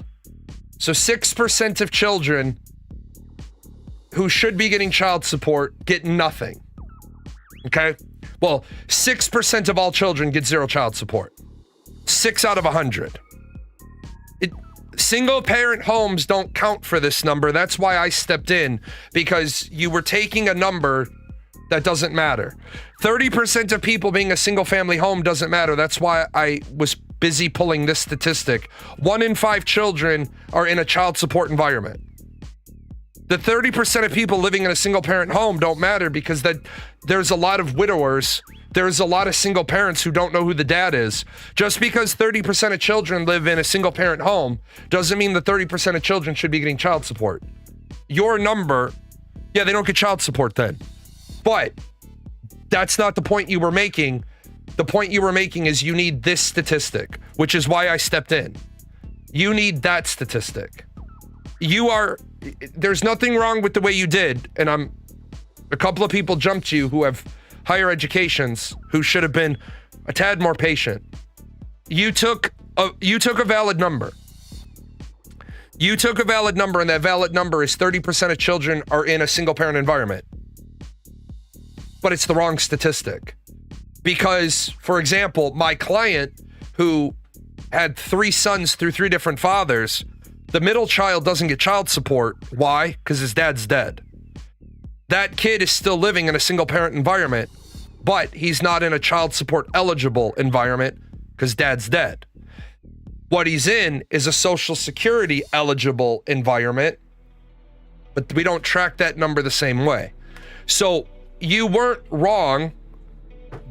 You weren't wrong with the factoid you said. But 1 in 5 is worse than what I'm saying. You're right. Well, no. 20% isn't worse than 30%. You're not wrong, but you plucked the wrong statistic. You got to make sure that you grab the right statistic. So your overall idea is still rough around the edges. Okay. With that said, we have a big problem with education in America. And one of the things that bothers me about education in America is Bernie Sanders pisses me off. If you can't figure out, I hate Bernie Sanders. Why do I hate Bernie Sanders? Because Bernie Sanders fucking cobbles together. No, 20%, it wasn't poverty. The 20% I showed you was child support environment. 1 in 6 children is in poverty. 1 in 5 children is in a child support environment. Those are different lanes. Those are different silos. There are kids getting child support who still live in poverty because child support is a percentage of dad or mom's income, the providing parent. And some of those people aren't making enough. Like, I know people whose child support payments are literally 150. Yeah, now you've gotten to my point. 20%, 30%, fuck all these numbers. 1% of American children would be 715,000 children, and that's too fucking many. We don't need to worry about 20% or 30% or 50%. The problem I have with Bernie Sanders is that Bernie Sanders says shit like college should be free. College should be free. I agree. Break. 46% of American high school graduates shouldn't be going to college because they read at the 6th grade level. What say you about that, Bernie?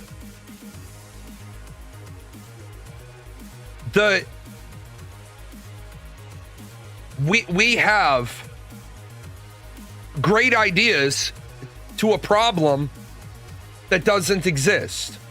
It's like I say, sometimes these people's responses are, I have a sliver in my toe. Okay, the doctor says I'm gonna cut off your foot. Whoa, motherfucker, I have a sliver in my toe. Why are you cutting off the foot? Well, I gotta make sure that I solve the problem completely. Whoa, bitch, that's a radical fucking solution. Instead, how about you fucking go in there with a pair of tweezers and take out the splinter? Oh, I'm sorry, man. That thing that you put into your foot was actually like really fucking dirty and diseased. We have to take the toe. Okay, you got to take the toe. But we're talking about chopping off a fucking foot here when smaller helps. You want to wipe out billions of dollars in college loans. I'm not cool with that. But because I'm the middle of the ground party, what I am cool with is retroactively capping all of your college loans at either 10% or 15%. I would need the books to crunch the numbers. If you borrow $100,000 to go to college, then I'm cool with you paying back somewhere between $110,000 and $115,000. I am not cool with the idea that you could conceivably pay back $350,000. University is free, but kids start prepping in high school and set the path to either trade school if I don't have the grades, and if they do have the grades, they go to university for free. You can even come here as a foreigner and go to university for free if you can take your classes in the native language. No, we shouldn't be allowing people to come into this country for free because we should not have any open fucking college seats. I'm sorry, but my personal belief is this. For right now, it's okay if we bring in foreigners to go to American schools because we don't produce enough feeder slots. But if this is the college and they have 12 seats and only 6 can be filled by Americans because only 6 people who, out of all the people that applied, meet the requirements to go there, then I want to immediately take all of the applications they had and go back to all of these high schools that they come from and find out why the fuck all these high schools aren't producing 12 why they aren't producing 20 qualified candidates. I want to get American education back, that we have more candidates than we have seats. I want to get back where competition means something. Now, colleges, AP classes, in my opinion, let me stop you. There is no country on the planet where college is free. There are many countries on the planet where colleges are taxpayer provided.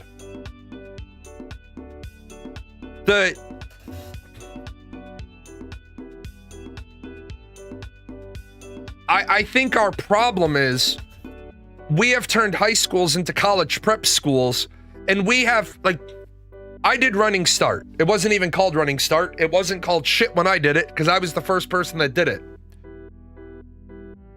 Yeah, places where there's no tuition for public universities, that's not free. That's taxpayer provided. The college doesn't open itself up and make no money. The college gets money from the state, the country, the nation, the government. When I was in senior year of high school, I had friends in AP English, and they were working their fucking balls off. I went to an all-guys school. There were no girls. They were working their balls off all the fucking time. They were reading a novel a month. They were reading To Kill a Mockingbird, War and Peace, fucking Shakespeare, all this other bullshit. One day, I happened to be outside the AP English teacher's room, and my buddy, who was drowning in the class, he said, "Hey man, is college really like this?" And I said, "No, college isn't like this at all." And the AP teacher came up to me and she started yelling at me. And she's like, you shouldn't be telling kids that college isn't like this because you don't know. And I was like, respectfully, I already have English 101 done at the college level. I already have English 102 done at the college level. And I already have COM 101 done at the college level. So I don't have any more language classes to do at the college level. I know exactly what it is. You're not teaching English 101. You're teaching college level literature. But the kids are going to get credit for English 101 and still have to take literature at college. She got so pissed, she went to the fucking principal, and the principal, because it's a Catholic school. I have to go where I'm told. The principal looked at her and said, Jalan has actually finished college, the 3 classes he said. So I don't know what your problem is, but we have his transcripts because that's how he got his senior year and junior year English credits. So he has done college. AP classes are a fucking scam because number 1, they don't teach you what you need to know. And number 2, you do 10 times the amount of work. Oh, and number 3, whether or not you get AP credit boils down to if you get a 3, a 4, or a 5 on the test. Fucking bang out English 101 at your community college. Stupid kids shouldn't be pushed into trade school. Everyone should be introduced to trades. No, they shouldn't. Not everybody should be introduced to trades. And here's why. If you have the capacity to make $75 an hour as a doctor or an engineer or whatever the fuck else, that's the path you should go down because that's the path we need you to go down. Stupid kids shouldn't be sent to trade schools because I don't want stupid kids around arc welders or grinders or power saws or power tools of any kind. Trade schools should be for the kids who aren't academically inclined. Break, but we need to flag and earmark each of those kids' files to figure out why those kids aren't academically inclined. I want to talk to Tommy Toolbox or Mikey Motorhead because I want to know why they don't love school. I want to know why they don't love school. Where were you failed? Where the fuck did we fail you? Because children love to read. Children love to learn. Trade should be an option for everyone if they want to take the path. Be a doctor if you want, be an electrician if you want, but I don't want you to be an electrician because yes, exactly. I don't want you to be an electrician because you're too stupid to be a doctor. I want you to be an electrician because you want to be an electrician. For example, I don't have the licensure in the state of Illinois to do my own electrical work. I can do my own electrical work.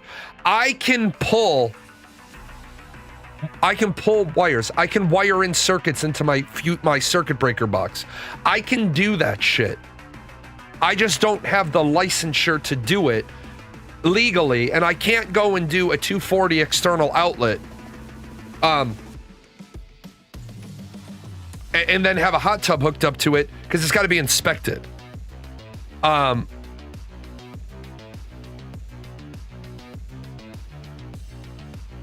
then I have you on the screen.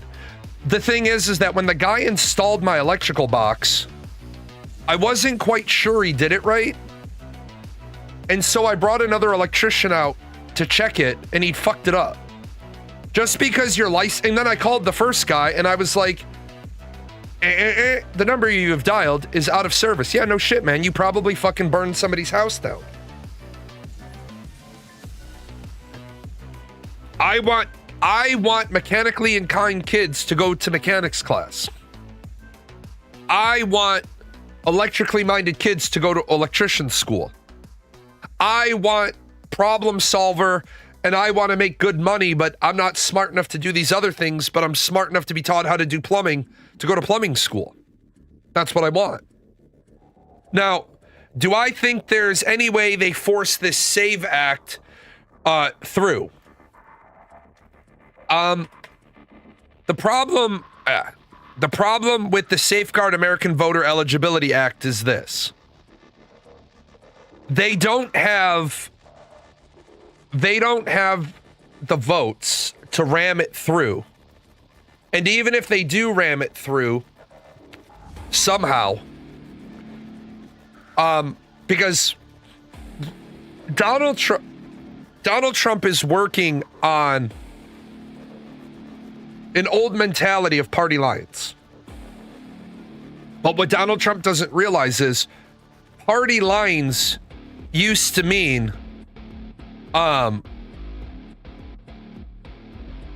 You became an electrician because I liked it and wanted to be an electrician. And what? I literally just said that's what I want people to be able to do. I don't know why you're laughing. Like, I literally said I don't want people to go to trade school.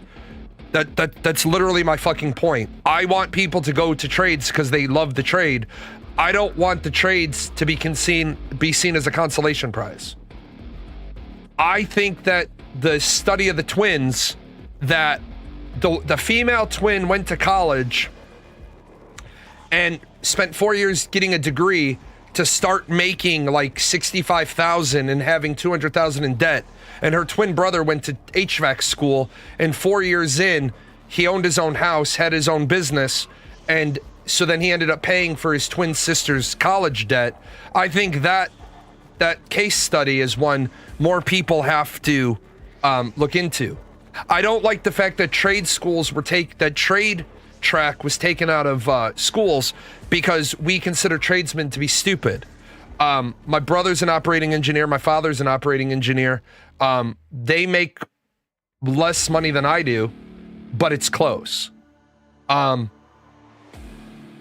think the problem is tradespeople, and this is directed to you specifically.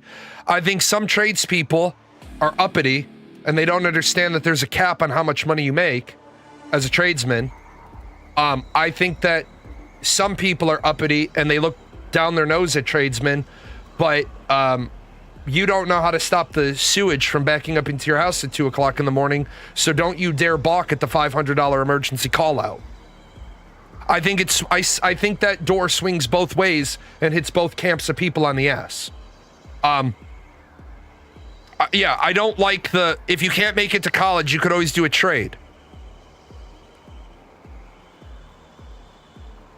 Yes, Robert, overseas, if you're not aware of this, they track their students at 3 key points. They take an aptitude test at one junction in their career, and it's like at age 7.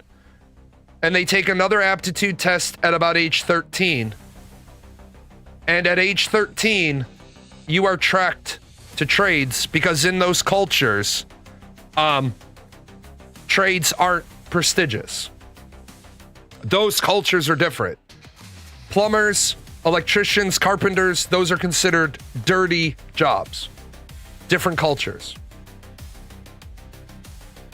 In America, we've also turned that, like, for example, in America, people get mad because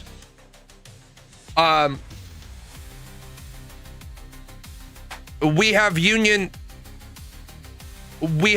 electricians, we have union plumbers, we have union this and union that, and then people get mad when I don't want to hire the union. I'm sorry. I recognize the value in the service you're providing, but I don't recognize its value being at that number. Now, anyway, back to the SAVE Act. I don't think the SAVE Act is good for America the way it's currently written.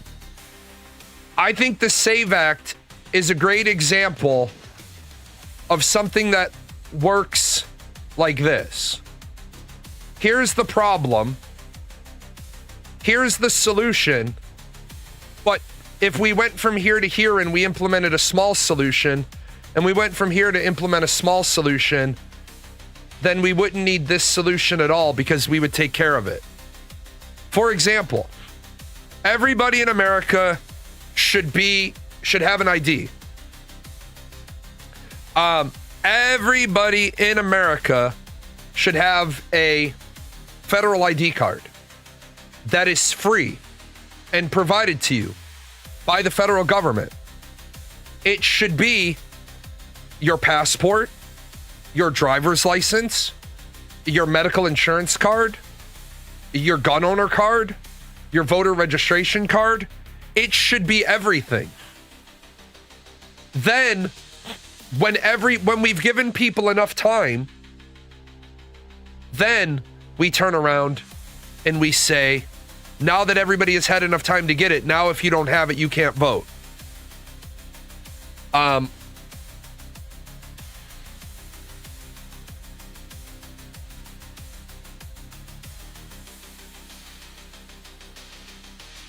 I think that we have a really big fucking problem in that and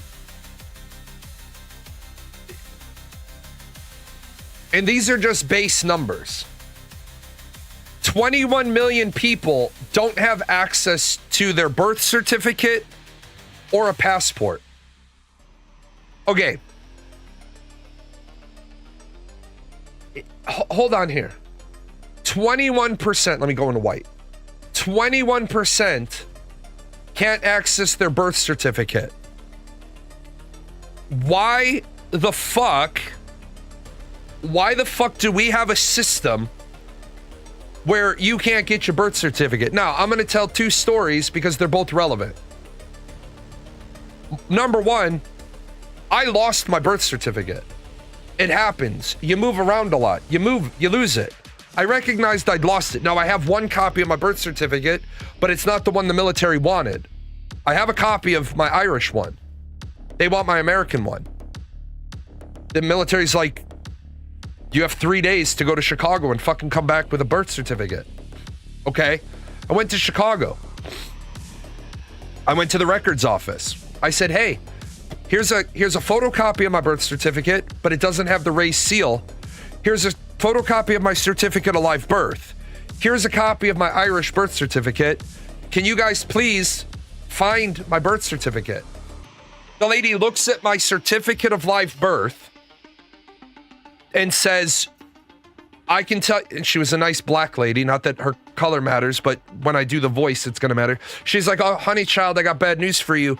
Your birth certificate was still a paper copy, and the building that it was in flooded. Your birth certificate's destroyed. Okay then. How the fuck do we go about getting me a birth certificate? Because I gotta go back to the base 5 hours south of here in 2 days, and I gotta have a birth certificate. They said, well, we need your mom to come in. I said, she's dead. Next option. And they're like, what? I'm like, my mom's dead. They're like, do you have a copy of her death certificate? Yes, right here. Do you have a copy of your marriage certificate?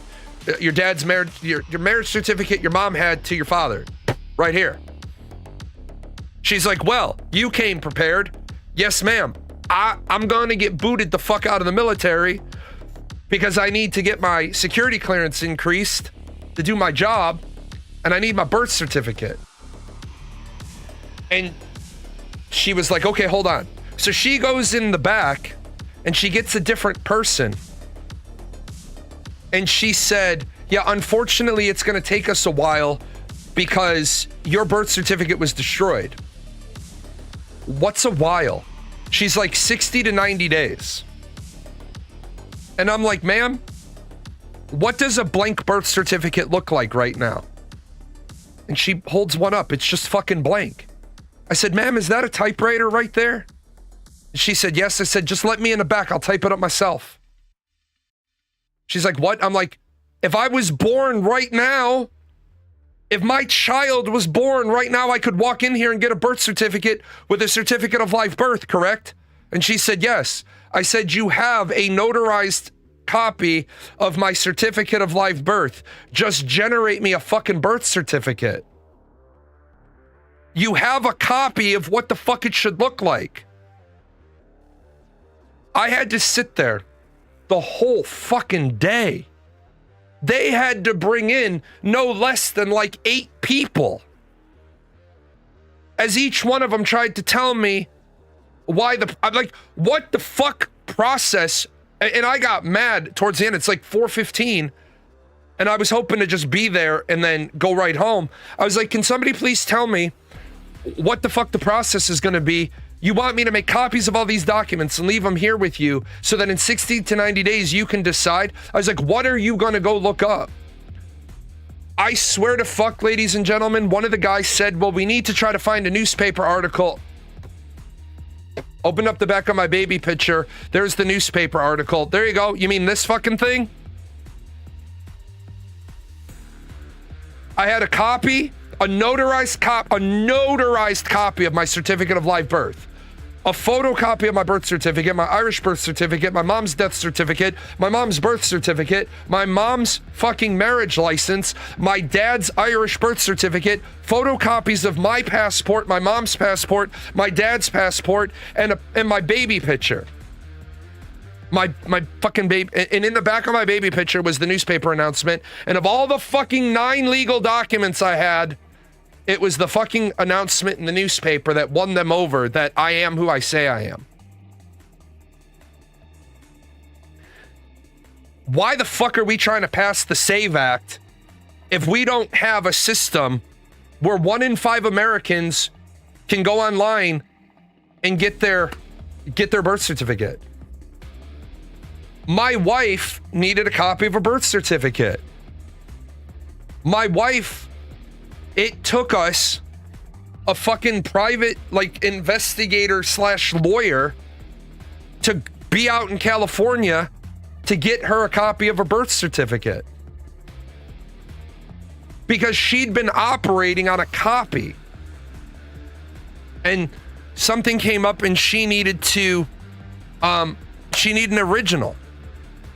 There are loads of pointless rules and regulations. My job is not worth proving that I'm smart enough to satisfy. Oh yeah. There's fucking, we have such a fucked up country. Everybody at the age of 18 should have to go to the DMV, and the DMV should literally have a line called, "It's your birthday. This is your line." If you don't already have a driver's license, you should have to go to the DMV. Well, everybody should have to go on their 18th birthday and get a photo ID. And that should be a federal ID. Every DMV should be able to produce them. Whether or not they make them on site or they do the paperwork and they send it to you, either way, I don't think they should send them to you either. You should have to go somewhere and pick it up. But did you know you can only get your social security card issued to you 10 times? First of all, I don't know why you need your social security card issued to you more than 10 times. But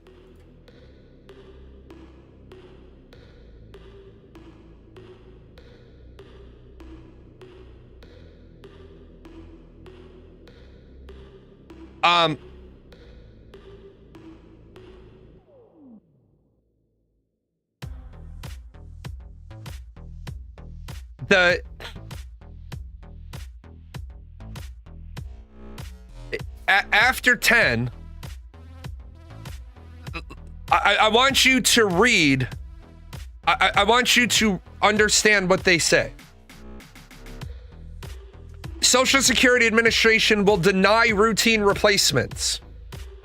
You can still get your card replaced if you have a reason that doesn't count towards your lifetime limit. So if you get married, you change your name, whatever. But after 10, you may be stuck without a card. They literally say,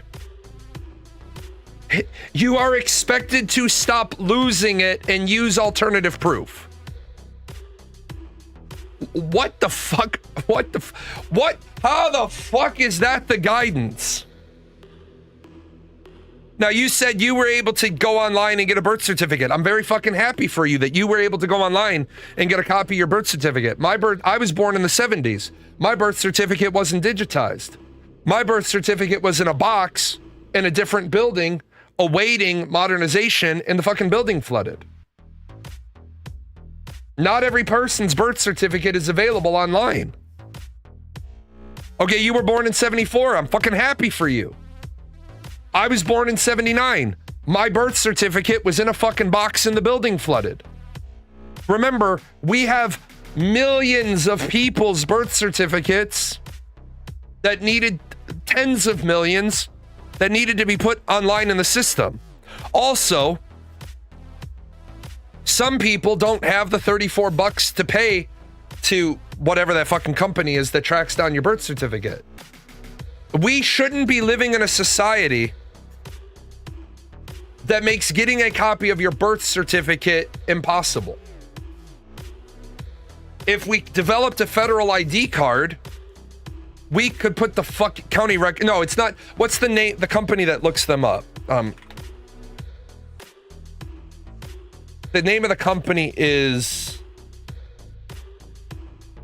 VitalCheck. VitalCheck tracks down your numbers. Yeah, there's a company. It's called VitalCheck. Yeah, social security cards are a little piece of paper instead of, and by the way, you can't laminate your social security card. You're not allowed to. It literally says that. Do not laminate. Use a magic card sleeve. Yep.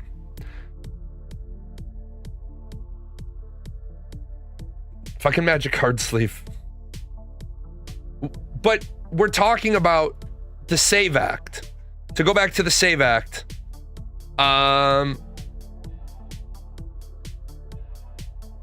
less than 1% of people don't have a photo ID. We're literally talking about 2.6 million people don't have any government issued photo ID at all. Where we get the bigger problem is 34.5 million people, their driver's license or state ID doesn't match their name or their address. Now, here's where we run into the problem.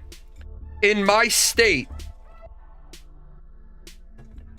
you are not required to update your license if you move.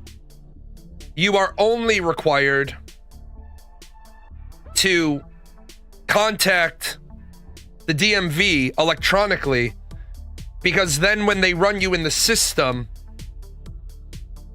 your address doesn't match, or they'll know what your new address is. Like, if a cop came up to my car door right now, my driver's license matches my address because I've been here for 9 years. But in the past, the cop came up to my door. Hey, are you still at this address? I said, oh no, I've moved. I'm at 123 Main Street. And then I usually throw in the dumbfounded, naive kid look. Did the system not say that I moved? Because I did update that. In fact, I can reach into my glove box. I can pull out the little thing. He's like, oh no, it's updated in the system. I just wanted to ask. If you move at all, if your ass does not go to sleep in the address on your driver's license in Illinois, you need to notify the Secretary of State within 10 or 30 days that you've moved. That you don't have to go get a new piece of plastic, but you need to go do that. What pisses me off is we could give you a chip on your card that they could put that in and then they update it. You could go to the office and be like, hey, I need to update my address. Okay, you got a utility bill, a title, a mortgage statement, something. Yeah, here's the list of documents. Here's my updated address. Boom. Easy. Easy peasy. It wouldn't be that difficult. But our government wants to focus on the issue, the bullshit issue that supposedly we have illegal aliens voting in elections. Now, do we have some illegal aliens that have voted in elections? Yes. Do we have some people that have committed voter fraud? Yes. Do we have lots of people committing voter fraud? In all of the times, of all of the places, of all of the locations that Donald Trump has said there was voter fraud, I went down a list of about 30 different fucking places that he launched lawsuits. And although there is some abnormalities,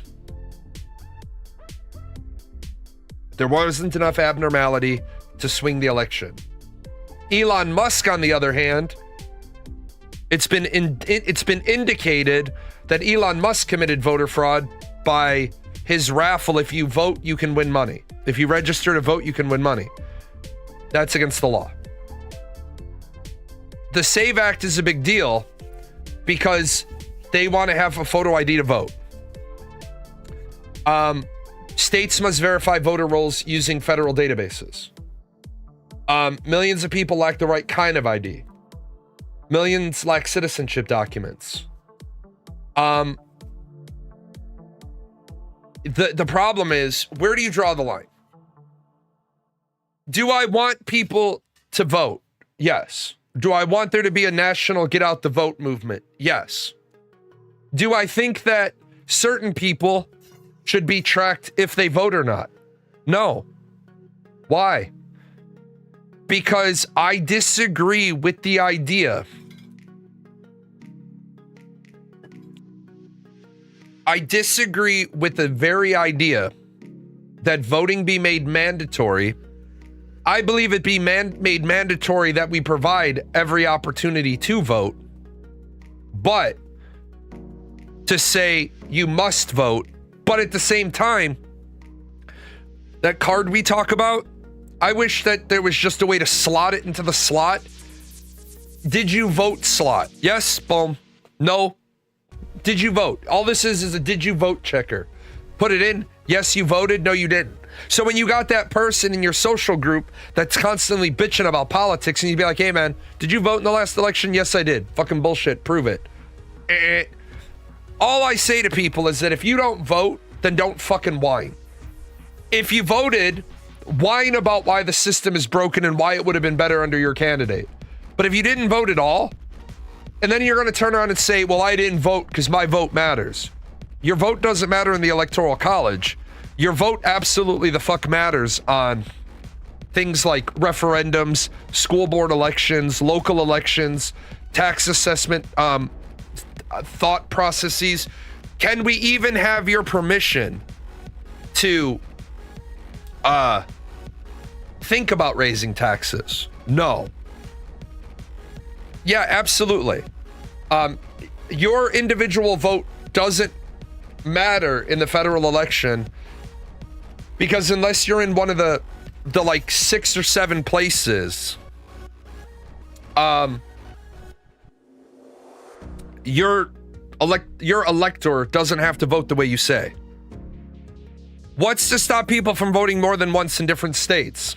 Well, that's a great question. And right now, the answer is nothing. Nothing right now stops people from voting in multiple states because some people vote on a mail-in for their winter home because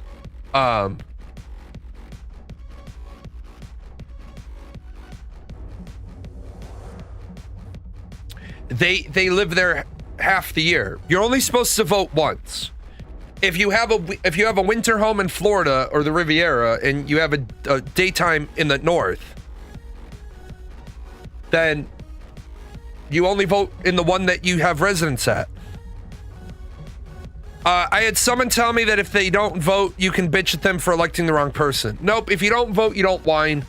But the thing is there hasn't been a president, there hasn't been an election in recent years that the wrong candidate won the election. Trump. Harris is a fucking idiot.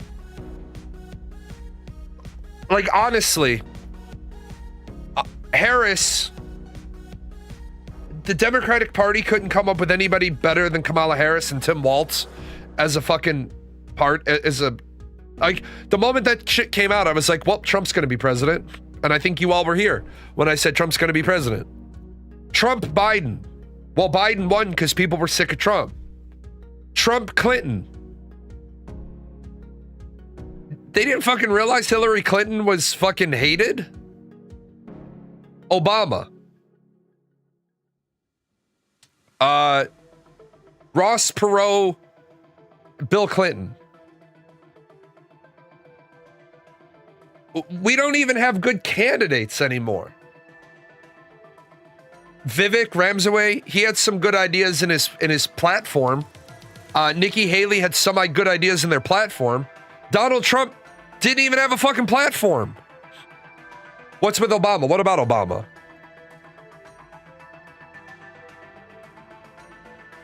Obama ran against, if you really want to go pound for pound, John McCain would have been a better president than Barack Obama. But Barack Obama was Okay, I know this is gonna offend some people. Barack Obama in 2008 shouldn't have been the Democratic nominee. Barack Obama should have stayed in the Senate in 2008. John McCain should have been elected president in 2008 to 2012. And then Barack Obama should have run 2012, 2016. Obama should have taken us to the presidency all the way to 20. That's, if you want to pick a singleton moment in the continuum where life went wrong, we needed John McCain after W to clean up the fucking war bullshit that had spilled over under Junior. Now, after one term of John McCain, two, maybe, if I keep Carthos happy, then Obama comes up and takes us either to 2020 or 2024. But the problem is we had Hillary Clinton trying to run for president, Bernie Sanders trying to run for president. In 2012, the best the Republicans could come up with to run against Obama was Mitt Romney. Like, what the fuck? Although Romney did better than McCain did, but that was because 2012 was the incumbent election and people were upset with Obama because he didn't immediately make their lives better. That's another reason somebody had said, well, why don't I run for office? McCain was very moderate, but McCain was the person we needed after Junior to end the fucking war bullshit, because John McCain was respected around the world. President Obama became respected around the world. McCain already was respected. And I'm not trying to take away Barack Obama being president. I'm just saying I wish it had moved 4 or 8 years down the continuum where Obama would have been more seasoned as a senator, would have had better relations around the world when he came in ground running, and then would have been able to do some things. Like, I think the Affordable Care Act, Obamacare, great idea, terrible execution, actually made the problem worse. If you're being honest and you're being legitimate and you're being authentic and you're being honest with yourself, Affordable Care Act, great idea, terrible execution, actually made the problem worse. And it's part and parcel because we aren't fixing the problem.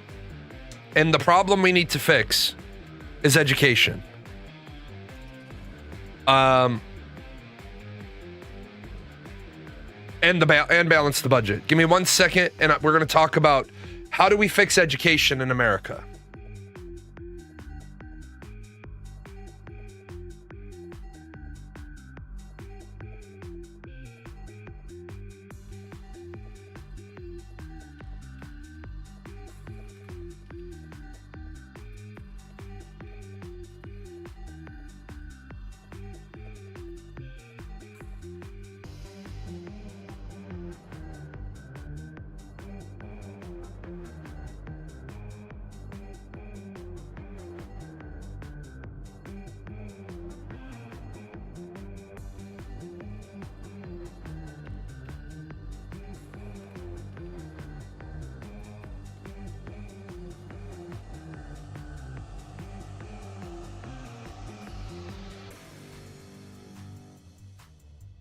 Alrighty, so America. I was a teacher in America for 4 total years, and then I was in the military. I've taught at the college level. I've taught at the college level longer than 4 years. I taught in the junior high for 2 years and the high school for 2 years. Let me tell you this outright. We need a 20-year plan to solve education. I do not like President Obama because I do not like his No Child Left Behind bullshit, because No Child Left Behind really means no child gets ahead. Number one, we have got to fucking stop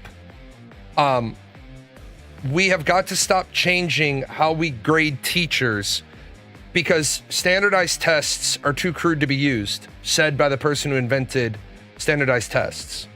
Number one, first and foremost, kindergarten, first grade, second grade, third grade, children have got to learn to read. We need to stop using all of these bullshit reading models that don't fucking work. If you're in your 40s or your 50s or your 60s, you remember how you learned to read, and it was called phonics. And every fucking kid in America goddamn hated it.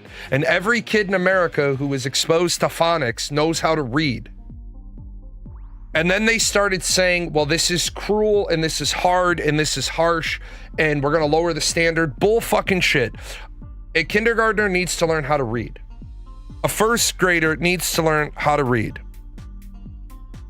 Hooked on Phonics really worked for me. You need to focus on reading instruction, phonics, fluency, vocabulary, reading comprehension, right? The saddest part is we already have documented practice guides, documented curriculums that we know work. We have turned reading comprehension in America into a separate skill set from decoding. Now, I know a lot of that is like buzzword bingo. Reading is not a combination of a bunch of skill sets. Reading is the culmination of all the skill sets. We don't need to worry about anything in kindergarten, first, second, or third grade other than good citizenship, manners, and reading. Work with me here for a second. I don't need kids in third grade learning pre-algebra, and I've seen that shit in school curriculums. I don't need kids in third grade already starting multiplication.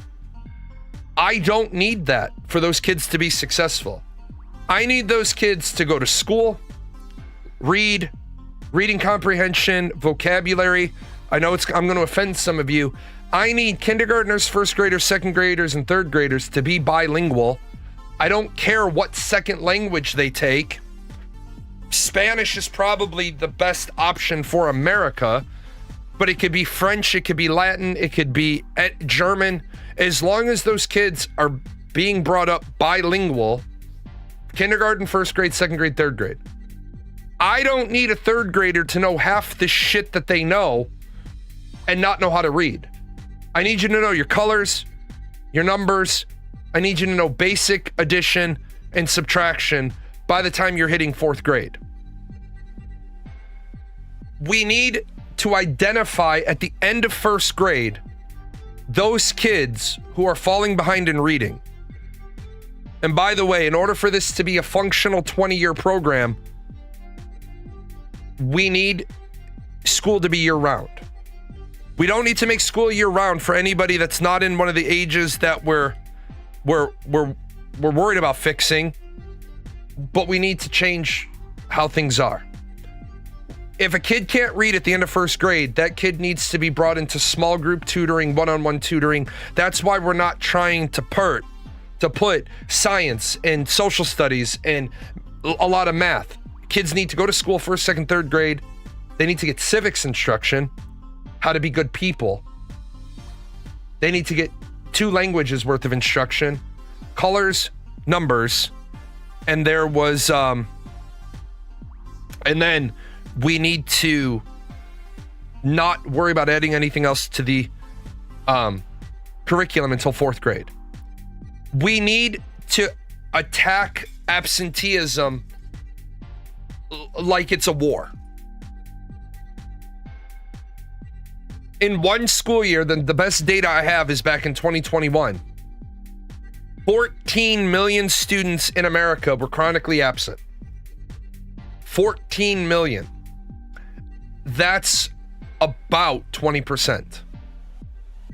About 20% of children were chronically absent. We can't have that. We have to look at why those kids are chronically absent. Transportation, the crime in the neighborhood, health of the kids, health of the family, health of the parents, housing instability, family chaos, a 2-parent home, 1-parent home, single mother home, single dad home. But we need to attack absenteeism like it's the enemy, because you cannot teach a kid who is not in school. We need to get classrooms back in fucking order. Let me in reading class, you do not need organized chaos. You do not need disaster or disorder in the reading classroom. As the kids get older and they start to engage in interpersonal communication and debate, those classrooms are going to become more chaotic. They're going to become more disorder. They're going to become organized chaos. But there needs to be consequences for students who misbehave. There needs to be consequences for teachers that suck. We need calmer classrooms. We need better leadership in the schools. We need faster removal of students whose behavior disrupts the instruction for everybody else. Karthos is another teacher. I'm sure some of you others are teachers, but everybody knows this.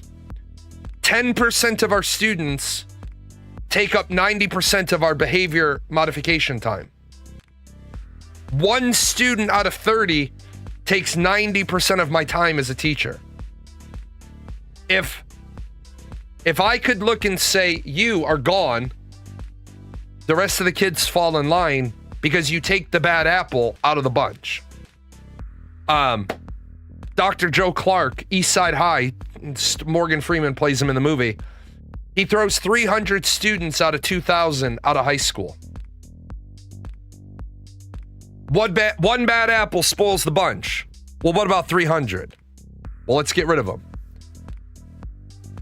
The next part is hard because it requires adults to acknowledge that they're deficient in something. You cannot fix a national literacy crisis if you're only worried about kindergartners, first graders, second graders, and third graders. You need remedial reading education for every grade level, for every child that does not test at their grade level. And unfortunately, this is where money is going to be necessary. You're going to need federal money, state money, night classes, workplace-based programs. But you're also going to need community colleges to be interested in helping with adult literacy. The union, remember I said I don't like unions because they don't do much? Why? Unions need to be providing basic literacy. Churches, church groups, Sunday schools. We must become a nation of people who are literate.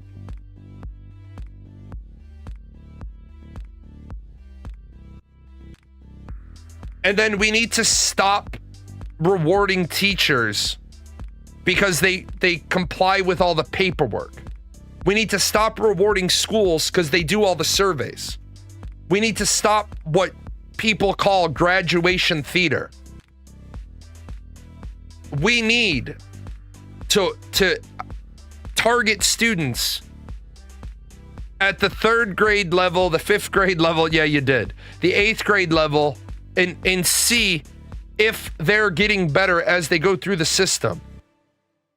Schools should not have to fight with a parent or a school board to determine if a kid can be retained. We need to stop all this bullshit, new fandangled technology, and putting kids on Chromebooks or ThinkPads or iPads or fuck you pads. The literacy crisis in America is so pervasive that if we don't get it fixed, we don't have a country. As a person who, one of the requirements at the job I had where I taught domestic violence, abuse, and prevention and intervention was you had to write a nonviolent plan at the end of the class. And yeah, you took the dogs for a walk. and there's kids leaving school at 1 p.m. The school here, the doors open at 8:15, class starts at 8:40, the kids start dismissing at 3:10. 8:40 to 3:10.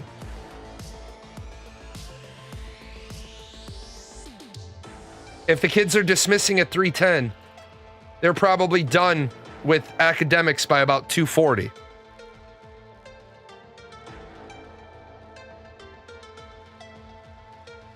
You can't create a society like this. You can't educate a society like this. I hear a lot of people say, oh, well, high school is too hard on the kids because when they get to college, look, man, I've sat in college classrooms. I've been at the front of college classrooms. I've been in the back of them auditing a teacher. And,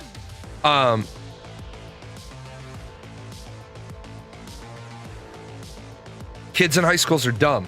Yeah, I'm against corporal punishment. I used to be a pro spank that ass mentality, and then I started reading a lot of the research. It doesn't work. It works anecdotally, but it doesn't work in cases large enough to say this is a good method. It's a good method for some kids. High school should be hard so they're ready for college, except the ways that high school are hard isn't how college is hard. That's the fucking problem. But the good study habits that you're getting in high school aren't the good study habits you need in college. That's the fucking problem. We call them college prep schools, and we do everything except prep them for college.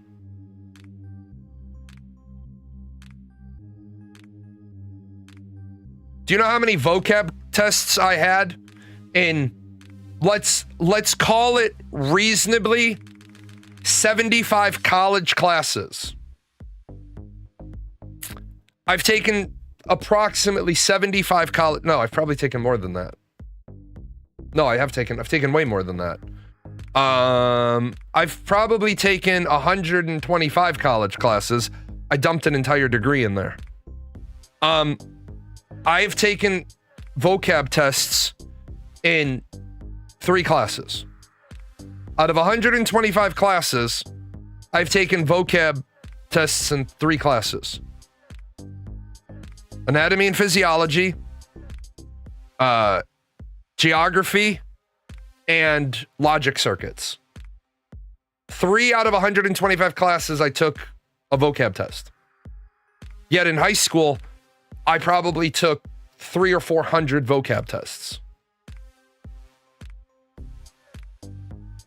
Why? You didn't teach me anything. I didn't even take vocab tests in language arts, in any of my literature or English classes. The problem, we are having a generation of parents who are choosing to give up on their dreams so they can raise their kids. Say what you want about the boomers, but their lives were go to work, raise kids, sleep. Millennial and Gen Z parents take time from work and family to pursue hobbies and other things that used to be left till retirement. Yeah, you know what? This is a big talking point. We don't need everybody to have kids. If we have 20 million Americans out of work, then we don't need 20 million Americans. If there's not jobs for 20 million Americans, then fuck them. We don't need to replace those people in the next generation. If you don't want to have kids, don't have kids. But if you have kids, by God, take care of them kids. And that's not a judgment. That it's an option to not have kids need. Yeah, Karthos doesn't have kids. I would say Karthos would be a great parent. But Karthos doesn't have kids. Doesn't need them. I'm not looking at Karthos like, why the fuck don't you have kids, man? You're getting old. No, he doesn't want kids, don't have kids. Trust me, people like me have 5. My daughter wants 6. My other daughter wants 0. You like money and free time too much. Holy fuck. Great fucking answer. Great answer. I like money in my free time. I don't want kids. Perfect answer. I don't know why people tell you you're selfish if you don't agree. Now, what I will say is, I would not trade Gizmo for all the tea in China. Gizmo's my youngest daughter. I use all nicknames. I would not trade Gizmo for all the tea in China. But Gizmo was not planned. Gizmo is a oopsie that shouldn't have happened. I'm supposed to be in Florida retired right now. Yeah, there you go. Karthos was a teacher, and he learned very early on to be a parent and do it how I feel is right would require more than I'm willing to give. Yeah. Right. Exactly. Because my wife conceived another child, I was like, well, fuck. Oh, shit. Here we go again. Like, right? But my 20-year-old is 20, which means 2 years ago, my retirement should have started. The original plan was that I'm supposed to be retiring this September 30th.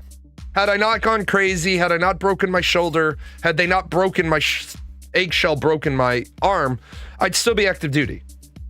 I'd be a colonel or a general, and I'd be either getting ready to retire or getting ready to stay for 2 more years because they made me a general. If they didn't make me a general, I was piecing the fuck out at 20 years. I didn't give a fuck. I literally had my plot line, my career progression was I wasn't even going to take the promotion of colonel if I didn't get it 2 years below the line because I wasn't staying for 22 years.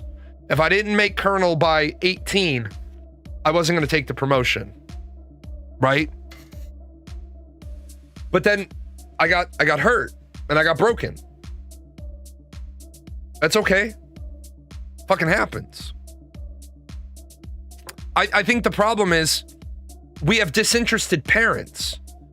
And if you don't even give a fuck about your kid, right? It's like I said it, I think I might have said it yesterday during the Once Human stream, or I said it on Wednesday. My idea of child support, I understand that in a democracy, in a social federal republic with democratic elections, you can't do this. But if you made me king, every man in the country would be paying child support by the end of my first month as king. Why? Because what I would do is if you haven't paid your child support this month, we're going to round you up and bring you to City Square.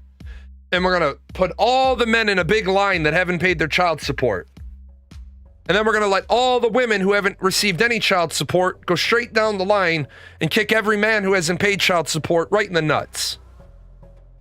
There's 300 women ain't gotten child support this month, and we got 279 men because we can't find the other 21. Sorry, guys, you each are getting 300 kicks to the nuts. Starting the next month, after they fucking pick themselves up off the floor, starting the next month, I'm gonna have guys run into fucking center court begging, I have 297 of my $300 in child support. He'd be on his knees looking at all the men in the crowd. Please don't let me take 300 nut shots. You'd have other guys that were in line like, fuck man, you're shit, here's $3. That's one less kick in the nuts I'm gonna get today.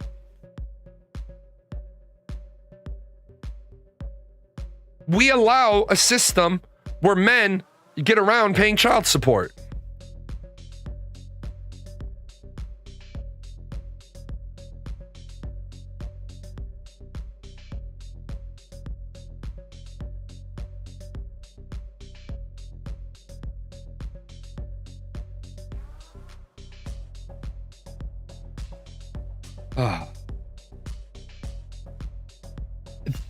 Where we're failing is everybody wants, and if you notice, I never say, I think I have all the answers.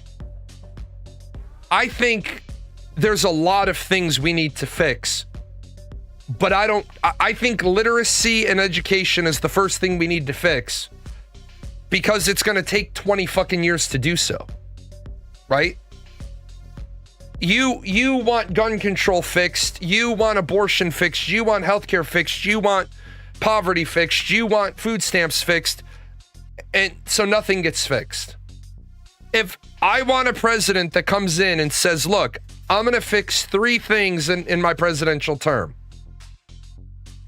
We're going to get rid of all the fucking bureaucracy so that people can get a meal without having to fill out 27 pieces of paperwork. We're going to do school reform at the federal level, and that school reform is going to be, we're getting the fuck out of the school business. That's states. There won't be any more federal funding going to schools. All the money that was previously earmarked for schools from the federal government is going to go to paying off the national debt.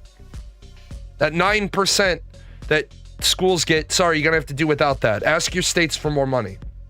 We're not going to have national standards anymore. We're going to lower fucking college loan interest to 10% or 15% total. Probably 15. So we're going to retroactively go through that. That's all I'm going to be able to get done in education. I'm sorry. It's all I can do in one presidency. We got to stop expecting presidents to be fucking Harry Houdini or David Copperfield, and they're going to work fucking magic and miracles. Look, if you named me king today, I'm going to call up Iran and going to be like, hey, you want to piss off all the Trump supporters? I've been elected king. Let's go back to the negotiating table. I'm going to call up Israel and say, stop killing innocent fucking people. I'm going to call up Putin and say, look, I got a lot on my plate this first week of being king.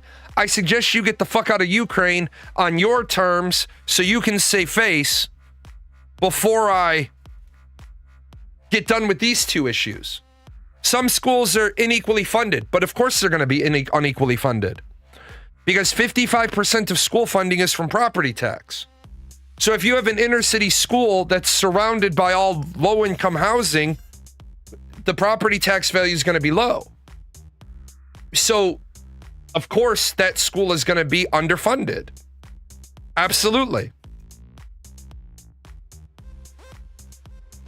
Schools are a commodity of your neighborhood. It is not right to take money out of my... It is not right to take money out of my community to equalize education. Because this is a poor neighborhood, this is a poor neighborhood, and this is a rich neighborhood. Why would I want my property tax money going to help inner city schools or poverty-stricken schools? Why should every kid be equalized at the state level at $15,000? They shouldn't. What should happen is the rich neighborhood, the middle-class neighborhood, the poor neighborhood, $12,000 per kid in the school district, $8,000 per kid in the school district, $2,000 per kid in the school district. All right, so what's going to happen here is the state is going to give $3,000 per kid to this school district. The state's going to give 0 here, and the state's going to give 0 here. Why? Because the rich neighborhood doesn't need state money because there's already enough money for their kids. We're not going to take any of your property tax money, but your state income tax money is going to go to those kids. Sorry, we have a poor ass state. There's nothing we can do here. We have a poor ass state. There's nothing we can do here. Sorry. Our first cut is to fix some of the problem. What does that mean? It means the state needs to figure out how to make more money to have more money to give to schools. We don't need to have rich, middle class, poor. The property tax aligns like this. And so all of a sudden, the state is giving $108 per student to all 3 schools equally. You don't need to do that. The rich school is going to bitch that they don't get it. The middle school is going to bitch that they don't get it. And the poor school is going to bitch they don't get more. Well, what do we do with that? What do we do with that? How do we fix that? Well, first of all, we look at the rich school and we identify that the rich school probably doesn't have 100% solution to their students. So we can't just say we're going to take students out of the poor area and bus them to the rich area, which is what poor people always advocate for. Well, the rich district should be taking some of our kids. Why? The rich districts aren't even taking care of all 100% of their kids. So let's just cut the shit and talk like real people. If the rich school is only got an 88% education rate and it's rich kids, do you think the rich school is going to give a shit about the 3 poor kids that you force the rich school to take? They're failing 12% of their own people. Rich people being the people in topic. You said that was a red flag when I was dating a girl whose best friend is her mom. My kids are not my friends. My children are not my friends. Period. Fucking dot period. My children are not my friends. Until they get to about their mid-20s. Then they can be my friends again. My 24-year-old didn't like that I ever said that. I was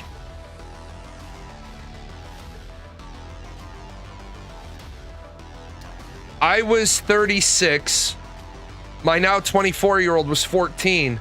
And I remember we got into a fight because she said something like, well, you're my friend. And I said, hold up. And keep in mind, I didn't get this kid till she was 10. I said, hold up. You've made a mistake and you've used the wrong words, so let me correct that. I'm not your friend, I'm your parent. You won't be my friend until we have something in common.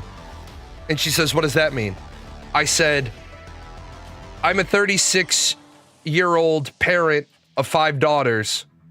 You're a 14-year-old child of 0 kids. You don't even have a high school diploma. I have 4 college degrees. What the fuck do we have in common? Nothing. That's why we're not friends. Because if you came home at 14 and told me you had a 36-year-old friend, I'd be out the door with a baseball bat looking for the 36-year-old who's friends with my 14-year-old.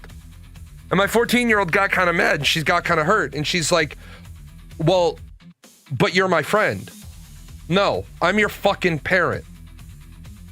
Because friends cover up for friends. My kids, you can come and talk to me and you can ask me to wear a various hat. You can ask me to wear the parent hat or a friend hat or a total stranger hat. But I'm not your friend. My other daughter's 20. I'm 46. A 46-year-old has no fucking business being friends with a 20-year-old. Period. Dot. It's like, not to put shit on the guys right now, but guys, I'm gonna put some shit on you and you put this shit on other men, right? Once she's 18, she's legal fair game, right? So you're a 32-year-old guy and you've got an 18-year-old girlfriend. What the fuck do you do together? Do you pick her up from school and help her with her homework? Are you going to sit next to her parents at graduation? Are you going to sit in the theater while she's in the school play? What the fuck? What does a 32-year-old have in common with an 18-year-old? Don't turn around and tell me a 32-year-old is having a meaningful relationship with an 18-year-old. Dude, you're a 32-year-old. You're fucking an 18-year-old. Let's just throw the fucking words out there. She's 18, you're 32, you creep me out because if you're 32 and she's 18, you'd go younger if you could.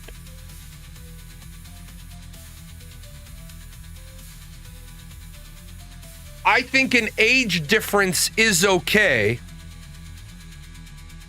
but I think we need to put some confines on the age difference. Half your age plus 7, right? Half your age plus 7 works after about you're 28. Okay, so at 28, half your age is 14 plus 7 equals 21. And I think in some ways, 28 and 21 is still a little weird, but it's okay. But 22, half your age is 11 plus 7 equals 18. 22 and 18, that's some weird shit. That 22 and 18 is some weird shit. But it's legal. You're right. It's legal. Doesn't mean I'm not going to call you out on it.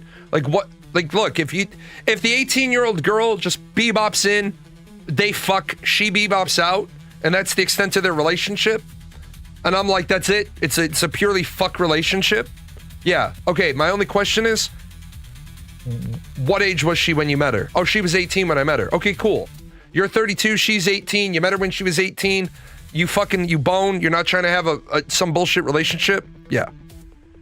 Your girlfriend's sister was 12 and had an 18-year-old boyfriend and her parents didn't care. Oh, no. No. My daughter got pissed at me to no end. My daughter was 14 with an 18-year-old boyfriend, and I called the mom. And I said, either you control your son and I control my daughter to the best of both of our abilities, and we keep them away from each other, or I call the police and the police get involved to keep your son then away from my daughter. My daughter got pissed at me. And I said, look, I don't give a fuck that you're pissed at me. And again, it really helps that it really helps that I don't try to be friends with my kids. My daughter was like, oh my God, you've ruined my entire social life because now he can't come up to the park if I'm there because his mom won't let him. He's 18 years old. He can go up to the park if he wants. He just has to live with the repercussions that his mom is going to kick him the fuck out the house. The mom sees me all the time. The mom just waves. I just wave. We don't have any bad blood between us. An 18-year-old has no business with a 14-year-old. Well, the 14-year-old is really mature. No. I'm willing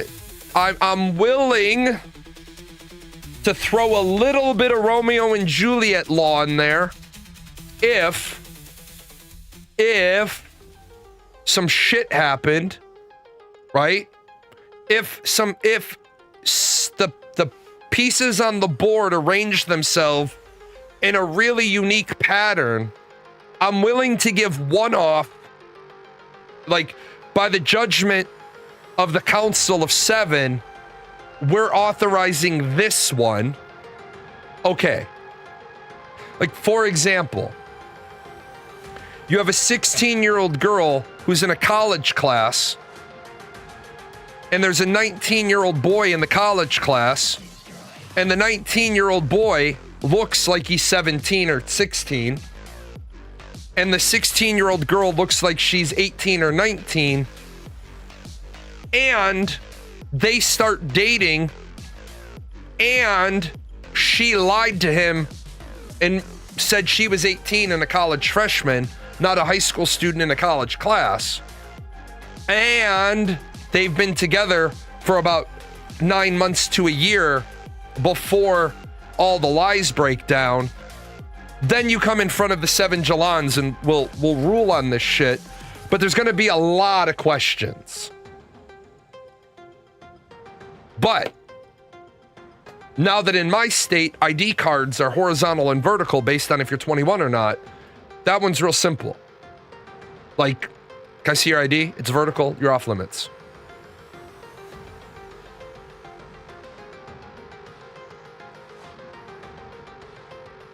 I've had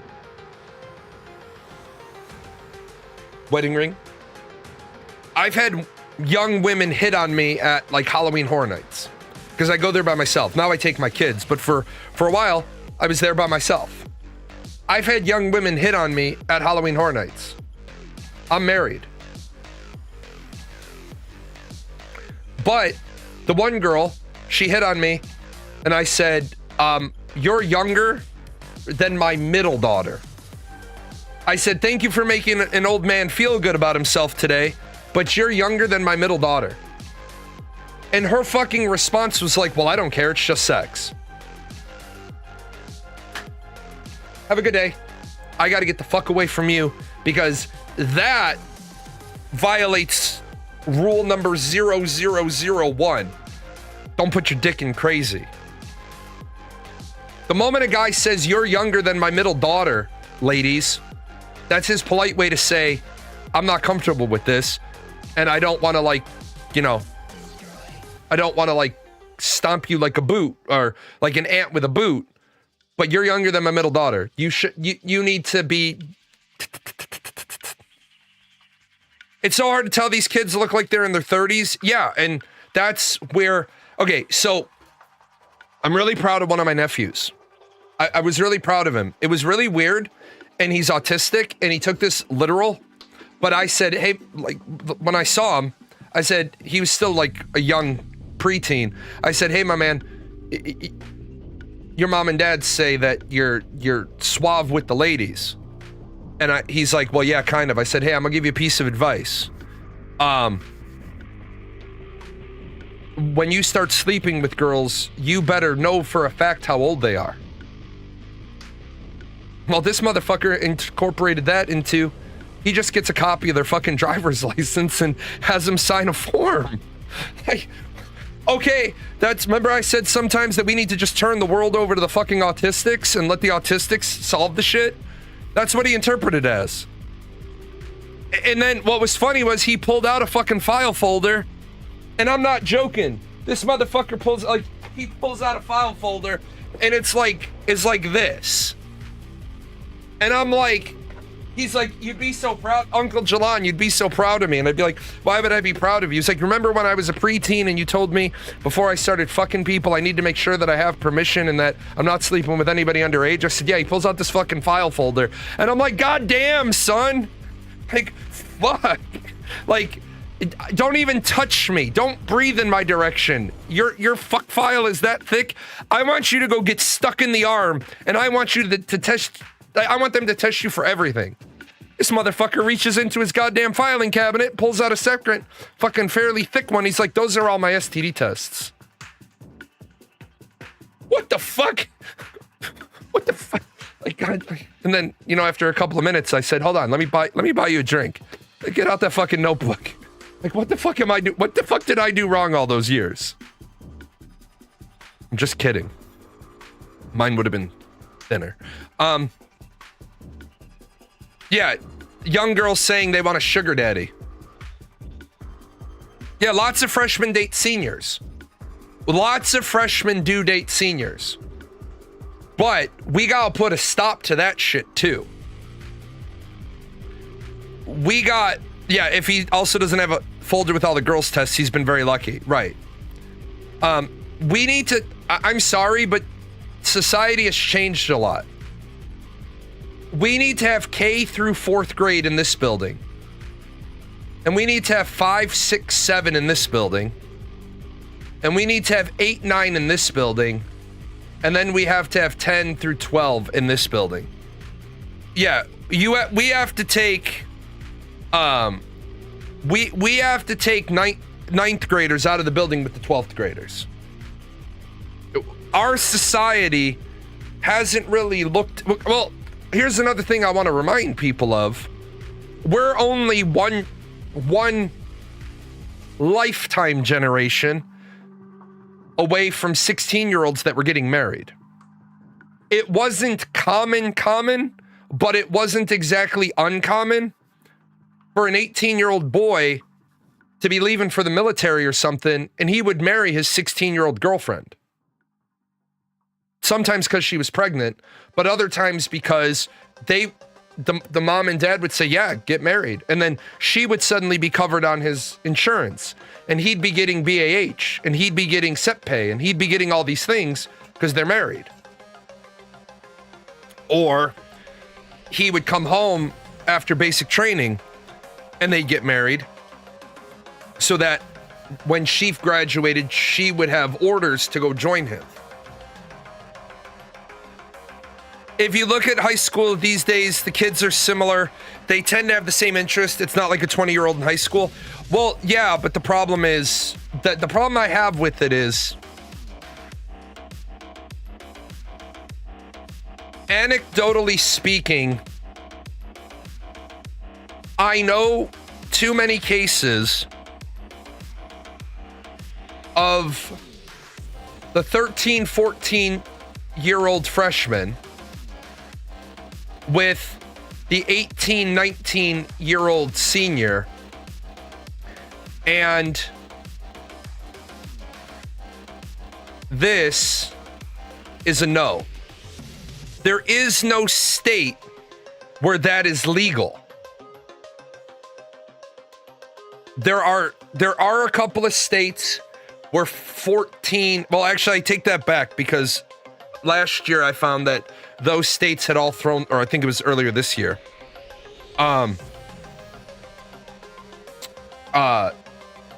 they've all thrown those laws into discussion.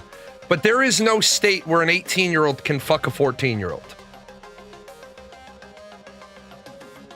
I'll do a real quick check just to make sure I'm not sharing bad information, but I don't think I am.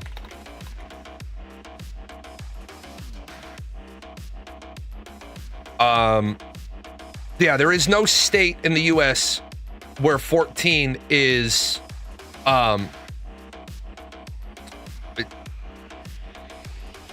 14 is the age of consent. An 18-year-old boy has no business taking a 14-year-old girl to the prom. At all. 18-year-old should not be considered an adult when we need to stop this bullshit. We need to stop. I'm gonna put this up. We need to stop this bullshit.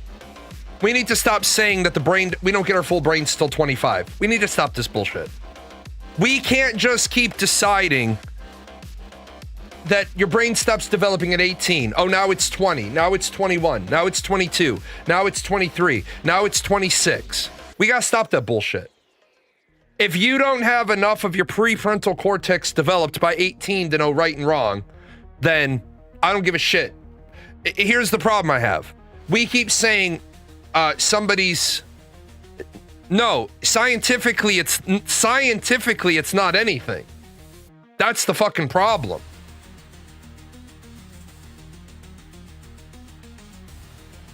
Because the same scientists that say it's 25 have peers that say no, it's 21, have peers that say no, it's 30. Look, man, your brain might still be developing, but that doesn't mean you're suddenly getting more knowledge. Like, ready? I was able to read at the 12th grade level no later than age 8. So, sure, I was age 8 and able to read at the 12th grade level. I was reading the college level at age 8.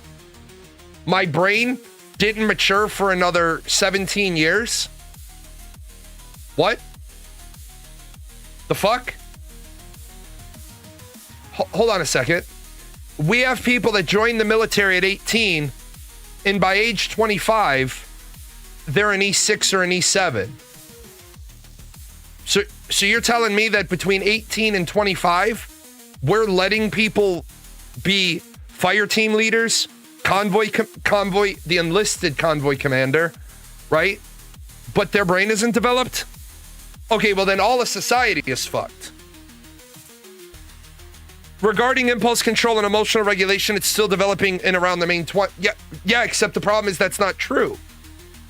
It doesn't stop at 25. For some people, they don't have any impulse control at age 40. Some people have impulse control at age 12. Yeah, people develop at different rates. It's not practical or fair to make the judgment case by case. Well, no, we have to make the judgment case by case. It's not practical to make it case by case. You're absolutely right. Because here's the thing. We say, if you keep saying that the brain's not fully developed till 25, why can you drive at 16? Smoke weed at 21, smoke cigarettes at 21, drink alcohol at 21, vote at 18, buy a gun at 18 or 21. If we're going to keep on with this bullshit that your brain isn't fully developed until 25, yeah, you can sign up for a war, to die for a war at 18, but you didn't fully develop until you're 25. I can't get down on that bullshit.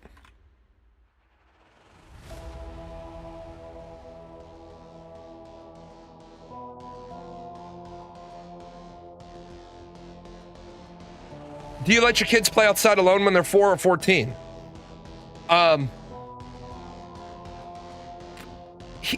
So here's the big one.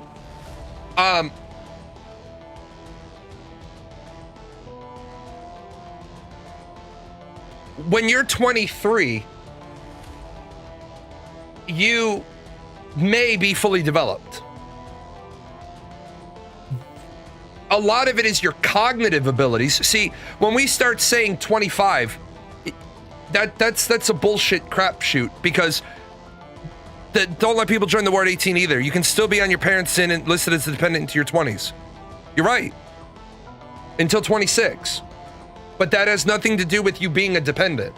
My daughter is my dependent, but she's completely independent. She lives in her own apartment, but she's my recipient of my benefits. The problem is judgment comes from experience, and experience comes from bad judgment. The problem we have is by 18, your brain is mostly developed. The bullshit that we keep talking about, 18 to 23, 18 to 25, 18 to 30, it's because you haven't been exposed to opportunities to exercise judgment. Now, for me, in Generation X were fully mature by 18 because we fucked around and we found out. We were latchkey kids. We learned from everybody else's mistakes. The problem is 25 is for some people. I lived on my own. By 25, I'd been on my own for 9 fucking years. Yeah, there's kids that take public transportation alone at 7. Yep. They never should have to. But your parents let you play from early age unattended. I think they crossed their fingers and glad we came home each night. I'm gonna go even one better. I've shown this in the past. And it makes me laugh. I come from the generation. From food grade lubricant. I came from this generation. This generation makes me fucking smile, right? The generation I come from is fucking hilarious.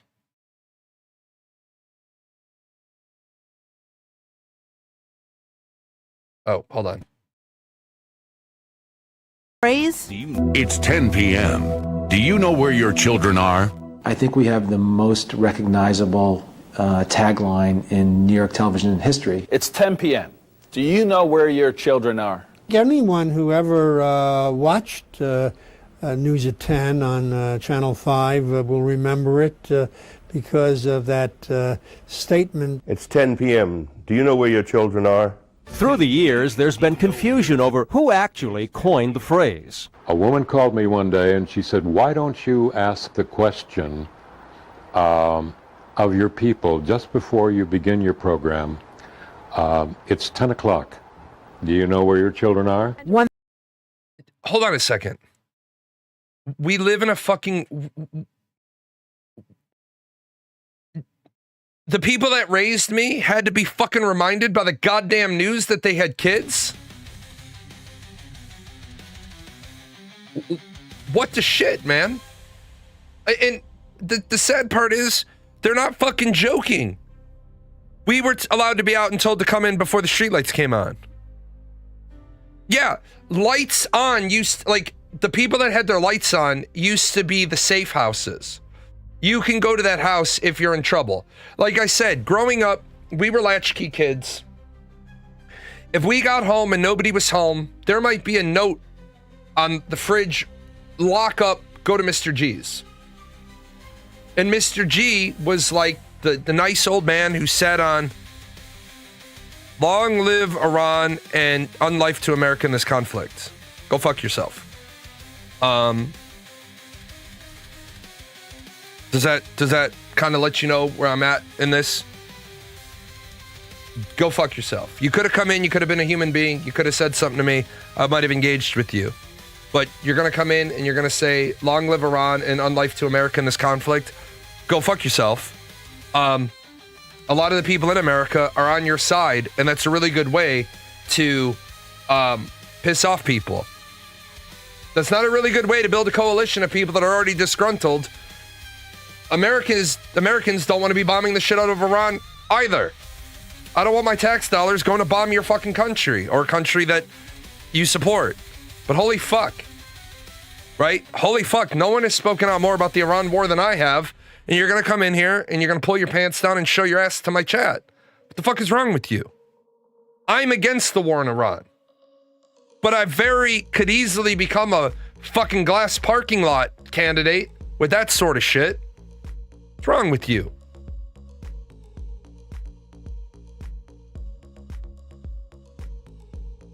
The real world example, my parents were steady showing me and explaining things about the world. And every time we went to the mall store, I'd have some idea at 18. Yeah, right?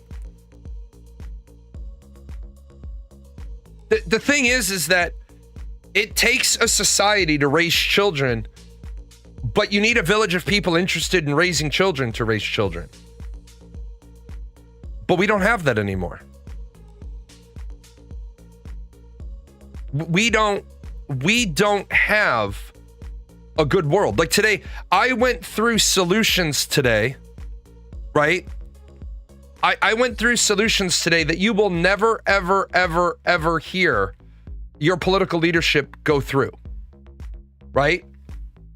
The reason why is because my reforms don't make anybody rich. When I talk about reforming schools, you notice that I didn't say we need to bring in outside educational partners. No, you have a bunch of people that have fucking college degrees. They should be taking a basic skills test before they become a teacher. But we don't even give teachers basic skills tests because it disproportionately affects minority people. Minority people, you mean people who can't read? We literally got rid of basic skills tests in most states for teachers because people of color can't pass basic skills tests. Ladies and gentlemen, I will stand shoulder to shoulder with people of color to be outraged that people of color are being allowed to graduate college and not be able to read and pass a basic skills test for high schoolers, grade schoolers. But if the fucking argument is anything other than the failure of the university to prepare a person to take a basic skills test, then I'm not interested in fucking jerking everybody off along racial lines because we want to make sure that we don't offend anybody. Are you fucking serious right now? We don't want to give a basic skills test to future teachers because they might fail? Holy fuck. Holy fuck. We are in a fucking disastrous state right now People come to a fucking financial clinic, a financial aid center, so that we can help them lay out their budget so that they're ready to go to WIC with a budget. And then they see our logo on the bottom of it. They see our case number file, so they can call us and they say, hey, I'm with Mrs. Smith, case number 11601. Do you have that one in front of you? Yeah, 1 second, 11601. Yeah, I did this one. What's up? You vetted all these numbers? Yeah, I vetted all of these numbers. I said, in that packet we sent are copies of everything. So yes, this individual, by their income, by their taxes, by their everything, they should qualify for WIC. And they're like, okay. And then the next comment would be, well, can you send us a copy of all the supporting documents? No. No, I cannot. Why? Because that individual walked out of here with a manila folder with all the supporting documents stamped at the top. Like they had a file folder with the metal pins on the top, with all the supporting documents on the left, the budget on the left, all the things you need on the right, the application on the right. How the fuck do they have the application that we filled out if they don't have the supporting documents? I said, if they don't have the paperwork, I can't send it to you. Tell them to give it to you or send them back here, and we'll start the process over from square one. Then they would come back and they'd be like, well, I don't understand why you couldn't just send it. I don't understand why the motherfucker you didn't take over the folder I prepared. You can't talk to me that way. Look, bitch, I'm a volunteer. I'll just match your energy. I put together the whole folder for you with everything they needed. Well, I only took what I thought was important. Well, you're fucking stupid and ignorant, which is a dangerous combination.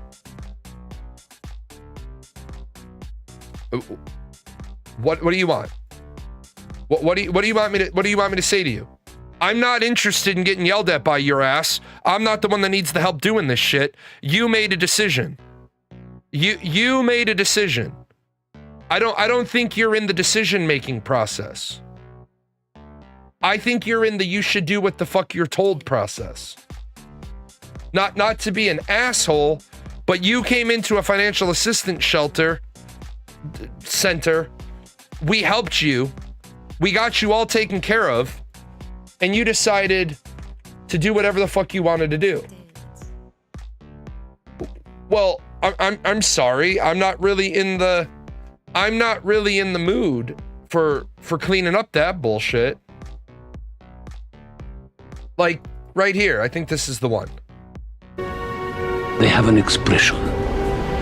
Pride goeth before a fall. And their pride was their undoing. I know. I was there. Ah, Malari. Good. It's a great scene. I'd like you to meet General Lefcourt. General Lando Malari, liaison to the Centauri delegation. Pleasure to meet you, sir. Likewise. Please, sit. How was your president? Well, I hope. Much better. Just saw her in the red room, and she's starting to get some of the color back in her cheeks. This damn flu's got half of my staff down sick. I suggest you give her a little of this before she eats. I brought it from Centauri Prime when I heard she was ill. It will completely eliminate her symptoms in 2-3 hours at most. Well, thank you.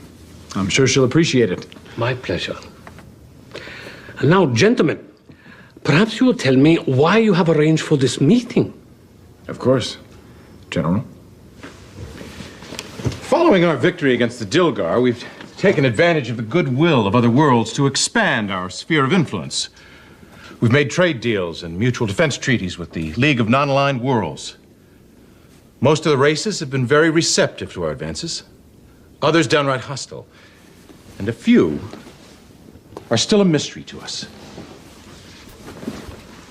What do you know about a race called Minbari?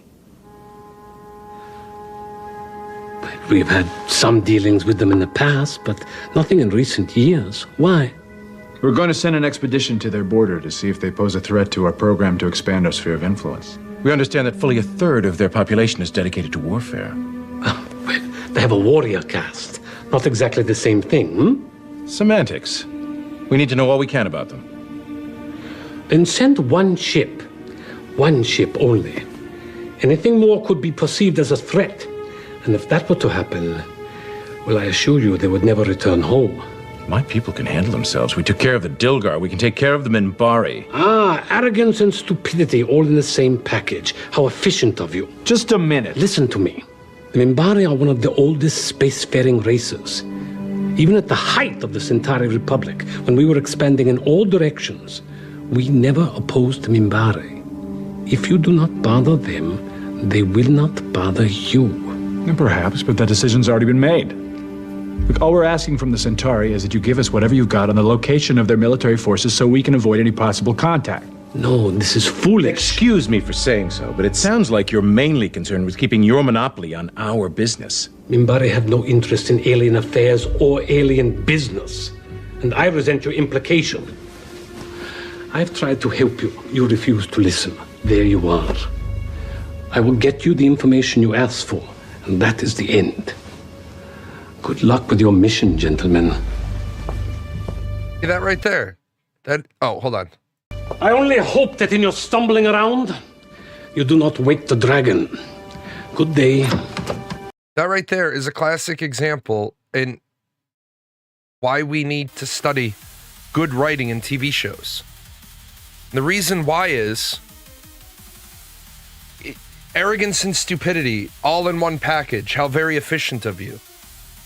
We have people who think they have all the best answers, right? And they never want to hear an outside opinion. Kids need 2 semesters in high school on how not to be offended. That is from Babylon 5.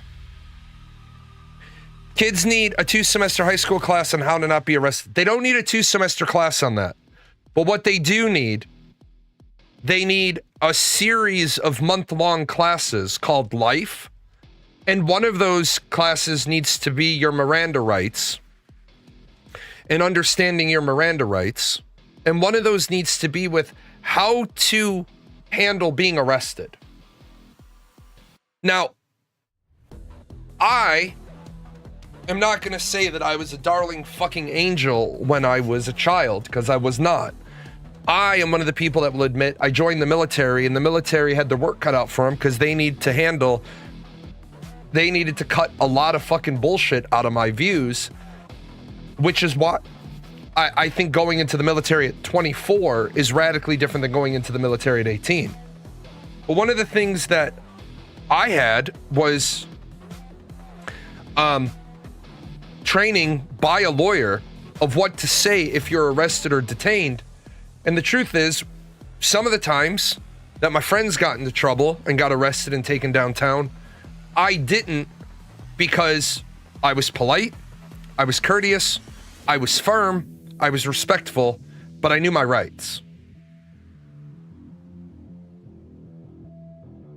I'm 18 years old, I'm with a group of guys. To my knowledge, none of the guys that I was with did anything illegal. And we met up with the other group of guys, and then the police showed up. And police was looking for a group of people, and some of the people in our group matched the description. Cool, that's them. I'm not with them. We're just all walking in the same direction. I'm with these 3 guys.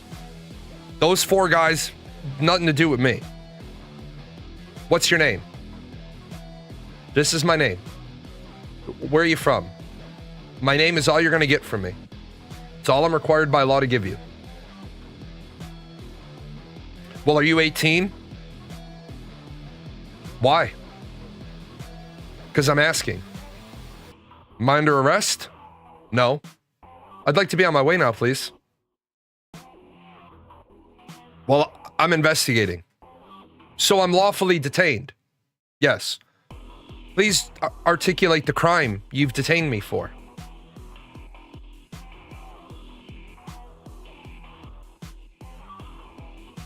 And then they realize it's not worth it. Because after a minute or two, 8 kids, 2 cops, some other cops show up, and somebody walks up and says, hey, you know that's Tommy and Danny's little cousin, right? Oh, is it? Yeah. You, green flannel, get the fuck out of here. Why? The problem is we don't teach kids to shut the fuck up. We teach kids to cooperate with police officers. I don't make friends with police officers when I say this because I make their job harder and they don't like it. And you should be, as a police officer, you shouldn't care that I'm teaching people how to engage with you in a way that makes the game harder. A police officer is never going to ask you shit if they have enough evidence to arrest you. If the police officer has enough evidence to arrest you, he ain't going to be asking shit. He's going to be arresting you. Period. Dot. Period. Fucking dot. Yes, I did. We talked about the Pearl Harbor thing earlier in the show. If a cop has enough to arrest you, he's going to arrest you.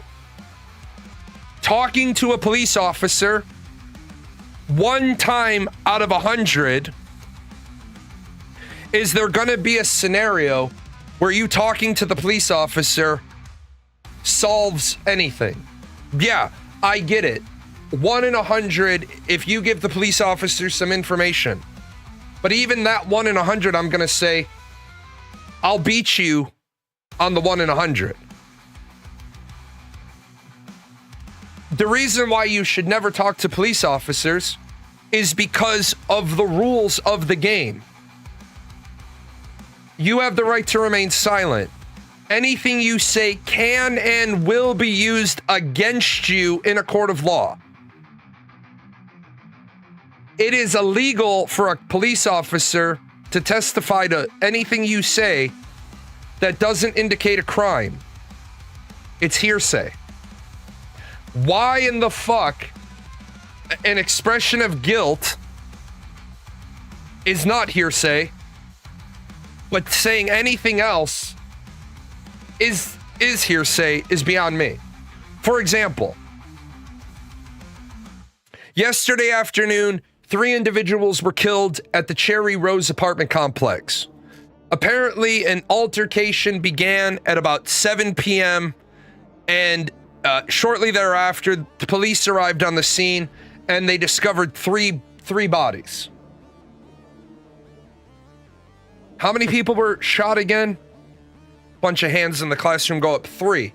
You're all under arrest as suspects. Why? Because I never said anybody was shot.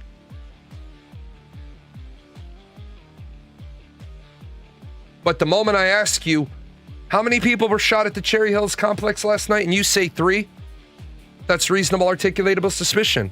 Because we didn't allow the news report to report that they were shot. But I asked you. Should officers be able to lie? Well,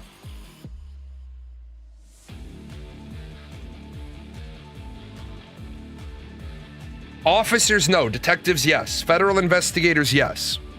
A routine cop, a beat cop, a street cop. There's so many resisting arrest videos of people refusing to open their car door and window. Yeah, and all those. Here, President Jalan, King Jalan, I'm going to pass a decree. If you're an asshole motherfucker that won't put your license, registration, and proof of insurance into the cop's hand, you get 1 warning and 1 warning only.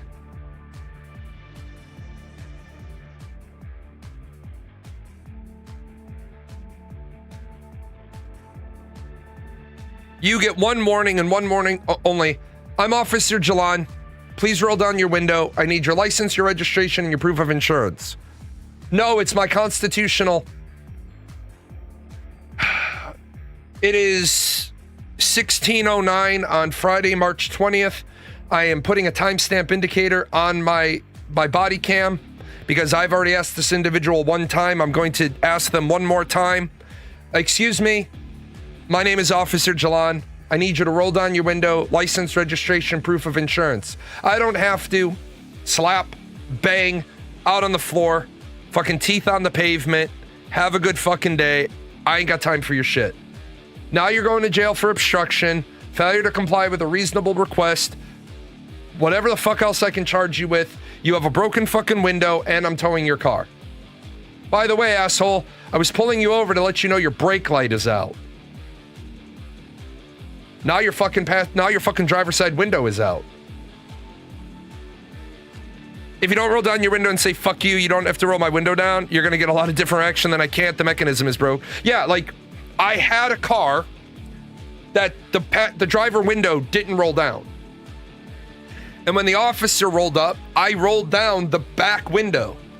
And the officer was like, knock, knock. And he's like, roll this down. I said, I can't. My hands are on the steering wheel because I always put my hands up like this. I'm like, you may feel free to open the door for officer safety. I'll step out. That window doesn't roll down. So the officer just opened the door. He's like, be cool, man. I was like, yeah, whatever. I'm Fonzie. We're all cool. It's like, sorry about that. That window just doesn't roll down. So that's why I rolled down the other one. I turned the overhead light on. Like in my current car, I have tinted windows due to my vision. My back seat windows, you cannot see into. You don't have to be able to see into. The back windows, the back seat and the third row seats, they're fucking blacked out glass. I could have the fucking president back there, you'd never know. My passenger window, my driver window, my windshield, and my back window are all tinted to the maximum allowable darkness with polarized glass. I've had cops pull me over just to check the tint on my window. Go ahead, man. Because I know I'm not breaking the law. I don't give a shit. You want to check it? Check it. Because I'm not going to be an asshole. But you get all these people. I'm not driving. I'm traveling. Are you operating a motor vehicle, asshole? Yeah, you're going to fucking jail.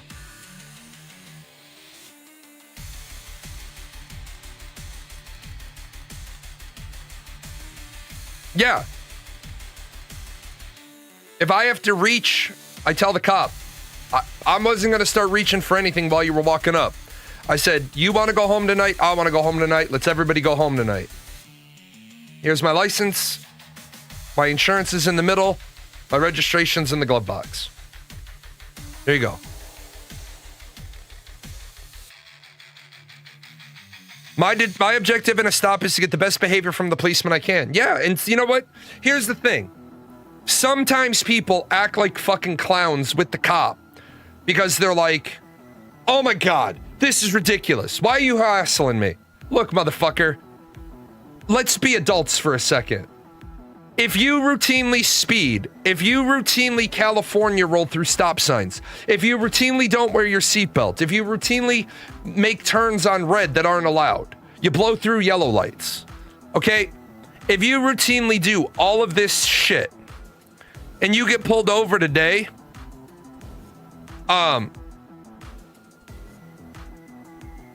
it's just your turn to get a ticket.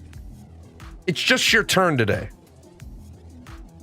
Yeah, the Constitution guarantees the right to travel. It does not guarantee the method of travel. You're restricted to the use of your feet. Your constitutional rights are not being violated. That is absolutely correct. But what these sovereign citizen assholes do, first of all, if you're quoting the Articles of Confederation, you are quoting the way wrong fucking document for the modern era. That document doesn't exist anymore. Second of all, there are people who say, I never consented to be governed by the laws of America. My foolish summer child, you failed high school civics. Because yes, you did. Because on the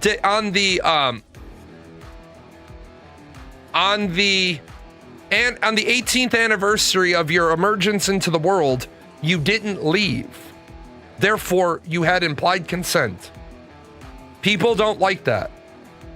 Implied consent isn't real. Yes, the motherfuck it is.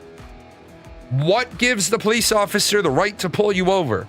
Because you consented to them pulling you over. No, I didn't. Do you have a driver's license? Yeah, but did you read the rules of the road book? Yeah, but shut up, because you did consent. I don't have to give the license to the cop until he tells me what I did wrong. True. In one state only. California. Every other fucking state, when the cop pulls you over, the cop can pull you over for no reason other than to see if you have a driver's license. It says in your rules of the road book, upon request, you must surrender. Well, that's my driver's license. No, it's the state's driver's license. That's not true. Really? Go through the fucking law. It's their ID card. It's the ID card they give to you so that you can operate a motor vehicle. But I paid for it, it's mine. It doesn't make it yours. Sovereign citizen bullshit, if you followed the logical conclusion, would say that you can fly an airplane without a license. Yeah, exactly. People say, the people are like, the IRS is labeled as a voluntary payment system. Voluntary is in you calculating what you owe the government, not volunteering as in you paying. Do I think that taxes need to change? Sure, absolutely. Do we need less of them? Yes. Do we need a flat tax rate? Yeah. Earlier today we talked about should you ever be able to lose the house that you've paid for? No. I think that at some point you should not be able to lose your house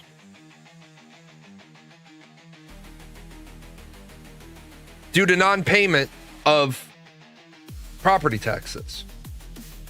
I believe at some point a threshold has been reached that you've paid more in property taxes than the building is worth. So you shouldn't have any more property taxes.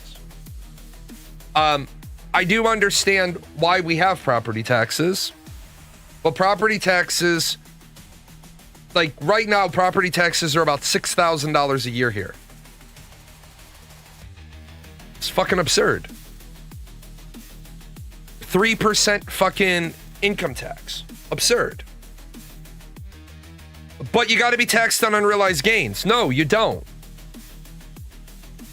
We should never be taxing anybody on unrealized gains. That one girl arrested the cop, didn't catch she had a gun in her pants, and she got out of the cuffs.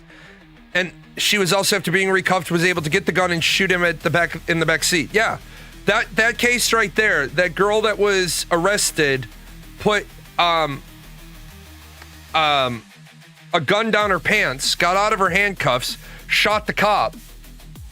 Well, ladies, all that progress we made about you not being able to be frisked by a male officer just went right out the fucking window because a female in custody shot a cop. Well, you're going to get frisked now. For some reason,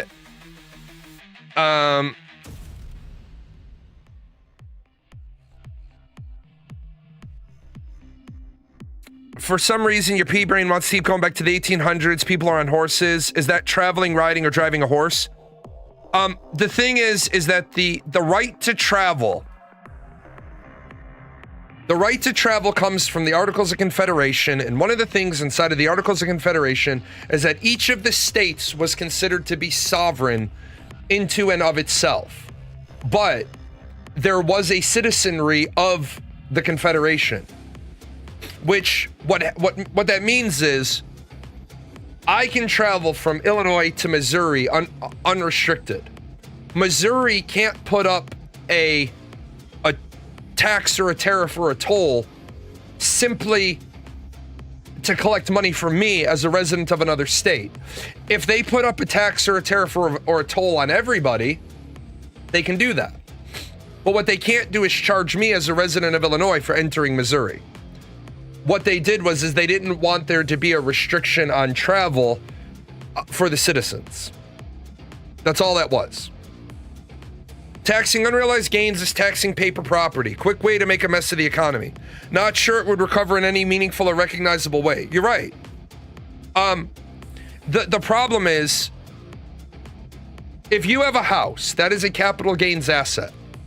Now, you have a house, you live in it for 2 of the preceding 5 years. You buy the house for $150, you sell the house for $500, but it was your primary residence for 2 of the preceding 5 years. You do not pay tax on that profit because it wasn't an investment property, it was your home of record. But you have to have lived in it for 2 of the preceding 5 years. And you can't then claim another property for that same block of time. But people are like, what kills me is like, I locked up all of my stuff into trust so I don't have to pay tax. Good way to fuck your future family generations, as my little cousin is finding out. Do you have $13.9 million in assets? No. Is your house worth more than $650,000? No. Don't put your shit in trust. Put your shit into survivorship. Well, I put my stuff into trust too. I don't give a fuck. Because, ready? Chances are better that I have more money than you, and I don't have my shit locked up into trust that way. There's ways to do trusts. There's trust funds. There's ways to do things. But most importantly, the beneficiaries of that trust need to know how the fuck to access the estate upon your death. Because if you don't leave fucking clear instructions, there's 90 hoops to jump through, but you don't know which color and flavor they are.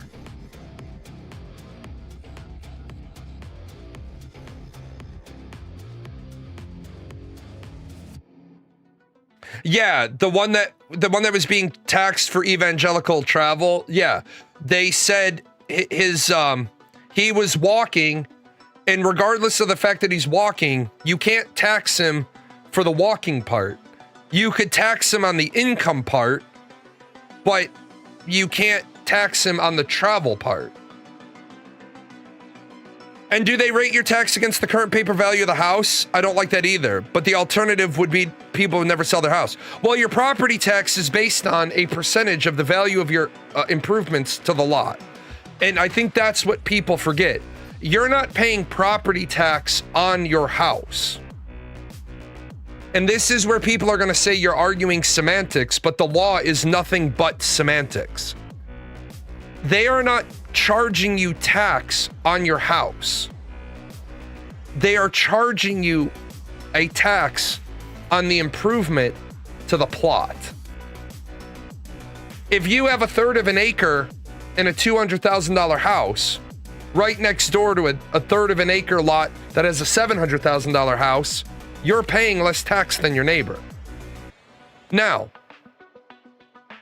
do I think that tax needs to be changed and modified a little bit?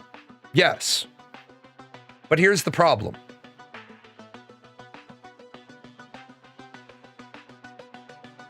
You don't have kids, you're never going to have kids. Why do you want schools? You don't. But you really do. Because you want there to be a generation of doctors, nurses, CNAs, you know, you want there to be professionals to take care of you as you get older. But you say, that's not my responsibility. But if that's your opinion, then when you're 82 years old and you need to live in a retirement home, nobody takes you in because you say, well, you didn't contribute, so you didn't help build the solution, so why should you benefit from what other people built? Yeah, I get it. Yeah, I saw the fucking French naval officer gave away the fucking carrier position by using a Fitbit to go for a run on the deck. Oh my God, fucking ridiculous. Yeah, that's why the fucking deed says lot 17 of the Peppermint Patty subdivision instead of your house number. Right. Each building is considered an improvement. Yes, each building is considered an improvement. The problem we have is you're mad, not you specifically, but you're mad about year number 250. Hey, look at that. Sprocket nearly got him. You're mad about year 250 of the game. Well, we're in year 250. We have laws with precedent, with interpretations and judicial rulings and case law and precedent and new laws that only addressed one line. The problem is there's a lot of bad bloat in 250 years of American history. There's a lot of bad bloat. We've got a lot of people that are still fucking on about slave reparations. I'm fucking tired of hearing about them. I'm fucking tired of hearing about slave reparations. I'm tired of fucking hearing about you're white and your people benefited from slavery. Motherfucker, I'm Irish. My people were the last people of indentured servitude. All European countries traded with Africa in the slave trade. Cool. Number one, all European countries haggled with black African slave traders on the coast. If you want to be pissed that your great grandma was brought here in chains, be pissed at the fucking Africans that sold you as a commodity. Well, slavery's wrong. Motherfucker, we still had slavery in Europe. We had serfs. We had indentured servants. I'm tired of hearing about slave reparations. The Irish people didn't fucking participate in the slave trade. Stop saying all Europeans.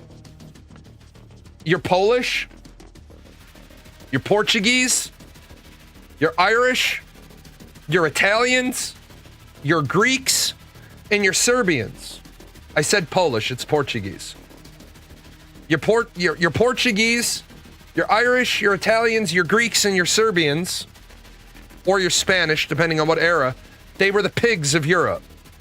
Please the fuck stop telling me that all Europeans benefited from the slave trade. Irish people only became white when Eastern Europe was Europe instead of the USSR. Yeah, Irish people participated in the slave trade. We were just unwilling fucking participants of it. Because we were right next to you.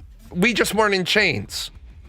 Was it the Polish too? I couldn't remember if it was the Polish. I think it was the Polish. Pigs goes through a lot of iterations throughout history. People got to stop saying all white Europeans benefited from the slave trade. No, the fuck we did not. Guess what, man? Not every white English person benefited from the slave trade. Who benefited from the slave trade? The fucking king. Your Irish great-grandmother hid her accent from the public because she didn't want them to think your family wasn't white. There you go. Boom. The problem is this. Do I acknowledge that this country is not very hospitable to Black America? Yeah, I fucking do. When you have disproportionate amount of crime rates per population, that needs to be dug into. However, I don't think Shaquille O'Neal, Michael Jordan, Kobe Bryant, Michael Jackson, Morgan Freeman, Denzel Washington, I don't think any of them, Halle Berry, got to throw a woman in there, Barack Obama, Michelle Obama, the Obama girls, we're going to throw a lot of Obamas in there. I don't think any of them are going to turn around and say, there's a glass ceiling. Slavery as an institution repressed economic development in the U.S. The South was historically backward in the industrialization on account of it. An economic deficit that persists to this day. You are correct. Slavery lends itself to agriculture. Slavery lends itself to an agrarian society. If you know anything about economics, you know that the production of raw materials is the lowest profit in the process. Europe is racism plus my US friends. Yeah, you hate people in the next village over. You're right. Slavery is a short-term gain. No, we got to be careful with that. Slavery isn't a short-term gain. We got to be very, very, very careful that we don't say that we don't say that. Slavery can be a long-term gain. It's just long-term. Slavery is small gain because your slave society becomes reliant on basic things. You grow corn or you grow cotton, and if you're not willing to invest in mercantilism, where you're going to take that cotton out of the ground, keep it local, produce cloth, keep it local, produce clothing, sell the clothing, then what you've done is you've created an industry that has the smallest piece of profit. You have a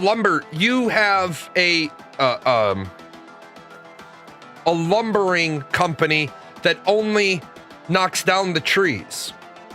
You're doing the hardest piece of work. You're doing the most physical demanding piece of work. But if you're not milling the lumber and you're exporting the tree itself and somebody else is milling it, you did the hardest piece of work for the least amount of profit. Because remember, everybody in the process has to be able to make a little profit.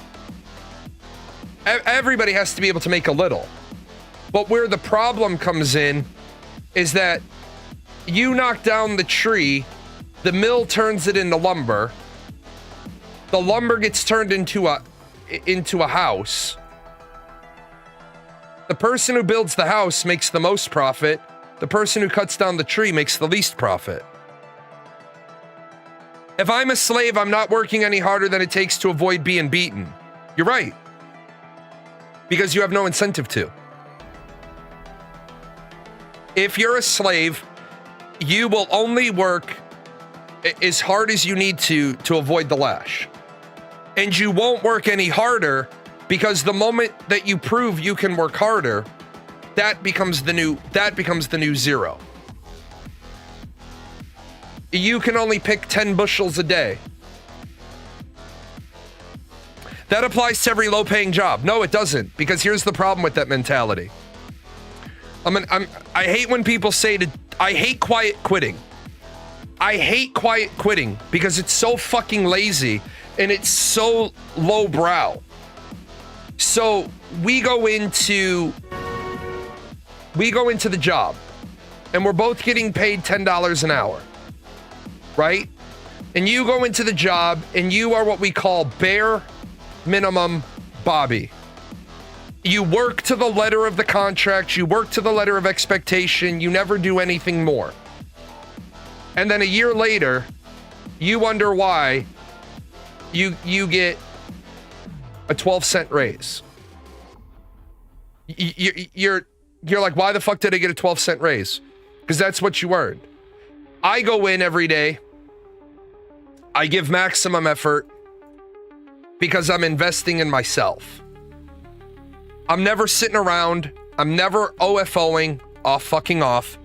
I'm always picking up trash. I'm always sweeping. I'm always going above and beyond. There's no guarantee I'm going to get more than a 12-cent an hour raise. But if there's more money to be given, if there's a promotion to be given, my boss is going to have eyes on me because I'm not easily replaceable. Now, it's absolutely true that if you're too much of a go-getter, you aren't easily replaceable. So if you're not replaceable, you're not promotable. All my coworkers do the minimum or even less. So all the work always comes to us suckers that work with more effort or just more normal effort in general. And you're right. You're right. The raises they give in some fields in the U.S. is BS. The raises they give in capitalism is bullshit. It doesn't have to be the U.S. Just in capitalism. But yeah, there are people that do bare minimum Bobby. And that's fine. But then if you've always given bare minimum Bobby, if you always do what you've always done, then you'll always get what you always got.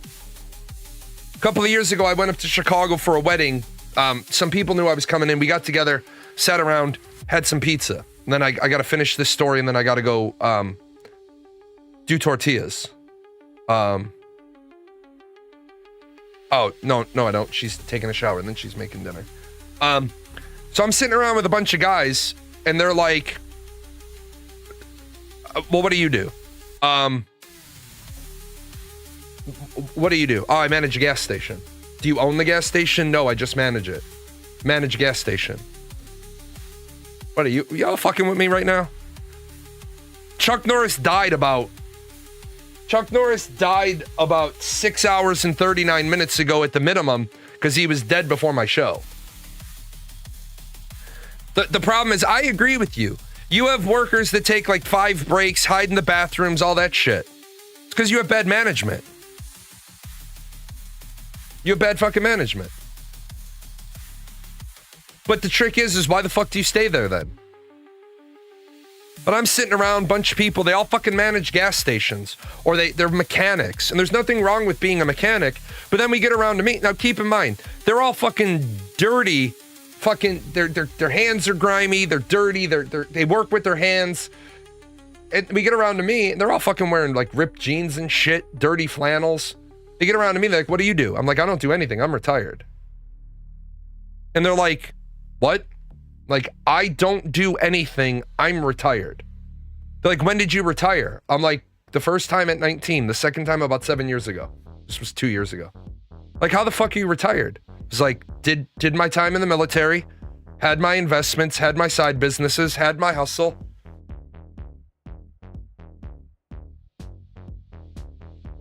Fucking life is out there, man. Fucking go claim it.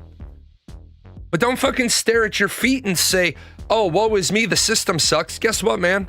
The system sucks for everybody.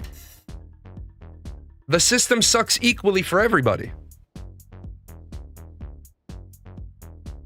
I'm from Portugal, Brazilian and refugees. We'll see that right there. This right here is a problem. We can't have a world that still has refugees. I know this is going to sound hard. I know this is going to sound evil. I know this is going to sound terrible.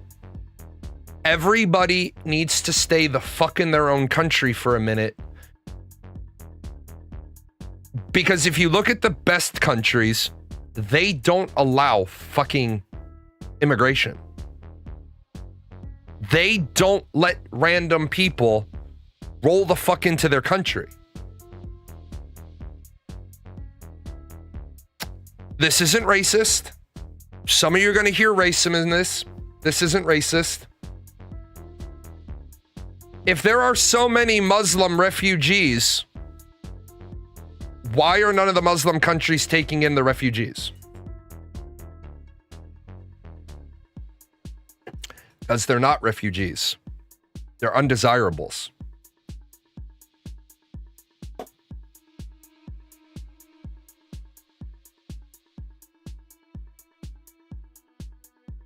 The Muslim countries aren't taking in the refugees because they're not refugees.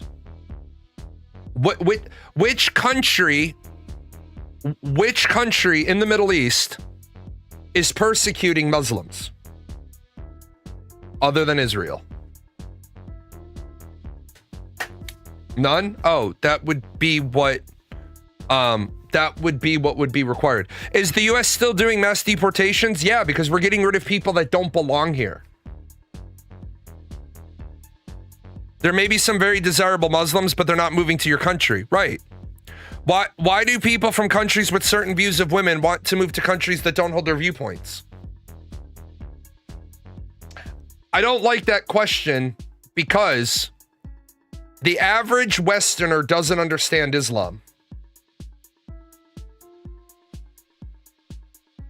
And the examples of Islam you're seeing are not from refugees, it's from undesirables.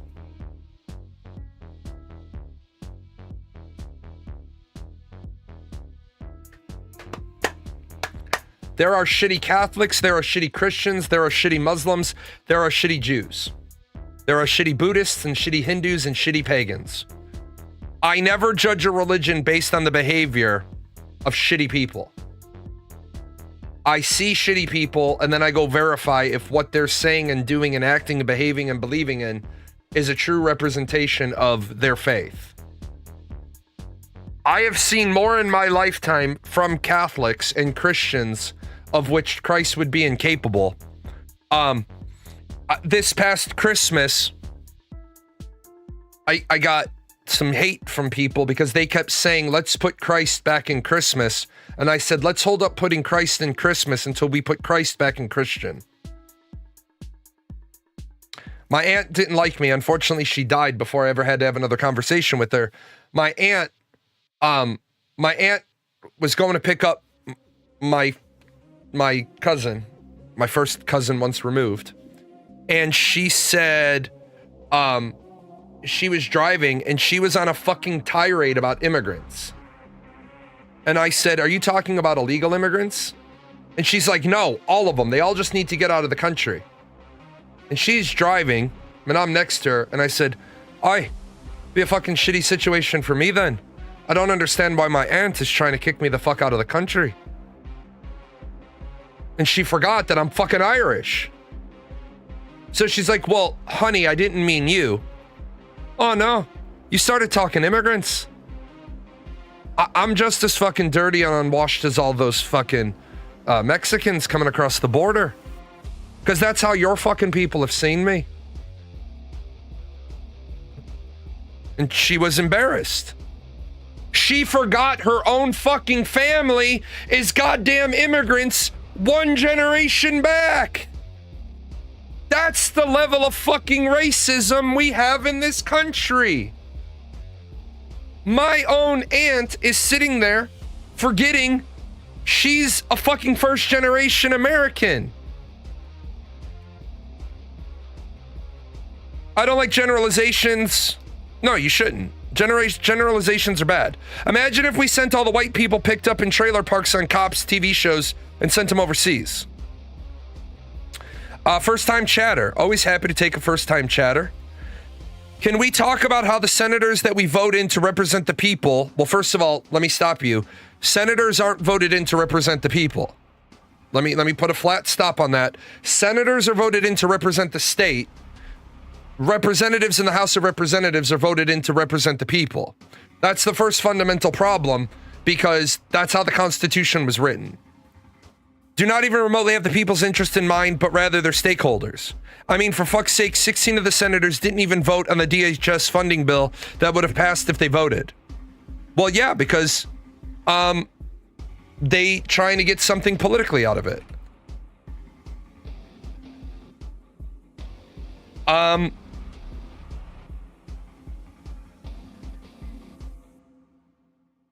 The problem is, we've changed the rules of the Constitution, but we haven't changed the rules of how the votes roll. The Senate fails for the 5th time to fund the DHS bill. Can I just say this? Every TSA agent should not go to work tomorrow. Fuck them. Fuck the country. TSA should not go to work tomorrow because it is fucking bullshit that you ever expect somebody to work for weeks at a time and not get paid. In a 47 to 37 vote, the legislation failed to reach the 60 vote threshold.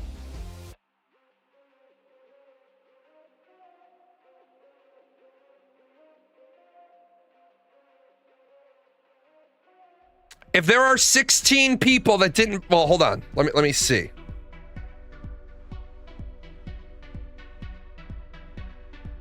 The 16 people who didn't vote, impeach them all. You want to fucking see real change in the goddamn government? All 16 of the people who didn't vote, their states should move to remove them from office and send a new candidate. How the fuck are you not gonna vote? Yeah, the lines at airports are getting ridiculously long.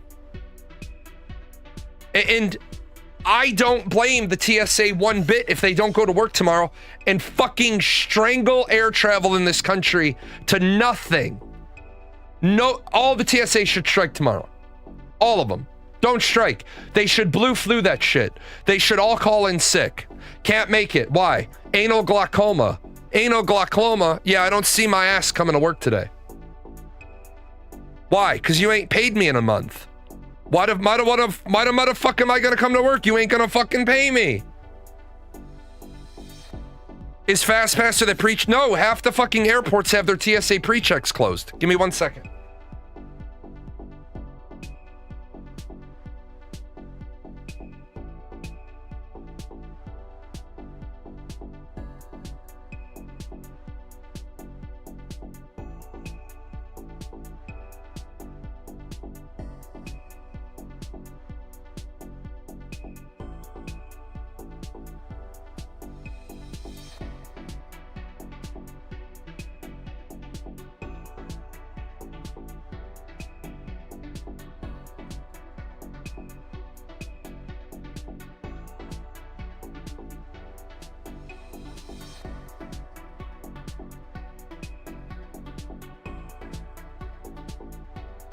Okay, so this TSA pre-check one is one that I'm fucking pissed off about because, well, TSA is one that I'm pissed off about. Let me see if I can bring up real quick the plane tickets.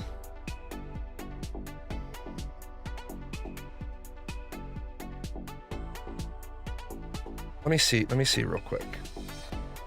Because I've shown this a couple of times, but this is what oh shit, why aren't you working? What pisses me off about this, I guess I can't get into my mail right now.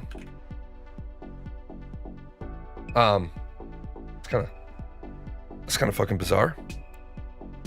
If you want to get re-elected to your comfy job, why would you continuously push to keep workers unpaid during spring fucking break? Because guess what? The people who are inconvenienced on spring fucking break aren't going to vote against you, because the people that are in college are going to vote Democrats, because Democrats are the ones that want to turn around and get rid of student loan interest and all that other shit. I can't get into my Yahoo Mail right now.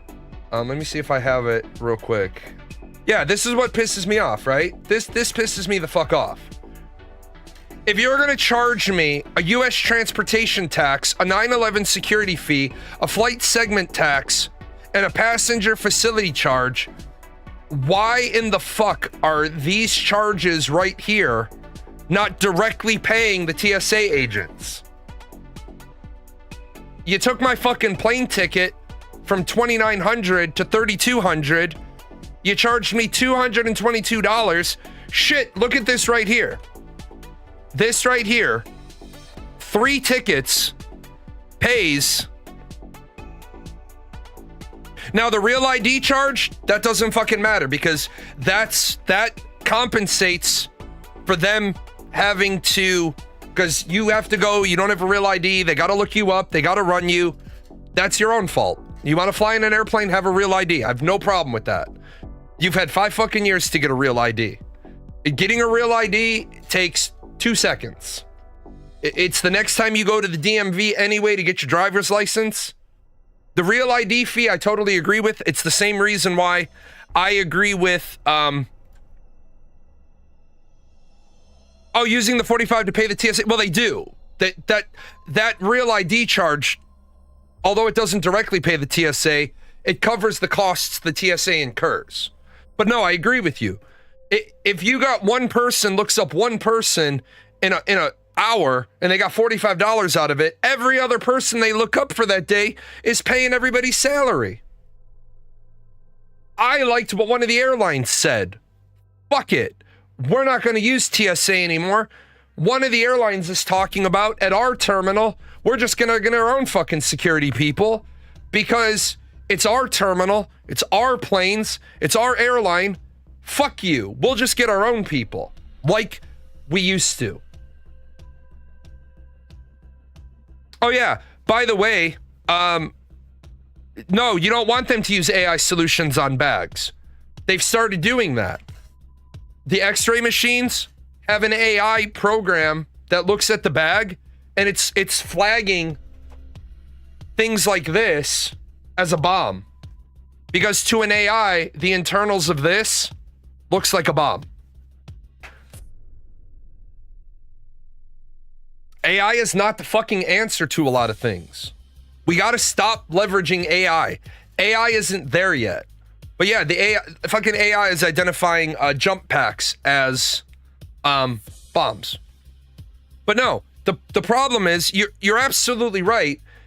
Every fucking voter, every fucking air traveler that gets impacted should be looking for a new fucking candidate. But a person like me is never going to... Wait, they should have streamlined bureaucracy of getting visas and no, why? First of all, let me stop you. Don't repeat shit that's not true. Nobody's getting dragged into a detention center if they're cooperating with ICE, if they're carrying their visa. I know this is hard for people to rationalize. If you are above the age of 18 in America and you are here on a visa, you are required by law to carry that visa with you at all times and surrender it upon request to immigration officials. The people being dragged to detention centers are the ones that like to not have visas, overstay their visa, yell at the fucking immigration people, not speak English, not try to cooperate. Well, to a detention center you go. Actually, there are instances the person was going to... Yeah, here's the thing. In America, what people don't understand is that an immigration judge cannot give you permission to stay here. In fact, at immigration court, when the judge says your next appointment is here, so you know I'm not giving you permission to stay. I hear that shit all the time in the immigration court when I'm there with family that are trying to work something out, or friends of family that need just somebody to go with them. We deport people who overstay their visa. The way it works is this. Your visa expires on 31 March. You have a court hearing on 29 March. If you go to this court hearing and they don't presto changeo make you a citizen, you have to leave the country in 2 days. Because legally, your visa expires in 2 days. The judges the judicial branch cannot override the executive branch. So when people say, oh, well, they were living here for 10 years and they were doing all their check-ins on time, that's great. It was just routine check-ins. You're right. Listen to what the fuck I'm telling you. You want to argue shit from a position of being wrong, that's fine. The judge cannot tell the State Department, you have to let this person stay. Again, pending asylum application, that's not true. So don't repeat shit that's not true. When you are on a pending asylum application, it's only valid if you filed that asylum application at a point of entry. Many of these people have come into the country, not filed an asylum application, and then they're trying to get asylum when they're in as far as Chicago. But the problem is they get picked up because they filed a fraudulent asylum claim. How the fuck did you get here? How are you in this country? Oh, well, you see, well, no, come on, you're leaving. How are you in this country? I came in through El Paso. Here's my asylum application. Here's my number. No, it's not valid if you file it within 1 year. You're wrong. It's valid for a year if you file for asylum at an entry point.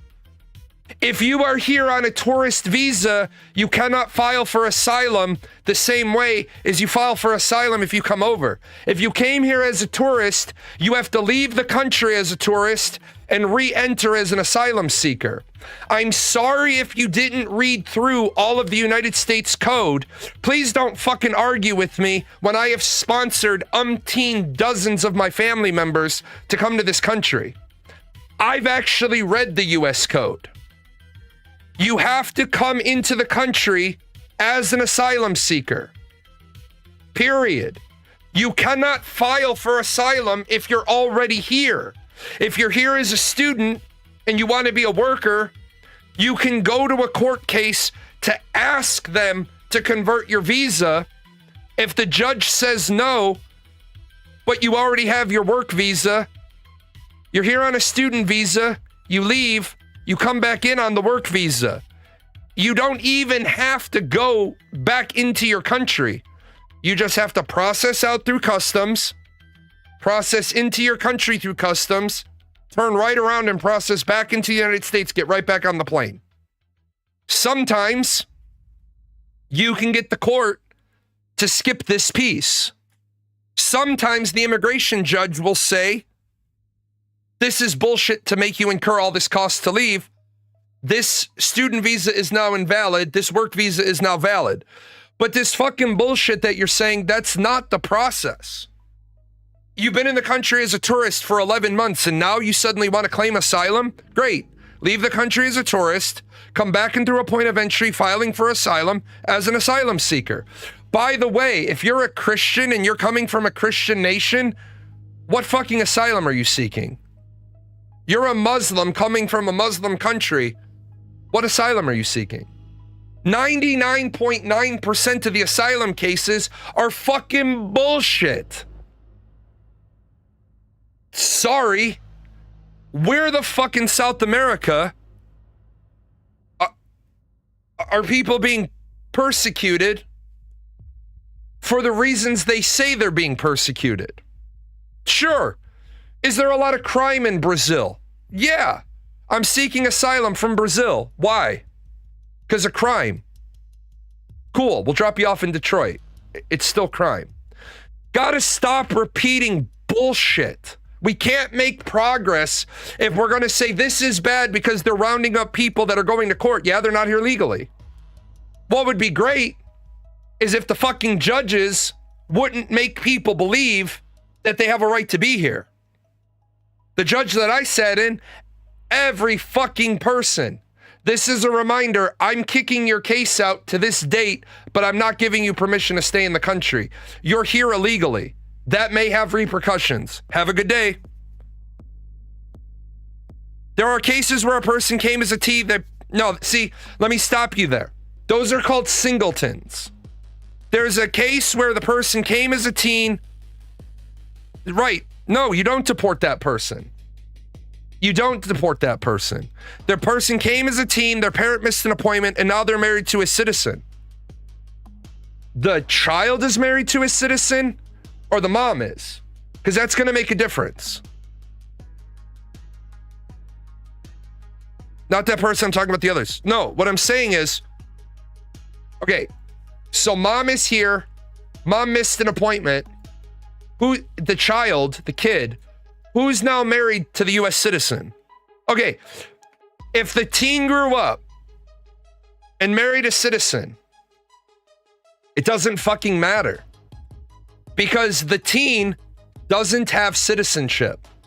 I know it sounds harsh. I know it sounds cruel. I know it sounds terrible.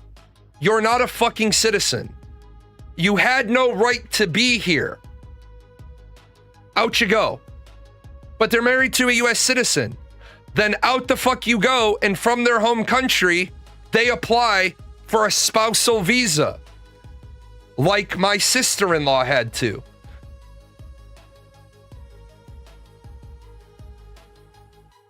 Easy peasy. King Jalan is gonna make a fucking decree here. Mom, dad, kid. Mom's a citizen, dad is not, kid's a citizen. Mom's not, dad is, kid is. Mom is, dad is, kid is. Here's the fucking crazy one. No. Oh, fucking no, you're not. Seems like you can file an I-589 if in the US and claim asylum, but yes, it depends on how you entered. The timeline depends, but likely when you meet with an asylum officer, considering you didn't apply to port of entry, it's going to be denied. Correct. That's why I said the big answer is if you didn't come through a port of entry filing for asylum, 99 times out of 100 you can't file for asylum. There are the one-offs, but the one-offs shouldn't become the rule. The exception doesn't become the rule. Can the child be a citizen even if mom and dad isn't, as long as the child was born on U.S. soil? The way it is right now, 14th Amendment, yes. If you're born on American soil, you're a citizen. If it was up to me, we'd get rid of that. We would get rid of birthright citizenship. Mom or dad has to be a citizen for you to get citizenship here. We need to get rid of birthright citizenship. It's fucking bullshit. We don't need it anymore. We haven't had slavery in so long, we don't have to worry about the children of slaves not getting their citizenship. But you say there are ways to get these people legal. No, the problem is I don't want to get them legal. The problem is they're not here legally. Get them the fuck out of the country. The parents would be deported with their child and the citizen can come back. Right. Lots of countries in Americas have birthright citizenship, but it's not, you're right. Lots of countries in the Americas have it. Lots of Europe doesn't. So we need to what we need to do is we need to deport all the people who don't need to be here. Ready? It's not like I'm throwing this off the cuff. It's a staple product of my political platform. Remove everyone who shouldn't be here, fix all the systems, then become a nation of legal immigrants. But I'm tired of the fucking bullshit where we say, oh, well, they've been here for so long, they deserve to be here. 1 in 6 American children are in poverty. They deserve to be fed. We can't do that if we're running around with a bunch of fucking people leeching off of our system. Get them the fuck out. Then we take care of the American child who lives in poverty. And then we can say, we have 100% employment and we have 27,000 jobs. Hey, Secretary of State, find 27,000 people. Well, the problem is, L9, you say you wish all the votes were down to a majority so things would get done. I don't want that. Here's why I don't want that, and why you shouldn't want them either. You don't want things to be a simple majority because that's the flaw of a democracy. Ready? Let me show you the evil of democracy. 55% of America is white. 13% is black. Here's the problem with the democracy. The 55% of white people all just voted to kill all the black people. And it's legal. Because we went with a simple majority. Ain't that about a bitch? We just killed 13% of the country. Because the flaw of a simple majority in a democracy is that if everybody votes along party lines or racial lines or class lines, if you are the majority, nobody can oppose you. We need to get back to where the Senate is appointed by the state legislature. We need to get back to the Constitution as written, because the Constitution as written is that the House of Representatives takes care of the people and the Senate takes care of the state, and the House of Representatives proposes the bills, and the Senate looks at the bills, figures out how to make them worded properly for the benefit of the states, and then the Senate had their own responsibilities. Now, some things need to pass through with a simple majority. Some things need to pass through with a 2/3 majority. Some things need to be a 60 vote threshold. Maybe we need to look at which ones are which. For example, Mike Johnson was able to do something that technically is illegal. Mike Johnson is the fucking genius who decided to divide the government into 2 separate funding bills. My plan is that Congress can't take any other actions until we're on a budget, not a CRA, a budget.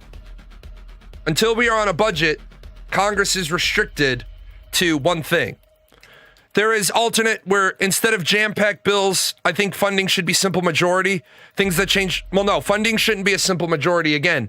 I don't want the Republicans in the Senate to be able to ramrod a bunch of bullshit like a $6.2 trillion big, beautiful bucket of bullshit when we only took in $4.1 trillion in revenue. Your life is worse right now in 2026 because of that vote last year that added $2 trillion on to the national debt. Anyway, I love my show. I absolutely love doing what I do. I stayed late with you guys today because my daughter joined the track and field team. I do want to tell you guys, all the money I make here has always and will always go to one thing and one thing only. The money that I make here all goes to PGN Music.